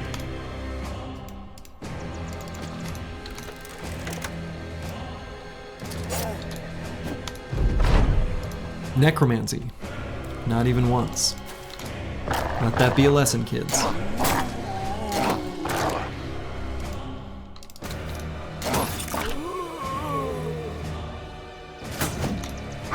I will say though, this was a big ol' undead camp.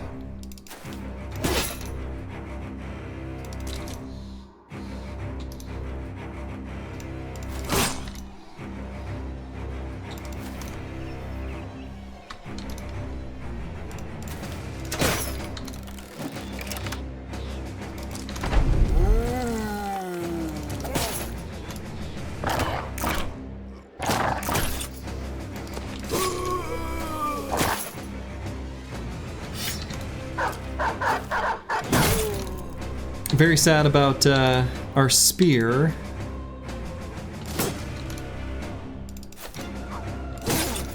We'll have to see if we've got at least a boar spear to hand our spear bro in the meantime.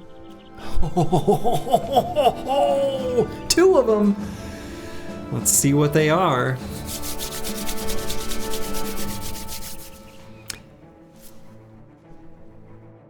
Oh shit, that's good. That's very good. That is an excellent forged armor. That is fucking beautiful. Black eyes, Einhardt's coat of plates. Oh my glob. That is so good. 358. Technically it can go all the way up to 400, but that's an insane roll. Coat of plates is definitely the best, you know, famed gear you're gonna find. And this is a pretty light one too, right? 34? That's gotta be, because I think, let's see, how light can they get? 39 to 33. So yeah, this is one of the lightest ones possible. So not only is it one of the lightest coat of plates possible, it's like, technically kind of a low roll, I guess, for coat of plates, but who cares? It's a coat of plates and it's 358. Let's go. Yeah, 34 is a great roll. So let's take a look at the next one, and it is... Honestly, for a reach weapon hammer, this is pretty good. The two things that it has here are actually pretty good for us. The maximum, the effectiveness against armor is one of the reasons you use a pole hammer. It still has the demolish armor sub-skill, and weapon skills building up less fatigue is gonna make that specific secondary attack pretty effective. So, hell yeah. If only our brute bro didn't get arena'd. I know, right? I know. 'Tis sad. Alright, we'll drop these feral shields. Perfect. Alright, so Kalashkova is going to be given a spear, and I should have given him a backup spear to work with anyway, even if it was just a boar spear. Kind of a fool to not do that. I should get one of those for Loyosh as well. Yeah, big loot, rip spear. That's fine. We're okay losing the spear for big old loots. Can you have it dead, please?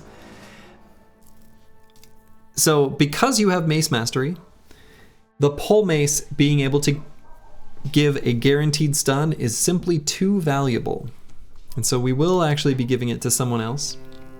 Sorry, my son.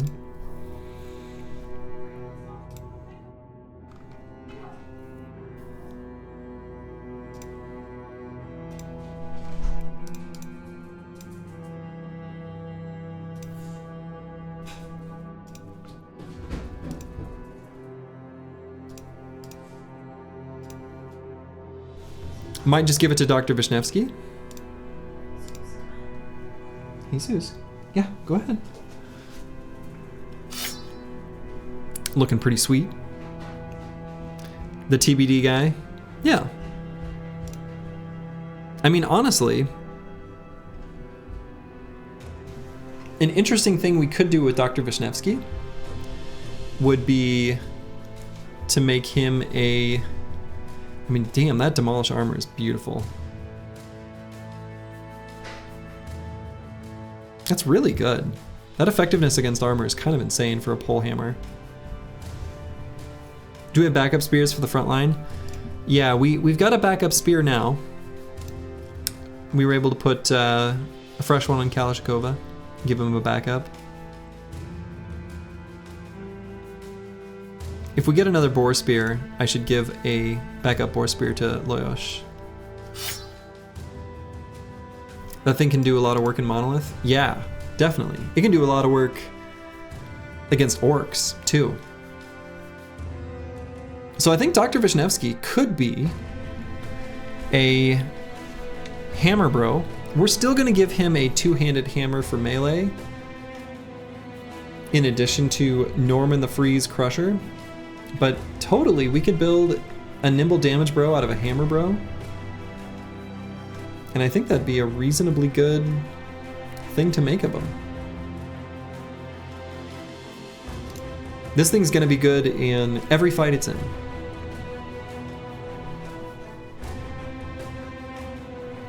And again, being able to use these skills for cheaper really does matter. So, we'll get Hammer Mastery, and we'll give him a big old chonkin' two-handed hammer to go with his pole hammer. And he's gonna be doing beautiful, wonderful things with it.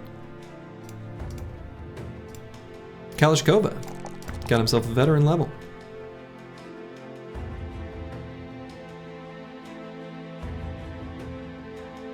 Might actually make this resolve. Resolve's feeling just a smidge low to me. Alright, and as you can see, the team is of course euphoric. Oh, and we should equip this. Good lord, what am I doing?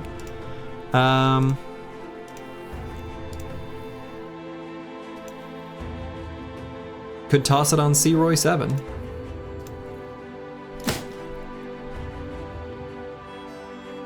Looks pretty good on him.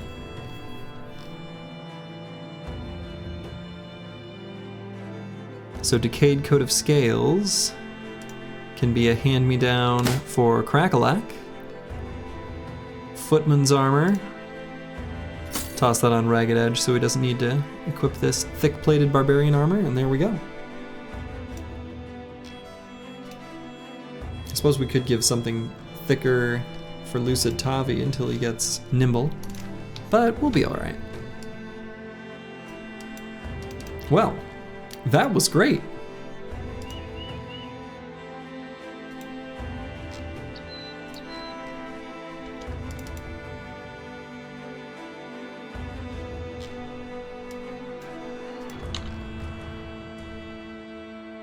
So we'll head south and we're gonna do some necessary crafting at the taxidermist.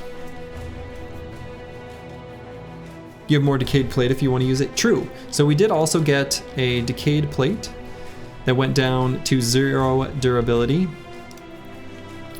The decayed coat of plates is better than the decayed coat of scales by 20.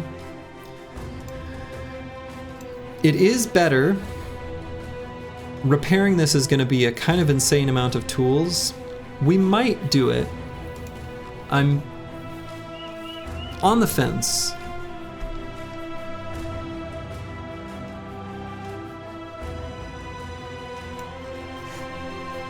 And lots of guns?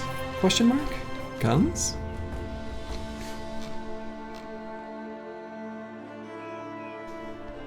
I don't think there's any guns here. Got this two-handed flail that maybe we could toss on Crackalack if we wanted.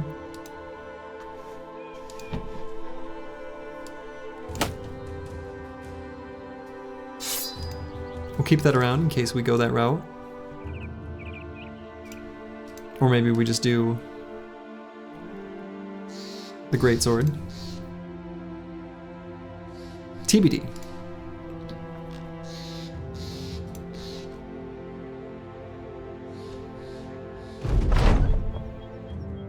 Aha. Got a couple bros that want to shoot stuff. Even though they are fatigue neutrals. You may say to yourself, Slurgy, why would you just throw 60 ammo away for your fatigue neutrals? They're both cell swords, and that's why this happened. To shoot some ammo, so they could get some resolve. Now, they could have also gained ranged attack, which would have been fine too, because we are probably going to give them an extra set of throwing axes for the library. Oh, and lots of guns as in when you said you're going to the south. Yes, yes, yes, yes. I understand. I know what you're replying to now. And yes, we're gonna get some guns. Guns, guns, guns. Definitely want those. Do we have a bro that can read? The Chaucer is onto something. We don't. Nobody knows how to read here. So when we go to the southern cities, it might not be a bad idea to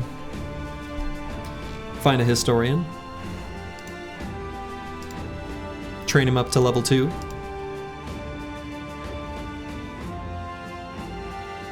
Pretty nice cleaver.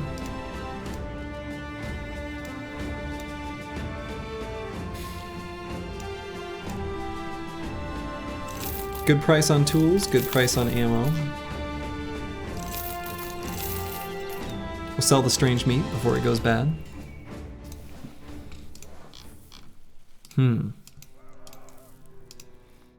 So Siegberg. They've got a Oath Taker.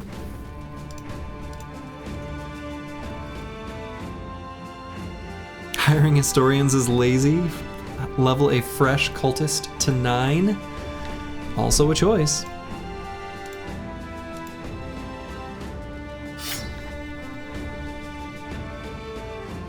Yeah. Get level 2, take bags and belts, and enjoy the low-cost reading storage, bro. That is exactly what I'm gonna do with them too.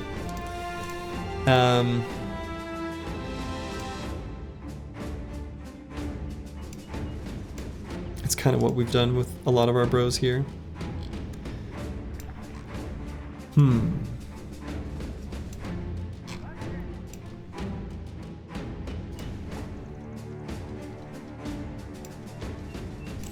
We'll buy a net.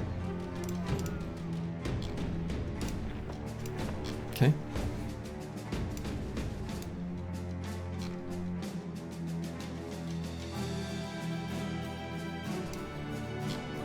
I'm thinking I'm gonna wait.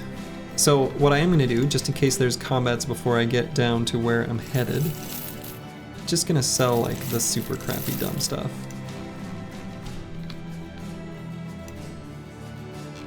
Classic super crappy dumb stuff. Could get another rondel. There are armors we're gonna want to dagger down. Could also get a two-handed hammer for Dr. Vishnevsky. Hello, Fishmarg. Hello, hello. Welcome, welcome.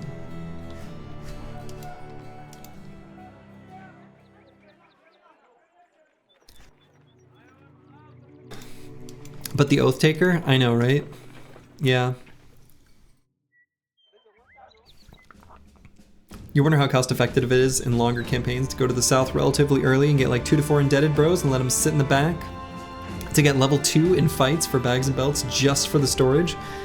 It's true, that is free storage. Ish. An asterisk on that, you still gotta feed them. Should you use the longsword now? What I'm thinking, Crackalack, is that we'll keep you using the heavy rusty axe for now. The longsword is okay, but we'd really rather it be a greatsword, or again, maybe flail. But I think greatsword is a great choice. So what we're gonna do is fight some of those northern armies and get them from them. I think the heavy rusty axe damage is just far too much greater than the longsword, where you'll just go without weapon mastery for a little bit. Is there a reach longsword? There is not. So you'll just be using the jagged pike for situations where you need reach, which is totally fine. The sword lance.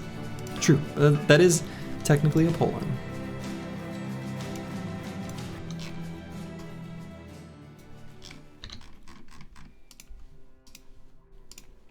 And if I had infinite money, I would hire this Oath Taker. But I don't, so I won't. It's a reach long spear. Ah, see, Bijante. Bijante gets it. And we get some footprints, some briggies pass through here.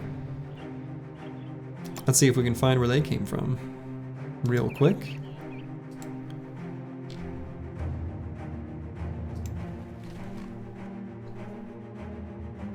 Maybe we won't.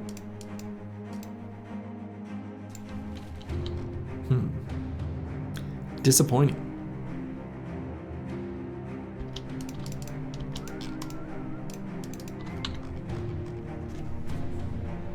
As you do have quick hands, you're thinking melee and reach for your weapons? Yeah.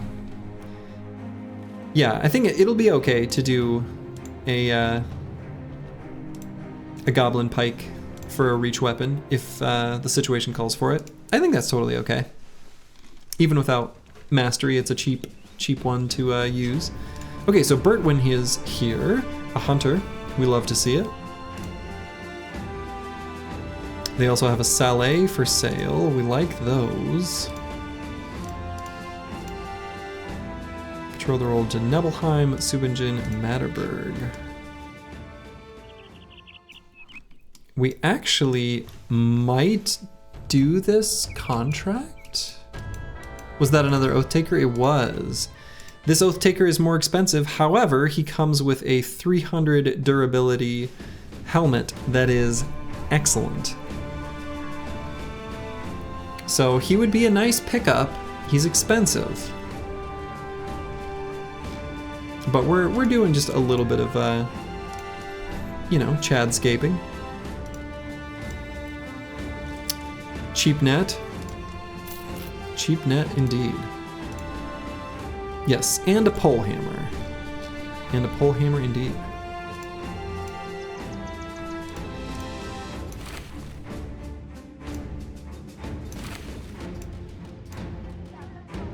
Oath Takers have the best outfits, definitely. Is there a difference between Oathbringers and Oathtakers? Excuse me, huge difference. Totally different. Obviously way different, you know? One of them eats with their left hand, the other eats with their right. They both eat porridge, of course, but it's totally different. Way different. Not even close to the same.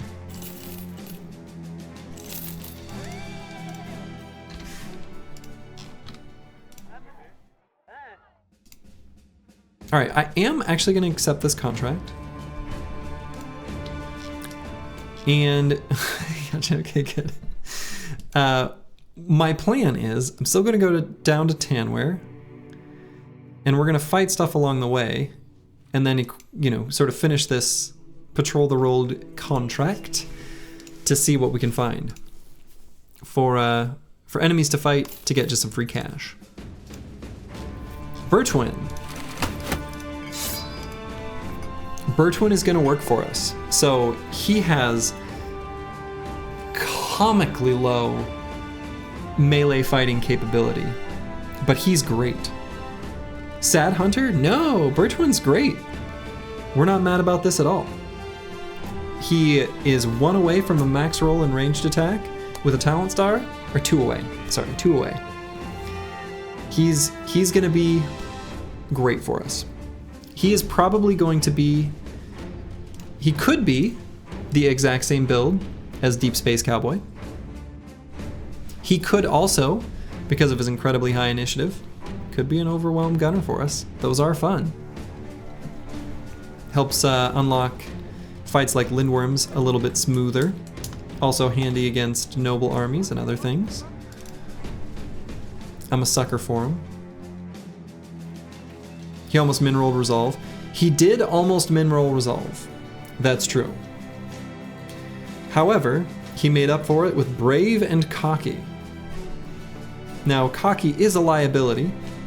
He's definitely vulnerable to enemies breaking through the back line, but we'll just have to be careful with him. We'll give him a bunch of hit points, and we'll say, don't die.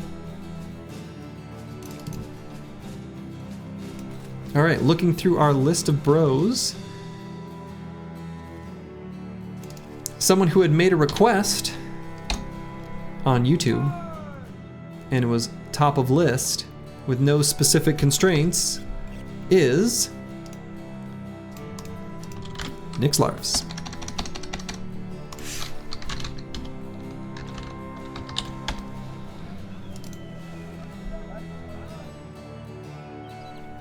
So we're gonna do some overwhelm shenanigans.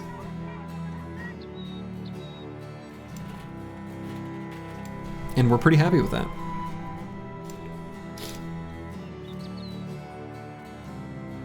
He's definitely gonna be a bro we'll need to, you know, keep safe.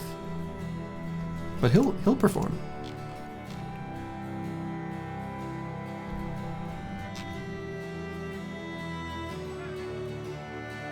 And if we wanted to, I mean, we could, the super cheap messengers, we were just talking about how nice messengers are. Let's just see this messenger.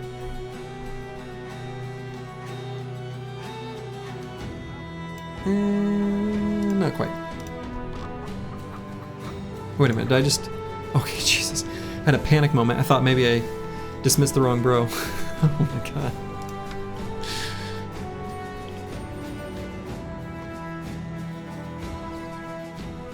Okay. Oh yeah. So let's accept this contract. So I'm gonna sweep through this little section of unexplored land on our way to Tanware. Also, we still do have this ambition. I don't want to neglect ambitions completely. Once we're through here in the south, we'll make our way back north again, and when we do,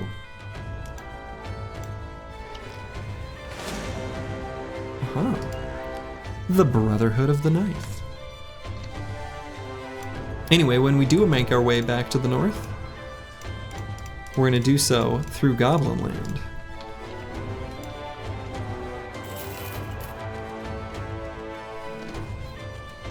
Any fellas here playing with permanent destruction?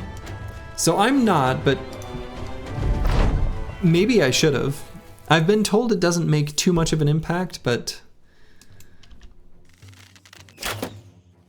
at least on shorter campaigns. So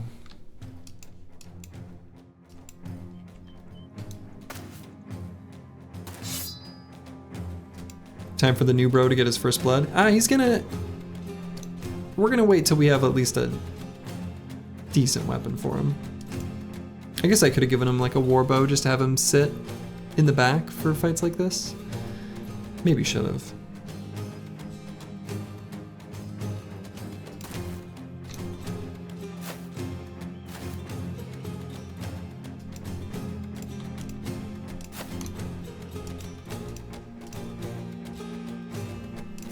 Let's just go up and grab that high ground with Kalashkova.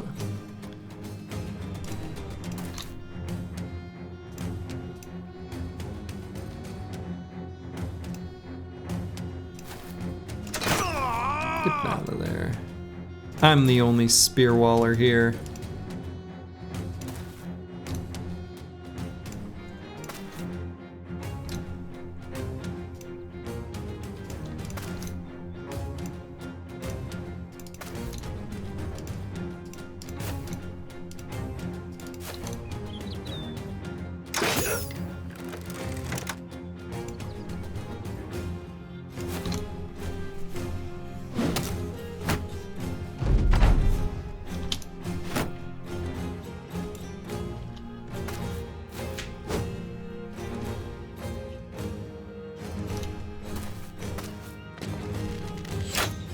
That bucket hat will be nice. Yeah, so I think that's just a... Let's see, what even is that one?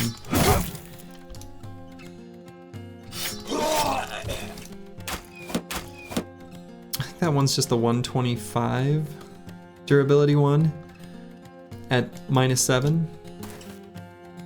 So I don't think we're not too excited about that one, unfortunately. It's only okay.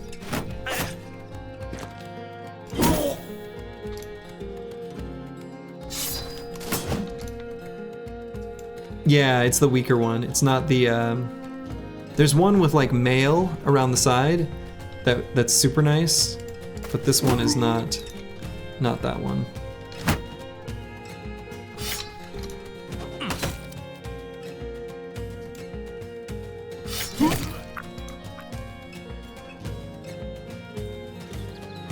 Padded flat top helmet. Okay, yeah.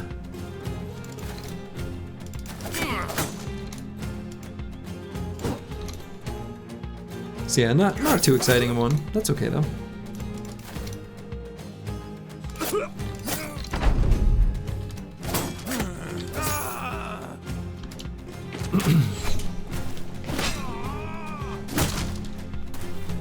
He's trying to break our shield.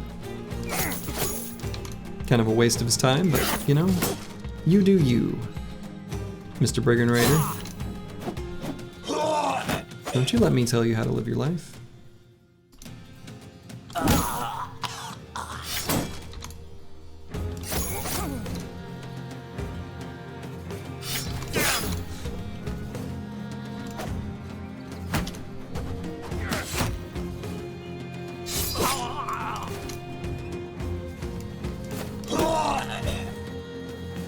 Poor leader's backlines are crumbling around him.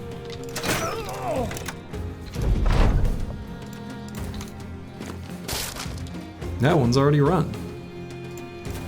Well, he made his way through the shield. Good for him.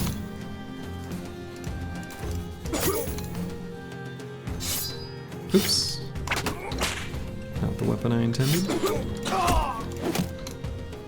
And there he goes.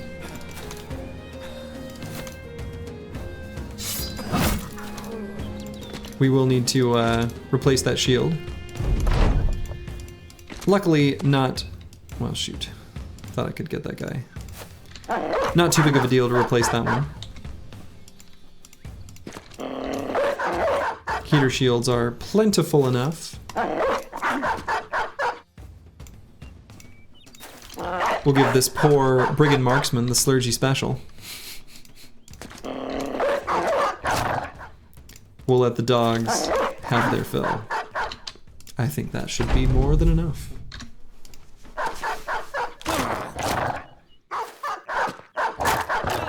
Brutal. Maybe I should have sold more stuff. Well, you live, you learn.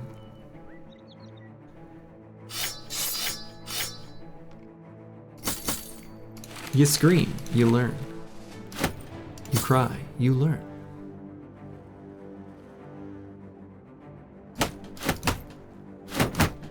Little Alanis Morissette.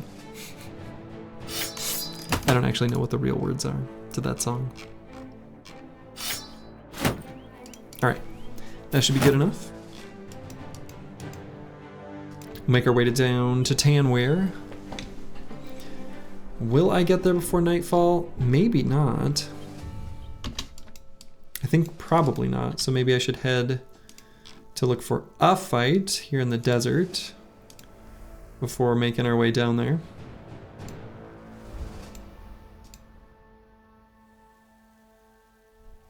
And if we don't, I guess that's okay. I guess there's the possibility of finding like the library maybe even over there. So good to uncover that. Is that sandy ruin by the road? Yeah, so this is a abandoned fortress, which is a, like, it's not a camp, but it will be a place that will be potentially relevant if the Holy War breaks out. All right, blessed taxidermist, we are finally here. Unfortunately, no ambushed trade routes, so, you know, we're selling stuff for regular prices. Oh, woe is me.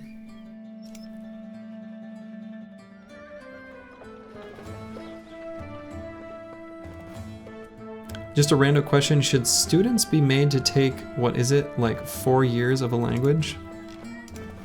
Are you talking about like high school curriculas? That's a very random question.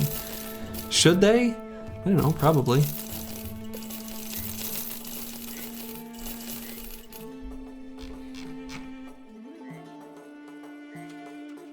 Yeah, they have a gun. They have a gun.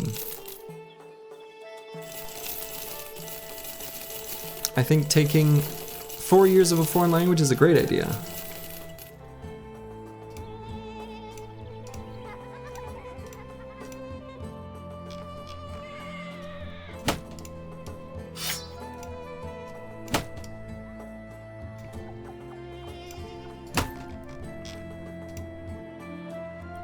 I'm an American, so everyone needs to take English. True. Also should do that.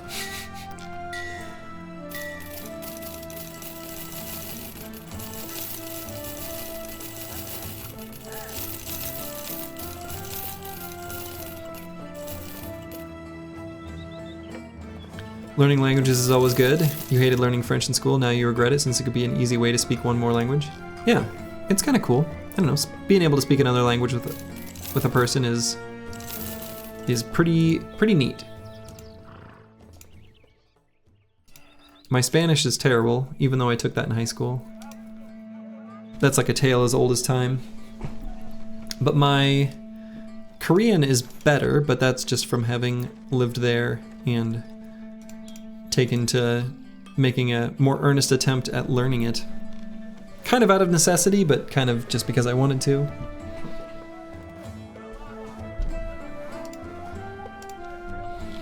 All right, so we do have an assassin here who has assassin's robes, which would be really nice to have. Canada and Germany are practically neighbors. Mansour worth the buy? Mansour. Yeah, we'll probably get this guy.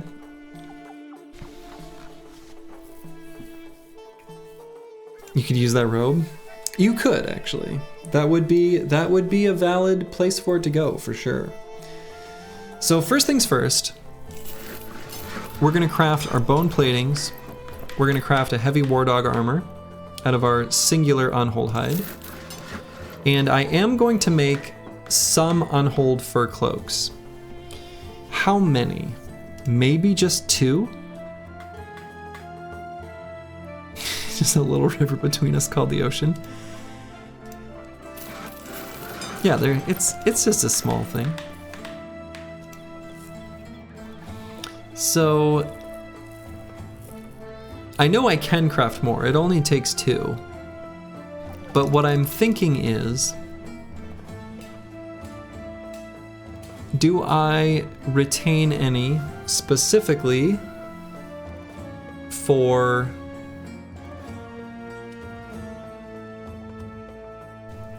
additional fur padding?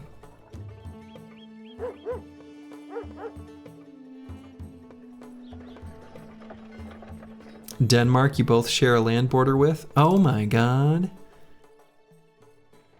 Actually, doesn't France own like half of one of the islands, like on the kind of eastern seaboard of Canada?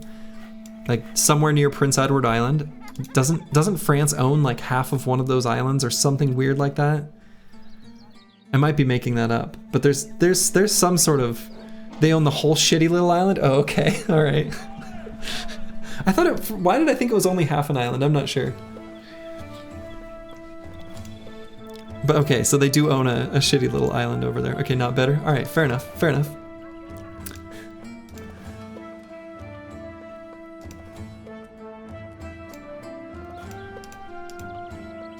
All right, definitely gonna buy a handgun.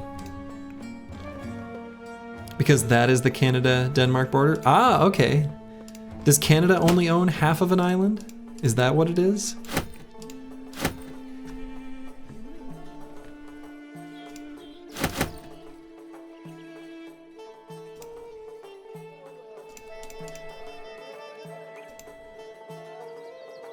Spain and France own so many little random places all around the globe from the colonies. Yeah. I mean, so does England. The US does a little bit too, from World War II. A lot of the little Pacific islands.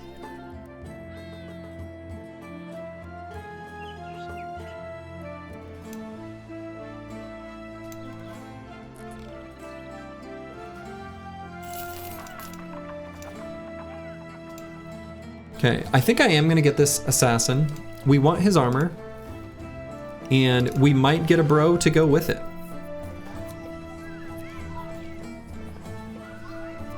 We got those fair and square. We did have to fight over them. That's fair.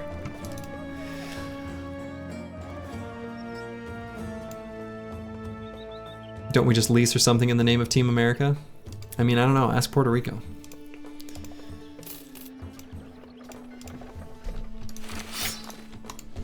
Hey, and you know what? Tamim Al-Faradi is a pretty decent bro. Not mad about this at all. Are we done chasing Chads? I think that is it. Other than the historian, we still need to recruit, who is not here. Okay. But yeah, other than the historian, I think we're good. We got everything we need.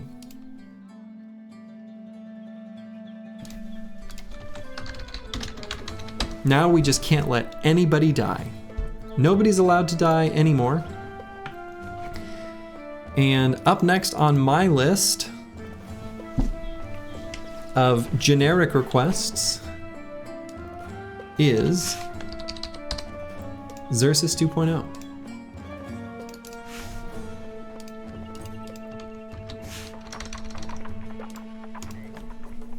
How packed is your obituary? It's not too bad, but these 12 men that have fallen since I took command are like good. Like, we didn't throw away trash. These were like good bros we had a purpose for. Some of them are total bullshit. Some of them are just bad luck, and some of them are RNG that we could have prevented if we were more prepared. So, you're probably the worst bro on this list stat-wise. I mean, pretty honestly, kind of close. Grib is probably lower, but otherwise, these were really good bros. So, Yeah, Xerxes, who in 48 days got 105 kills. Tragic, tragic. And hey, we got this assassin's robe. Very happy with that.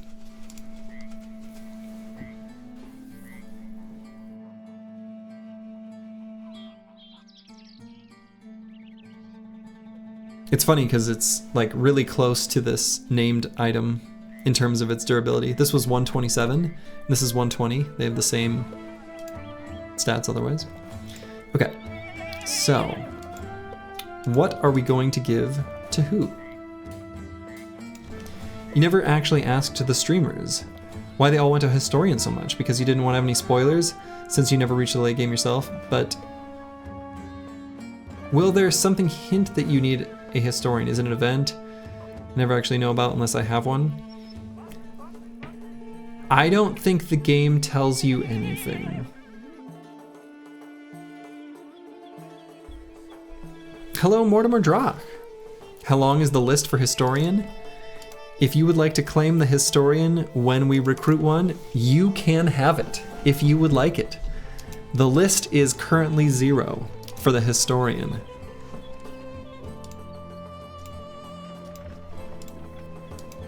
So if you'd like it, you already like him? Deal. Mortimer Drock, you shall be the team's Historian when we find you. You're apparently hiding elsewhere. How cool would it be if the Historian was like an Uber Chad, though? That would be cool as fuck. It's pretty unlikely. You're waiting in the city? Which city? I guess I'll have to figure that out. All right. So, I think I'm gonna leave this armor on the banner. I like the banner having a really good armor. And so, I think in that case, I'm gonna put the Unhold Fur Cloak on him. I also like the Unhold Fur Cloak on the banner. Look at how good he looks. That is a good looking bro. That's beautiful. Dr. Jones, Historian.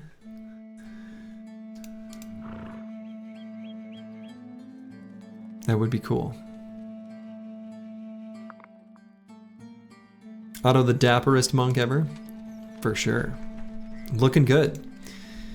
So the other thing we need to do is put a Unhold Fur Cloak on another piece of armor that like Master Maticus would wear. I guess I could probably just put that on this Decayed Coat of Scales. And Crackalack and Master Maticus could swap. That would be fine. Do I have any other better choices? Black Eyes Einhardt's Coat of Plates. I don't think I'm gonna give that to Master Maticus. I don't think.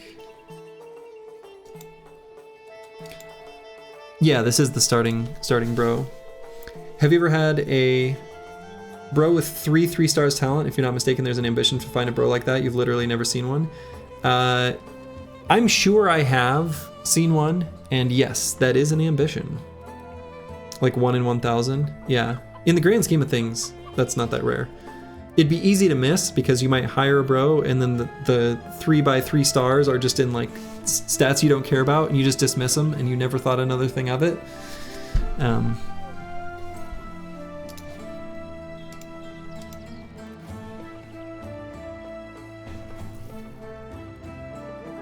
I mean, I guess I could hang on to the Unhold Fur Cloak for now to see what armor I want to put it on. As far as these bone platings are concerned, we can allocate those. I do think it does make sense to put on a assassin's robe here. And we can go ahead and, I guess, give that to Roxanne. It's me. We're going to change his helmet out.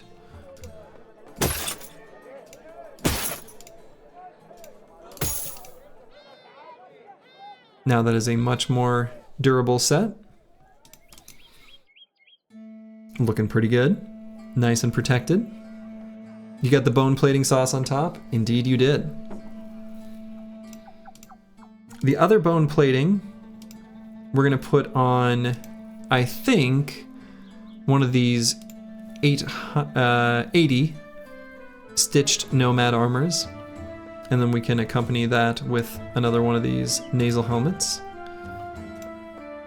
Can give that to Deep Space Cowboy. Oops.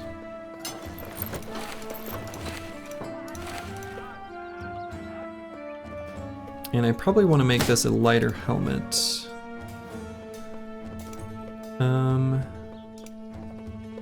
I guess we'll go with this one. He's 41% is fine. Actually, honestly, what does this put him at? 44?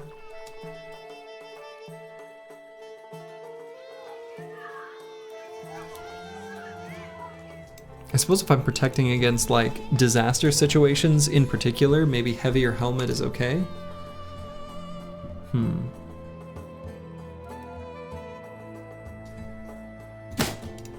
Nah. We'll keep it at 41, like this.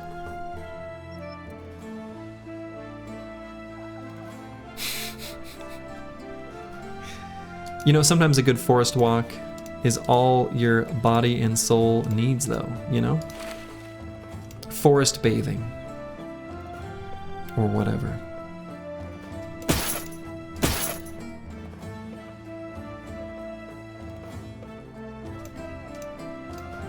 Crackalack gained a level. When did that happen?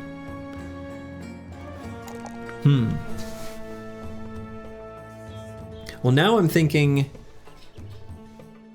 definitely we're gonna go with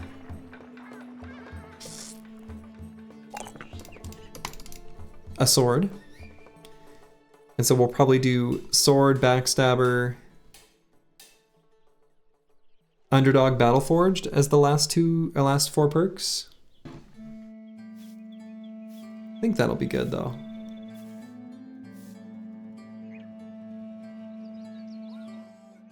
Let's go ahead and get backstabber now. More chance to hit, never hurt.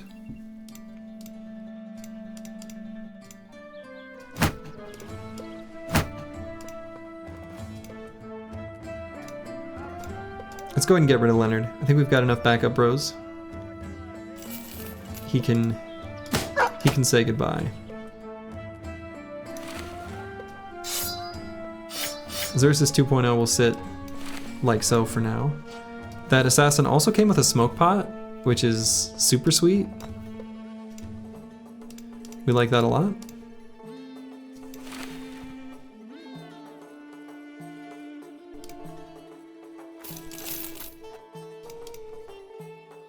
And we could put the war dog armor on a dog. Maybe I could get a fresh one, just... Yeah, we're gonna need some fresh ones anyway. We lost several dogs. Quite a bit of bookkeeping. Odds and ends, bots and bits and bops and whatever that we've had to do here. Alright, everyone's got a dog though, that's nice. Lucid Tavi leveled up? Oh my goodness. He gets nimble? How lovely.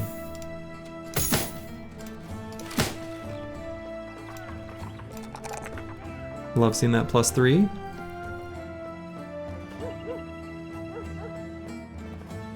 Could we look for another Drake? We can look, we can see.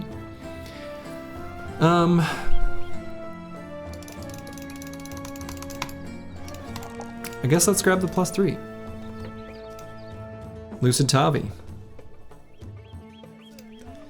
Gonna be our cleaver bro. Delightful. Finally got our crafting done. Finally got our recruiting done. We'll probably keep the recruiter just to look for our very final historian.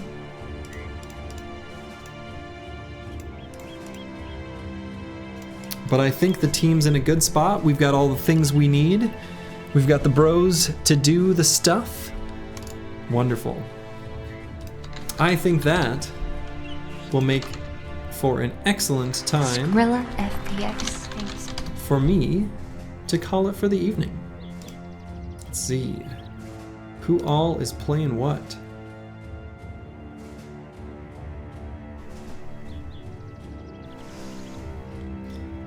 I will send you to...